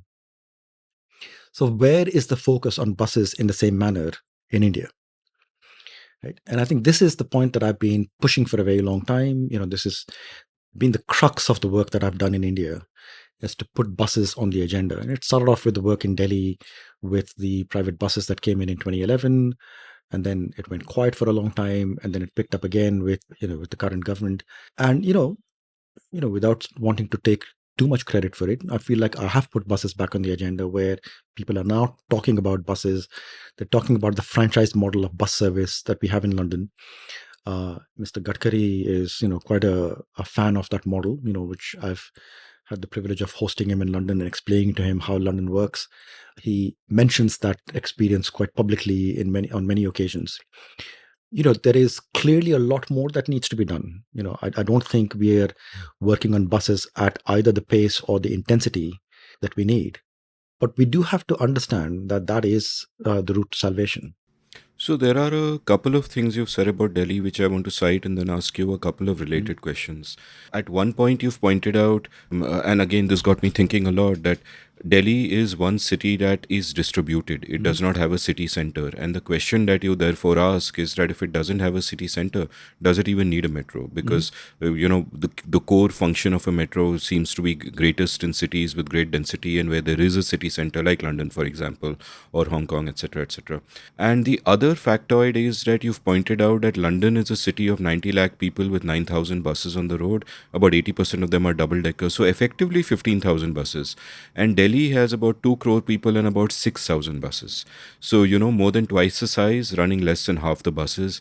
And you've kind of therefore recommended that, look, fix a bus problem first. That solves, a big part of the puzzle.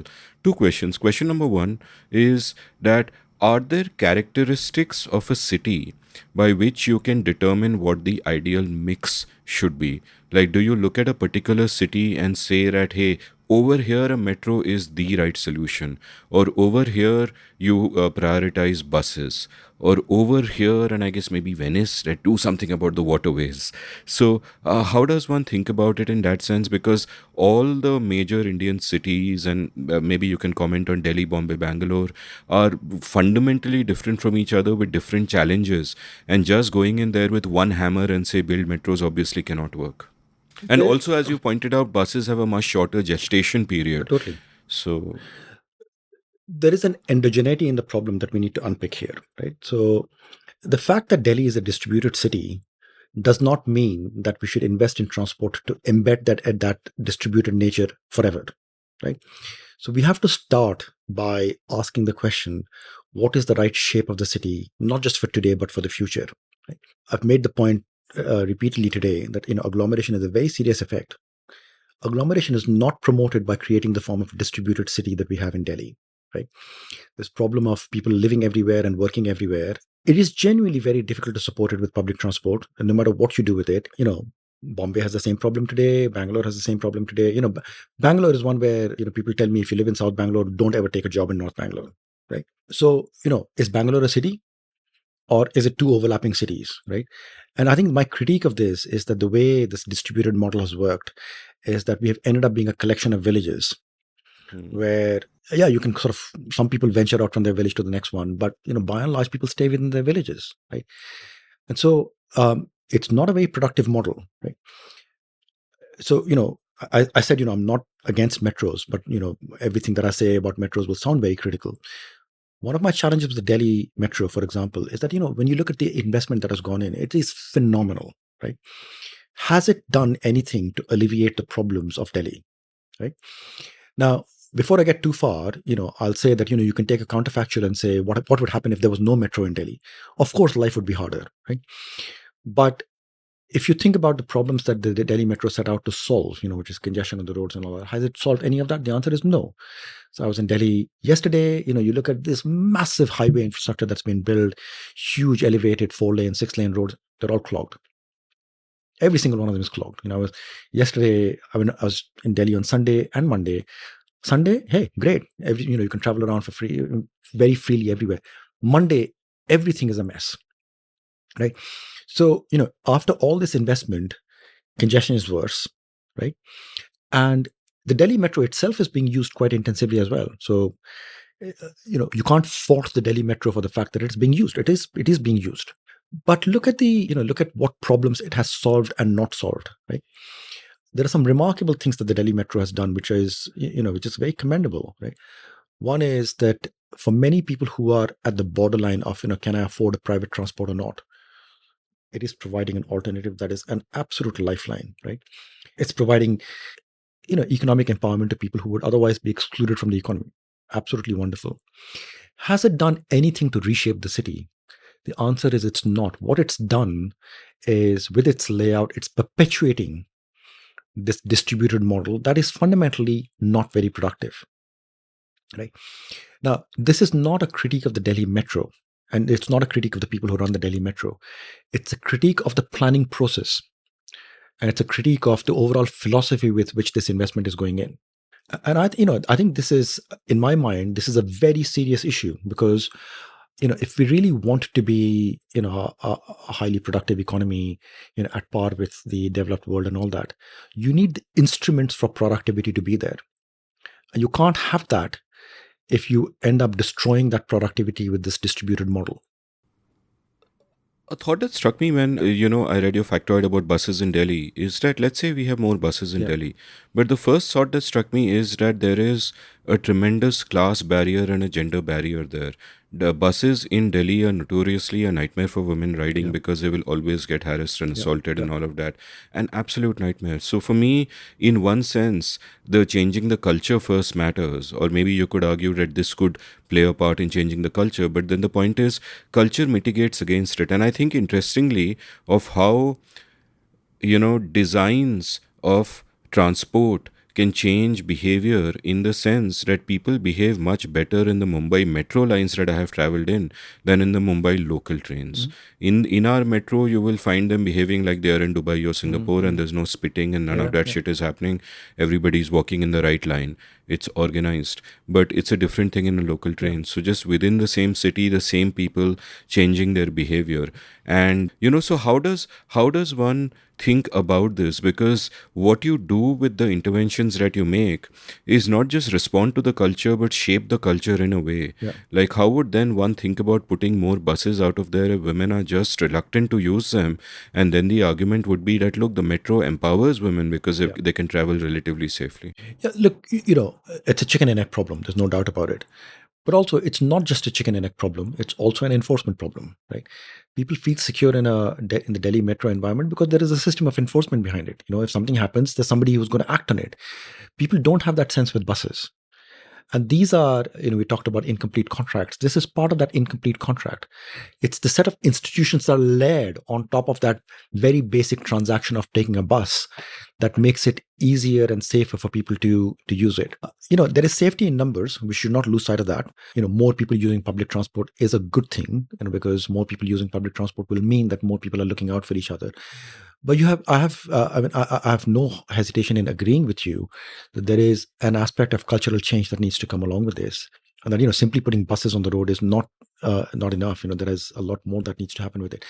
Interestingly, if you compare this with other cities that have also gone through a similar transition, the first metro line in Hong Kong opened in 1974, and there was a very, very aggressive campaign on let people get off the train before you board.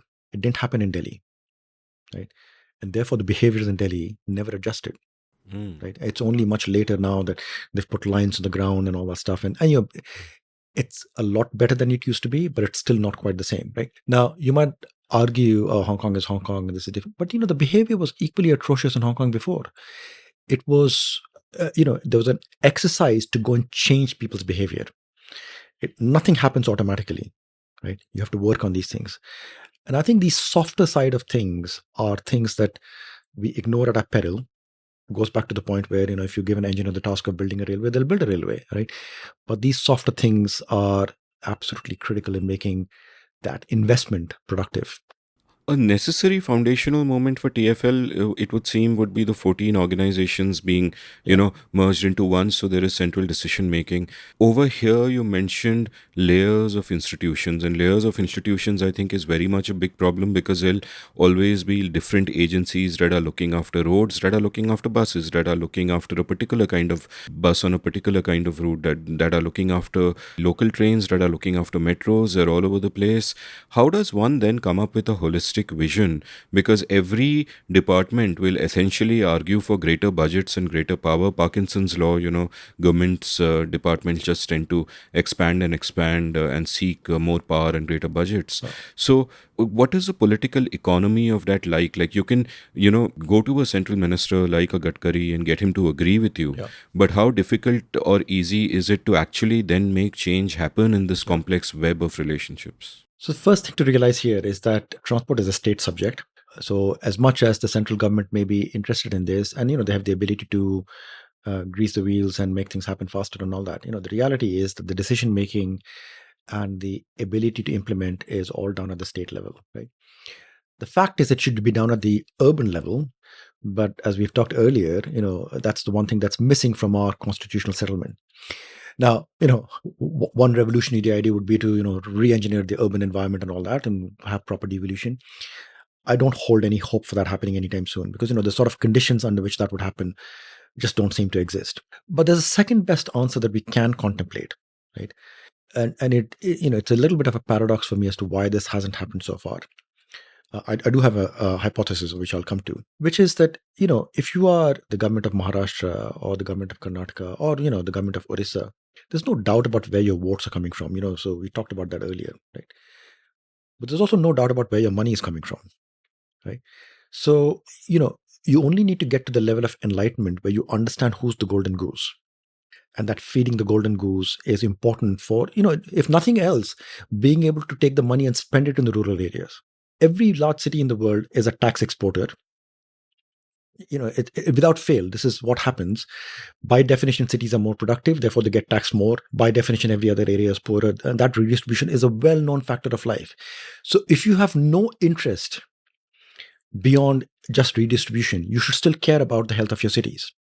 I think the problem with this is that politicians will have a short time horizon where they'll be looking to the next election, which at most is 5 years away and very often much less than that.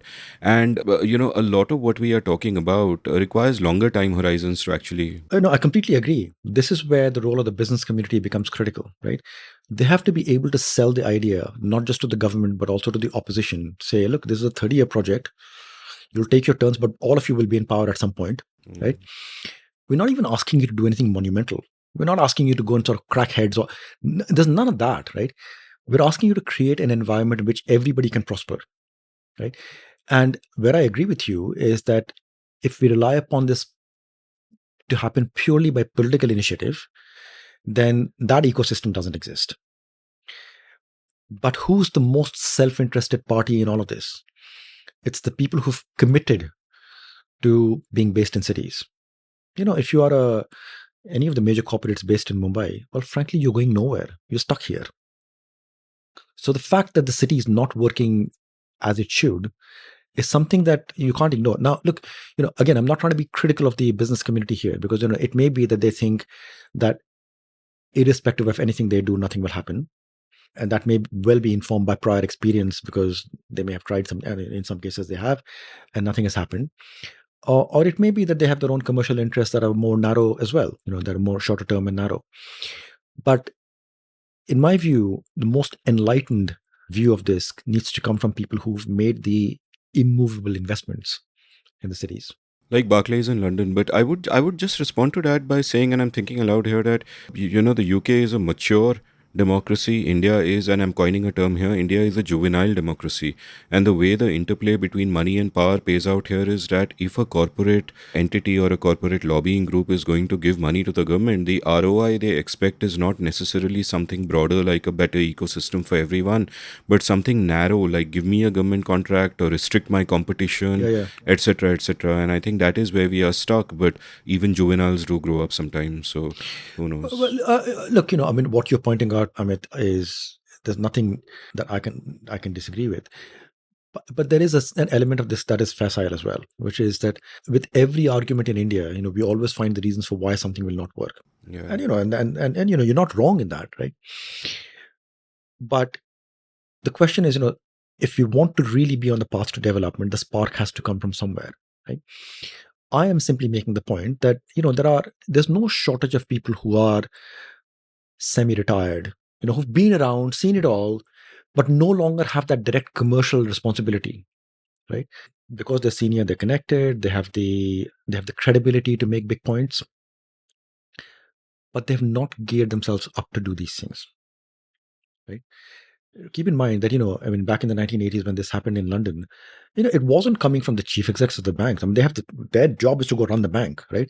It's coming from senior grandees who are sitting on the boards and the chairman of companies and all that stuff, whose job it is to kind of sit aloof and atop all of these things and think broader term, longer term, and so on. I think, my exhortation is to people of that variety, right?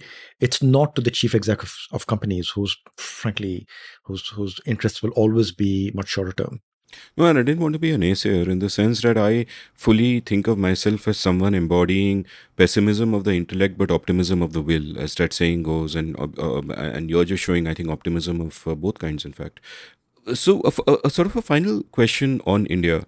That again, if you narrow down on these specific cities, Delhi, Bombay, Bangalore, what is your impression of how we should think about these three cities in terms of transport and urban planning? And what are the directions which would be suited for them given what they are?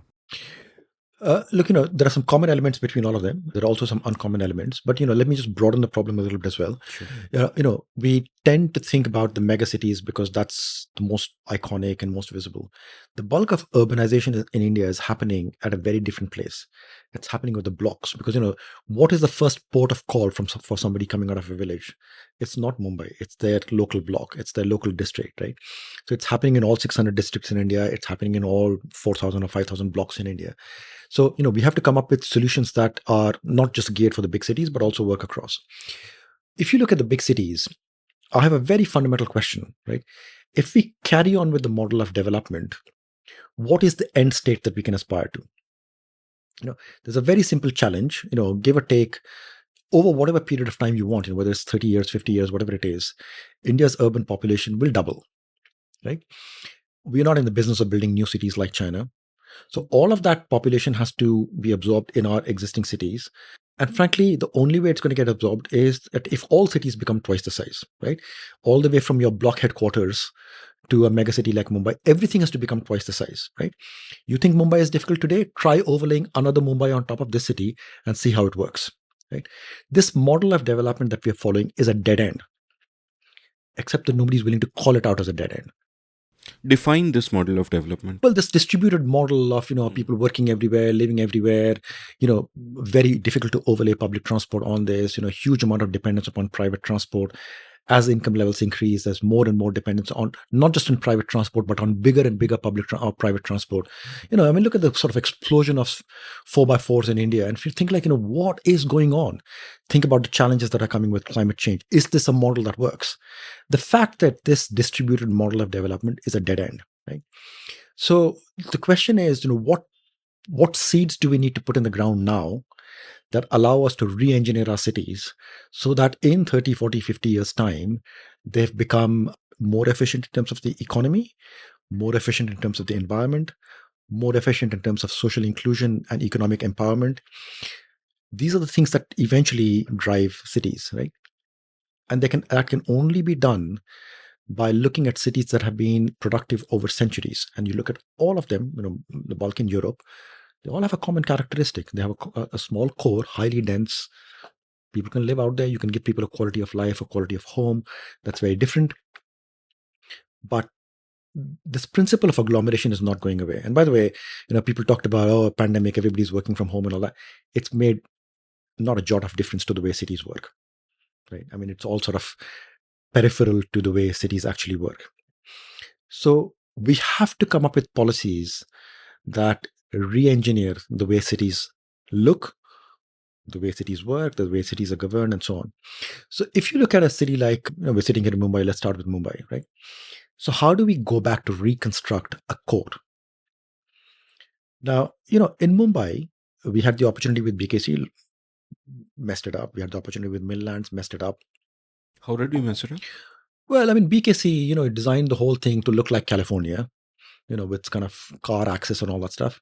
I mean, unless somebody goes and demolishes BKC and starts all over again and puts very good public transport access, it's not going to happen. But how would you have seen it? Like denser buildings, more packed Much together, denser higher? buildings, much denser buildings built to very high density, fed by public transport, so, no need for private transport. That's the way it would have developed. You look at the Milllands. I mean, the Milllands are the sort of the ultimate tragedy because they're actually in an area where there is public transport, right? But built to be completely isolated fortresses. A few years ago, I had to go to the India Bulls building, and I literally felt like driving into a fortress, right? So at the end of the day, I had to meet a friend. At the end of it, I walked around the building to say, if I was on foot, how would I enter this building? And you can't. It's impossible, right? That's what we've done, right? Now, Mumbai has one big opportunity, and this may well be the last real opportunity to reshape the city, which is the port. Now, the port is, I mean, even for people who live in Mumbai, the port is a bit of a hidden gem, right? Because it's fenced off. You're not allowed to go there. There's no waterfront activity which allows you to see what is there. I got special permission and went in there about 5 years ago. It is striking. You come out of Chhatrapati Shivaji Terminus, and as you come out, you turn right. That is where the bulk of the activity is. If you turn left, the entrance of the port is 700 meters away. That's it, 700 meters away, right? And as soon as you enter it, basically what you're entering is empty land. There's about 760 hectares, 1,800 acres of more or less empty land. You go to Canary Wharf in London, a whole financial district of its own, 150,000 jobs. The entire Canary Wharf estate is 40 hectares, right? We've got 750 hectares in the port, right? This is the opportunity for building, a Canary Wharf-like development, real proper high-rise, high-density, high-quality, not congested, right? Remember, Canary Wharf is not congested. It is just built to very high density, fed by public transport, which is why it's not congested. The port is what allows us to rethink Mumbai, right? And I would go further, with the port to say, when you look at the areas adjacent to the port, Bhaikala and all these areas, I've gone and spent time sort of looking around that area. You look at what is actually happening. What is the economic activity happening in Bhaikala? You drive along that main road, and there's like a hardware shop where they're selling pipes and all this. You think, this is the heart of one of the most expensive districts in India.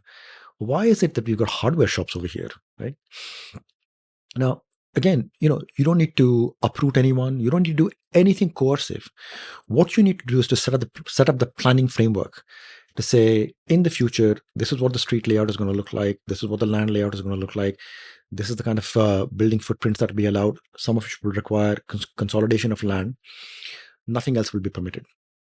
And just let the economic pressure sort it out, right? Set the incentive structure and just sit back and let the economic structure take it out, right? And you can build, between the port and the adjacent areas, redevelopment of the adjacent areas. You can build a modern city that is as good as any city in the world, right? Built to high density, it will require a lot of investment in transport, but remember, what it will enable in terms of upliftment of productivity will pay for the transport. It'll pay for all the infrastructure, right? And once you've got good transport, the fact that people live 20, 30, 40 kilometers away will not matter. That is what it needs. It needs a grand vision of that kind, because that is what will unlock the the economic productivity, the response to climate change, the response to social inclusion, and all these things. Now, if you look at Delhi, there's a very similar thing you could do in Delhi. So for anyone familiar with the geography of Delhi, there's the Lutyens bungalow zone, which is this kind of almost sacrosanct. You cannot touch it. You cannot mess with it. So I said, fine, okay, let's forget about the Lutyens bungalow zone. But if you go north of the Lutyens bungalow zone, start roughly at where the Le Méridien Hotel is. From that point north, a lot of it is private property. What is not private property is government property, but with very, very low density use. There's a few kind of low-rise bungalows and all that stuff. Not even bungalows, that's low-quality housing in that area. You look at that place from, roughly where Windsor Place is to where ITO is, draw a red line around all of it. That's a good 20 square kilometers. It's 2,000 hectares, but 2.5 times the size of the port, right? And 50 times the size of Canary Wharf? 50 times the size of Canary Wharf, right? So, think about the opportunity that enables. Again, you don't need to be coercive. You just need to set up the planning framework and say, this is what will be permitted. And going back to the point about the Delhi metro, the point has to be that every metro line will go through that area. So no matter where it is in Delhi that we're connecting, it will connect into that area, right? And just sit and watch the fun for 30 years. It will all reshape. Now, the same thing applies in Bangalore, right? Bangalore is a different case in the sense that, people have been very protective about the center of Bangalore, this nice, beautiful garden and all that. And so all the development has gone on this periphery, on the ring road. Please don't mess with Cubbon Park. But you don't need to mess with any parks. I'm kidding. You don't need to mess with any parks. And in fact, I had this debate in Calcutta, right, to say, would you ever destroy like the Grand Hotel? I said, no, I'm not even touching the Grand Hotel, right? But if you went to Dalhousie, the BBD Park, BBD Bagh and all that area, right? Maintain the historical character and all that stuff, but it's already a dense place, but allow it to become 10 times denser with public transport, right? And people talk about, we can't destroy the heritage. We've got the Buckingham Palace in the center of the city. We haven't destroyed Buckingham Palace to make London denser, right? You can do all of this while protecting the historical character and the amenities. And London is a city of parks. You can create a lot of open space if you stop the misuse of land. If you just aggregated all this land that's sitting behind boundary walls, it's a phenomenal amount of space you can create. So, my point, Amit, is that I'm talking about something radical here, and I understand that this is kind of outlandish. I would like someone to tell me that there is an alternative plan to absorb our urbanization. I don't think there is one. Here's my next question. A city is basically a technology for enabling economic networks, and the means by which it does so is bring them together and you have density and etc. etc. But in modern times, what is also happening is that the nature by which economic networks form and sustain themselves is changing and doesn't always require geography. Now, and tech is enabling this. Now, work from home, fine, it hasn't transformed the world yet. But I think you've mentioned somewhere that during COVID, what you found was that about half the jobs in London can be done from home, but about half can't, which are, your taxi drivers and whatever. If you look 10, 20, 30 years ahead, and obviously, actually, I won't ask you to look ahead because that's a fool's errand. The future is full of unknown unknowns. But in general, what role do you see there? Because for me, I am a huge sort of votary of urbanization. I think is the best possible thing that can happen for me. Cities are the best place in the world. I don't even think they're hellholes to live in. I think, every city that I go to, I just love it for being a city and the peoples and the markets, and it's incredible. The density is what I love. But at the same time, it is instrumental. It is a means to an end that some of those ends can be fulfilled in other ways. So what is your sense of the future of cities in that broader sense? So this is the question that, of course, has exercised my mind in quite a big way since the pandemic happened. Intriguingly, again, history matters here, but of course, history is not necessarily an indicator of everything that might happen in the future. In London, there is reasonably good sort of documentary evidence on two previous pandemics. One is 1919. So I went back through, when the pandemic started, the first thing I was like, I went back to all of my history books to say, all of my books about London transport, to say, what actually did people write about the pandemic? Because I didn't remember reading anything about it. The striking thing about 1919 is that no historian bothered even mentioning it. So it came and went, and that was the end of it, right? Nobody saw any impact. Now, part of that was because it came at the end of the war, and the war had already had quite a big impact. But the other was the Black Death in the 1760s. So 1763 to 65, over a 2-year period, something like a quarter to a third of London died, right? And it was followed immediately by the Great Fire of London in 1766. And in 1781, London's population was higher than it was in 1761. So all that did is it allowed the city to regenerate. But that's before the internet. That's That's before the internet, yeah. right? Now, so this is why I say that, I mean, those points are important. The question is, are they still relevant? The point about the internet is that if you look at the early advertisements for the telephone, right, they said, oh, no need to make sales calls anymore. You can do that from home. Did it reduce the number of sales calls that are being made? No. What it did is it sort of allowed reshaping of the way sales happens, and the door-to-door salesman got replaced by something else and all that stuff. If you look at it today, what is happening is that of the half of the jobs that can be done from home, the reality is about 75% of the time people are going into the office, right? That is the reality of what's happened. So it's not that it's had no impact, but it's not had the kind of binary impact that people thought it would. That's actually not a bad thing. The economy reshapes from time to time. And, when new technologies appear, the economy reshapes. The most recent example is the whole wave of outsourcing. So back offices used to be based in the banks in the city of London. Then they realized that actually that was very expensive real estate, and they got moved out into places like Lewisham. It was 5 miles away. So in fact, Citibank had an office in Canary Wharf, and they had a outsourcing center also in a tall building in Lewisham. And you could see the two buildings from each other, right? But they were 5 miles apart. And eventually you realize that if you can move something out to Lewisham, you can move it out to somewhere else. And eventually the whole thing's now sitting in India. Did it reduce the employment in Citibank? No. So the fact that activity that can be separated gets separated actually clears up the space for other economic activity that can come in. And the productivity gains feed That into is the whole power of agglomeration, right? And where the history matters in this is that when you've seen 10,000 years of evidence of agglomeration, what it tells you is that it doesn't follow a nice linear path. There are new things that come into that, right? And other things get pushed out, but that's fine. That is churn that happens in urban environments. Churn is not a bad thing at all, but the overall direction is very clear. One of the things I like to do when traveling is, even if I've taken a ticket from A to B, I'll sometimes just sit and go to C. Yeah. And therefore, I want to do the same thing in this conversation, where we've been speaking about your life and your career in transport, and all these insights you've given me on urbanization and transport will be, things I'll process over many days. So thanks for so much food for thought. But now I want to go a little bit more into your private passions, specifically your passion for history, and this rumor that's been swirling around that you wrote a book a couple of years ago, which you have to complete, but, which is again very history based. And I will convince you at the end of it to turn it into a podcast, because that's what I do. But so tell me a little bit about this particular passion project and how it came about.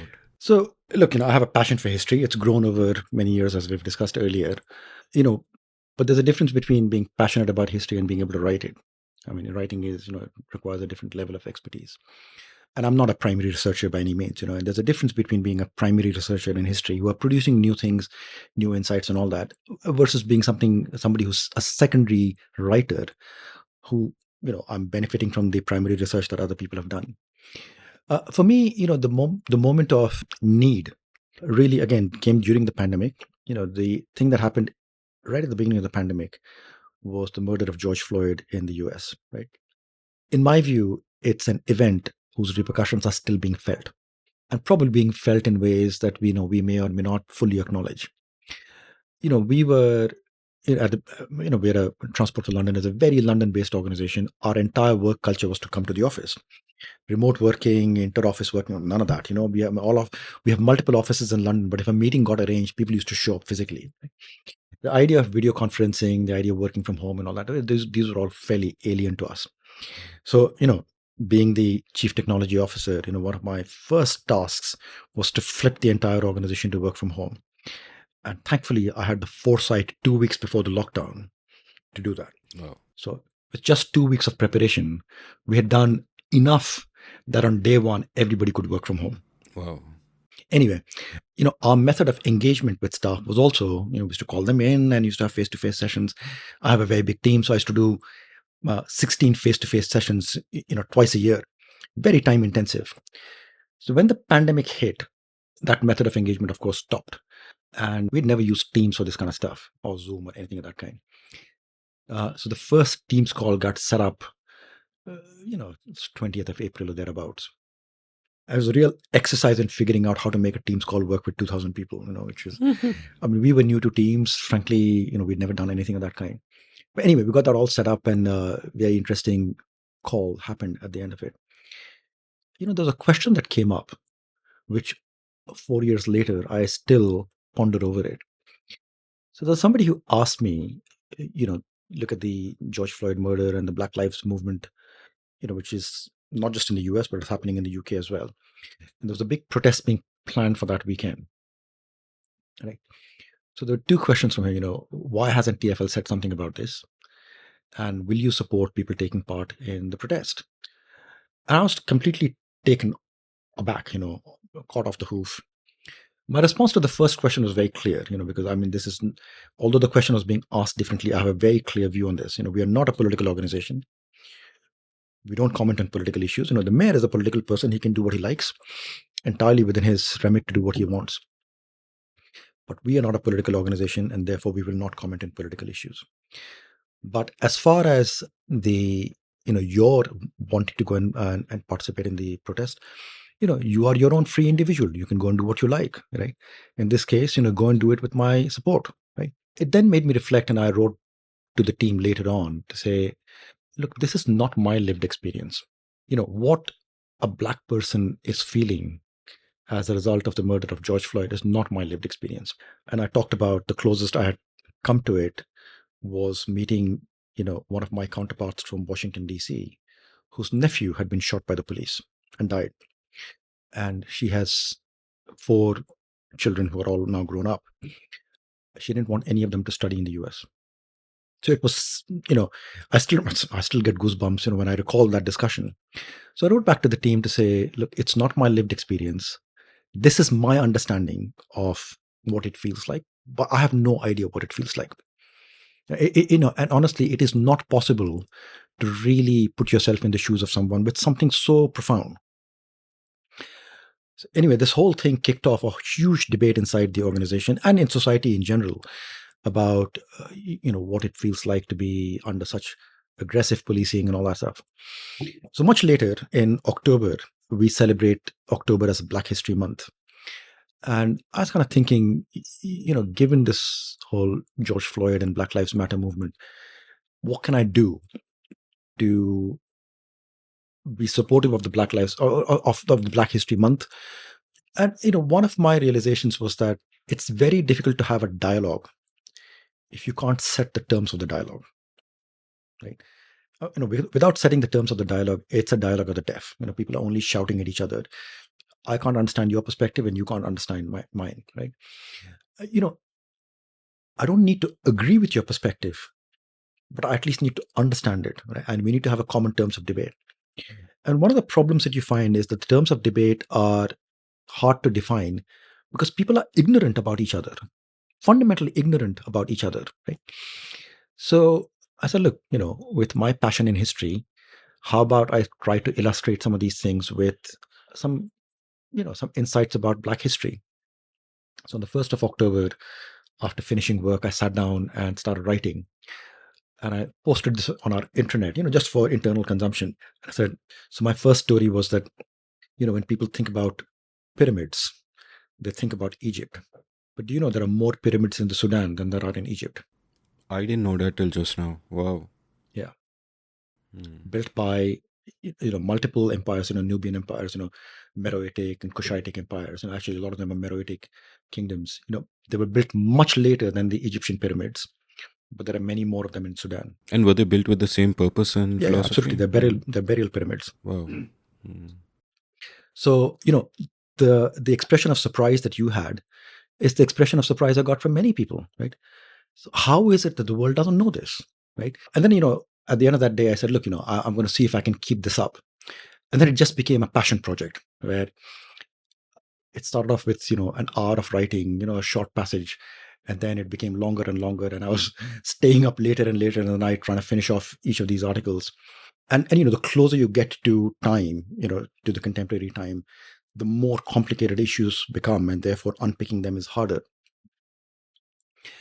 But there's an image that comes out of those 31 stories that I wrote over that month. One is that people in the West are very kind of condescending and dismissive of Black culture because they think there was nothing. They were a bunch of savages, right? Which is not true. The second is that the process of corruption around slavery is not understood at all, right? And therefore you need to bring that into life. And you need to bring into life, the absolute trauma that left behind, not just in the enslaved populations, but in the populations that remained, right? Which is again not understood at all. You have to look at the repercussions of not just slavery, but the abolition of slavery. So there's a direct link between indentured labor from India and the abolition of slavery. Like literally, 1833, slavery gets abolished. 1834, indenture starts. A new kind of supply for the same demand. New supply for the same demand is all sort of dressed up nicely and all that stuff, but frankly, a new form of slavery, right? Until you draw these links, people don't know these things, right? The whole process. So, for example, we talk about the whole movement around decolonization, right? Which, of course, India being the leader in that movement. Did you know that there was a new wave of colonization after India became independent? There was a new wave of colonization in the 1950s of white settlers, especially people returning from the war, being settled on land expropriated in Africa. Why don't people know this? Right? So there's a whole series of these kind of things that I was writing about, the whole sort of process by which the attempts at creating black republics were frustrated, especially in the Haiti. And the effect of that is visible 200 years later. Just look at Haiti; it remains a mess today. There's an arc of history that's very continuous over there. It sparked off, a debate inside the organization. In fact, many of my black colleagues saying, "This is our history, and I didn't know it. Why didn't I know about it? Why was I not taught about it?" People who'd grown up in the UK saying our education system in the UK completely glossed over all of this. But interestingly, people who'd grown up in Africa, recent immigrants, people who'd grown up in the Caribbean, saying, "I didn't know any of this either." Oh. Right? So it's not just the fact that the UK education system was ignoring it. Actually, it's not taught anywhere, right? So the colonial mindset that Europe was great and these guys were savages has actually percolated even into the education systems in Africa. And in a sense, I'm not surprised with that because that is part of the colonial legacy that we took their institutions and their education systems and all of that and lost our own, in a sense. And what happens, which is happening to an extent in India, is that the rebellion against that colonial institution is to make up history, right? Which is also not right, right? There's actually a critique of all of this that doesn't require you to invent facts. And I think that, so, that it really was a passion project for 31 days, right? I have something that's about half the length of a book, right? There's much more that I can and probably should write about it. It also has a very direct reflection on things that go on in India, right? Because we don't have the legacy of slavery in the same way, but the legacy of colonization is still to be unpicked. But actually, our own social inequities have to be unpicked in the same manner. Please write that book, please. And you can, I was telling you before the podcast, turn it into a 31 episode podcast. Well, I'd love to do that. Yeah. So I'm glad to help in any way I can. That would be great. I've taken up a lot of your time today. The world needs you to go out and do more important things, but a couple of final things before we go. And one of them is about another of your great passions, which I happened to find out in the break. And I will ask you to demonstrate it for us. So you've been clearing your throat a bit. So I hope you are able to do that, which is your love for singing and the fact that you've been singing all your life and now you've actually taken to learning it. Tell me a little bit about that and what the process of learning it is like. What is a mindset you take into the learning? How do you learn? And if you'd like to sing a little bit for us, you will join the illustrious ranks of Karthik Muralidharan, Ashwini Deshpande, though not TM Krishna, sadly, who has been on the show, but I didn't ask him to sing because I felt he has more important things to talk about, and people keep castigating me for that. But you can certainly, I'd love it if you were to sing, if you feel like it. Look, I've had a passion for music since childhood, but never actually got serious about it. So I was one of these kind of amateurish singers. I used to think I was very good. And then again, going back to my IIT days, you arrive there and you realize the depth of talent that some of my students have. This is again one of those points about you think you're the cleverest person in town. And then you realize that actually there are people who are leagues ahead of you. So, at one point, at one level, it was very motivating to see these people. At one level, it was very demotivating as well. Like, I'm never going to catch up, so why bother? And so that's where my singing stayed. It was all kind of a private passion, not even a passion, it's like sort of private pastime, but never really serious. But I started taking singing lessons recently, partly for lung training, and that's how it all picked up. And I realized that there's a difference between being a bathroom singer and being able to sing properly. So I have this fantastic teacher who's taking me through the paces, right? And in her own sort of very gentle but very firm way, she's kind of putting some structure to the music. So when you sing, the notes have to come out exactly right. You can't sort of meander here and there, and all that stuff. So I'm still a very, very much of a beginner, right? I mean, I wouldn't claim to be anything more than that, but it has sparked off, a new interest, which I think is very enjoyable. Lovely. Would you like to sing your favorite song, a little bit of it? So, one of the things that I was chatting with my teacher about, I mean, most of my passion is for much older songs, which some will appreciate and not others. And she said to me, so I was singing a song that I'd heard of KL Sehgal, which interestingly, I'm a big fan of KL Sehgal, but I'd never heard it before. Mm. And so she said, yeah, this is in Rag Desh. And then she said to me, did you know that our national song is also composed in Rag Desh? And I had no idea. I mean, I don't have a knowledge of music that would allow me to recognize rags like that. And she said, I teach this to my students and I make sure that they don't just sing the notes, but they pronounce the words exactly because it's in Sanskrit, right? So I said, well, I'm going to try this out and see how well it sounds. So this is something that she really appreciated. And Amit, you may remember this from our childhood days. The Vande Mataram used to play on the radio every morning at 7 o'clock.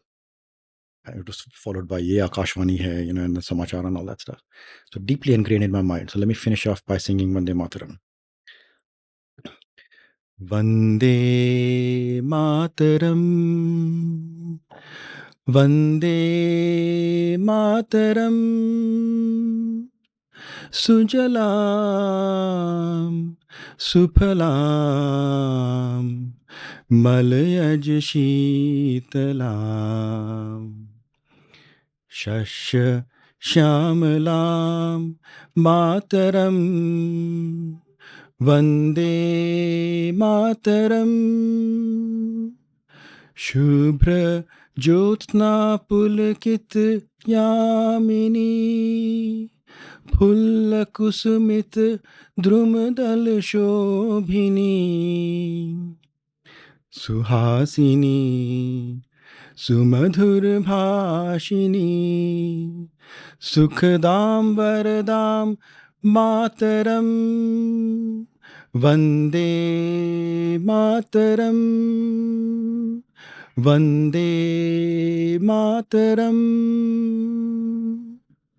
I often like to say on this podcast that we contain multitudes, and just in the course of this one episode, we have traveled from Mesopotamia to contactless payments in London to Black history to Vande Mataram. So well done, Shashi. But before I go, one final question. which is a tradition on the show. For me and my listeners, recommend books, films, music which mean a lot to you and you love so much you want to share them with the world. Well, look, Guns, Germs, and Steel, I think is a book that I would recommend everybody read. Right? It's not often. I mean, I'm one of these people whose very few books have a singular impact on me. I'm one of these people who accumulates information out of many books. There are very few books that have been sort of mind bending for me, right? And that was definitely one of them. It just gave me a very different perspective on life. It doesn't explain everything in the world, but it explains a lot. So if anyone has not read Guns, Germs, and Steel, I would recommend it. It's a book that's now about 25 years old. It remains as relevant today as it was back then. It embodies a body of research that I think in that whole field is unparalleled. Agree entirely. What else? The other one that has had an impact on me, again, for being mind bending, is actually a show that you've done before with Peggy Mohan, Wanderers, Merchants, Kings. Was again one of these utterly mind bending books. And, you can probably put that in the show notes again to just link back to that show.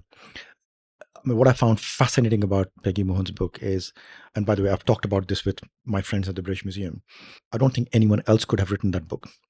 Her unique background, as somebody who grew up in Trinidad, who understands Creole, who understands the whole process of creolization, was deployed with such great effect at unpicking our own linguistic history and therefore, a lot about our cultural history.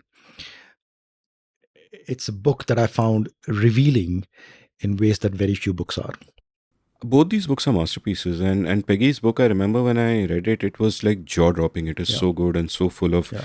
great insight, and I can imagine the historian in you getting so excited by the fact that this is not a person looking at reading older history or going to monuments and figuring out the past from there, but figuring out the past through languages, You which is know, incredible. when you think about how people study history, in fact, when I take people into tours on the British Museum, I tell them often that the way people study history is you first look for written sources, right?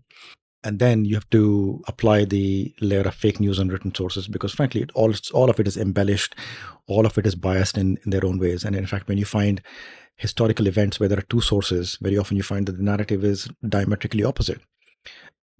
There are many instances of that kind on my tour when I take people to the British Museum. When you run out of that, you start looking at objects. So archaeology has been a huge source of knowledge about the past.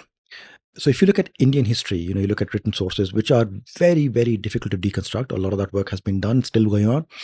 You look at archaeology, it's adding a lot of insight, although not as much more recently. Where Indian history has been opened up quite a lot in the last 20 or 25 years is genetics. That's adding new insight. And, you've talked about that in previous shows as well. I think Peggy's book adds a completely new dimension, which did not exist before. And I think it is invaluable for that reason, because it's providing a way of looking at things that is independent of all the other sources that we've looked at before. Sir, I must complain you forgot one source. WhatsApp. Of course. Of course. Yeah. Any films or music that you love? Look, I mean, I watch movies from time to time. I went back and watched Pyasa after a gap of multiple decades. I think the last time I'd seen it was when it was on the Doordarshan in the 1980s. And frankly, as a teenager, I barely understood what it was. I have to say, it's counted as a classic. It's only when I watched it recently that I realized how much of a classic it really is. Every classic lives in the current day, doesn't it? It is, I mean, it's timeless in its portrayal, storyline, the acting, everything. It really is. And again, there's so much content out there these days. Half of it you watch just to sort of fill in the time and a bit of entertainment before bed and all that. It was profound. Thank you so much. And Shashi, thanks so much for giving me so much of your time. May you always be pyasa for progress and purpose. And this was great. You've given me so much to think about. Thank you. Thank you, Amit. If you enjoyed listening to this episode, share it with anyone you think might be interested. Check out the show notes, explore rabbit holes at will. Shashi doesn't seem to be on social media. Why would such a productive person and fine thing waste his time on social media? But you can find me on Twitter at Amit Verma, AmitVarma. You can browse past episodes of The Seen and the Unseen at seenunseen.in and every podcast app of your choice. Thank you for listening. Did you enjoy this episode of The Seen and the Unseen? If so, would you like to support the production of the show? You can go over to seenunseen.in/support and contribute any amount you like to keep this podcast alive and kicking. Thank you.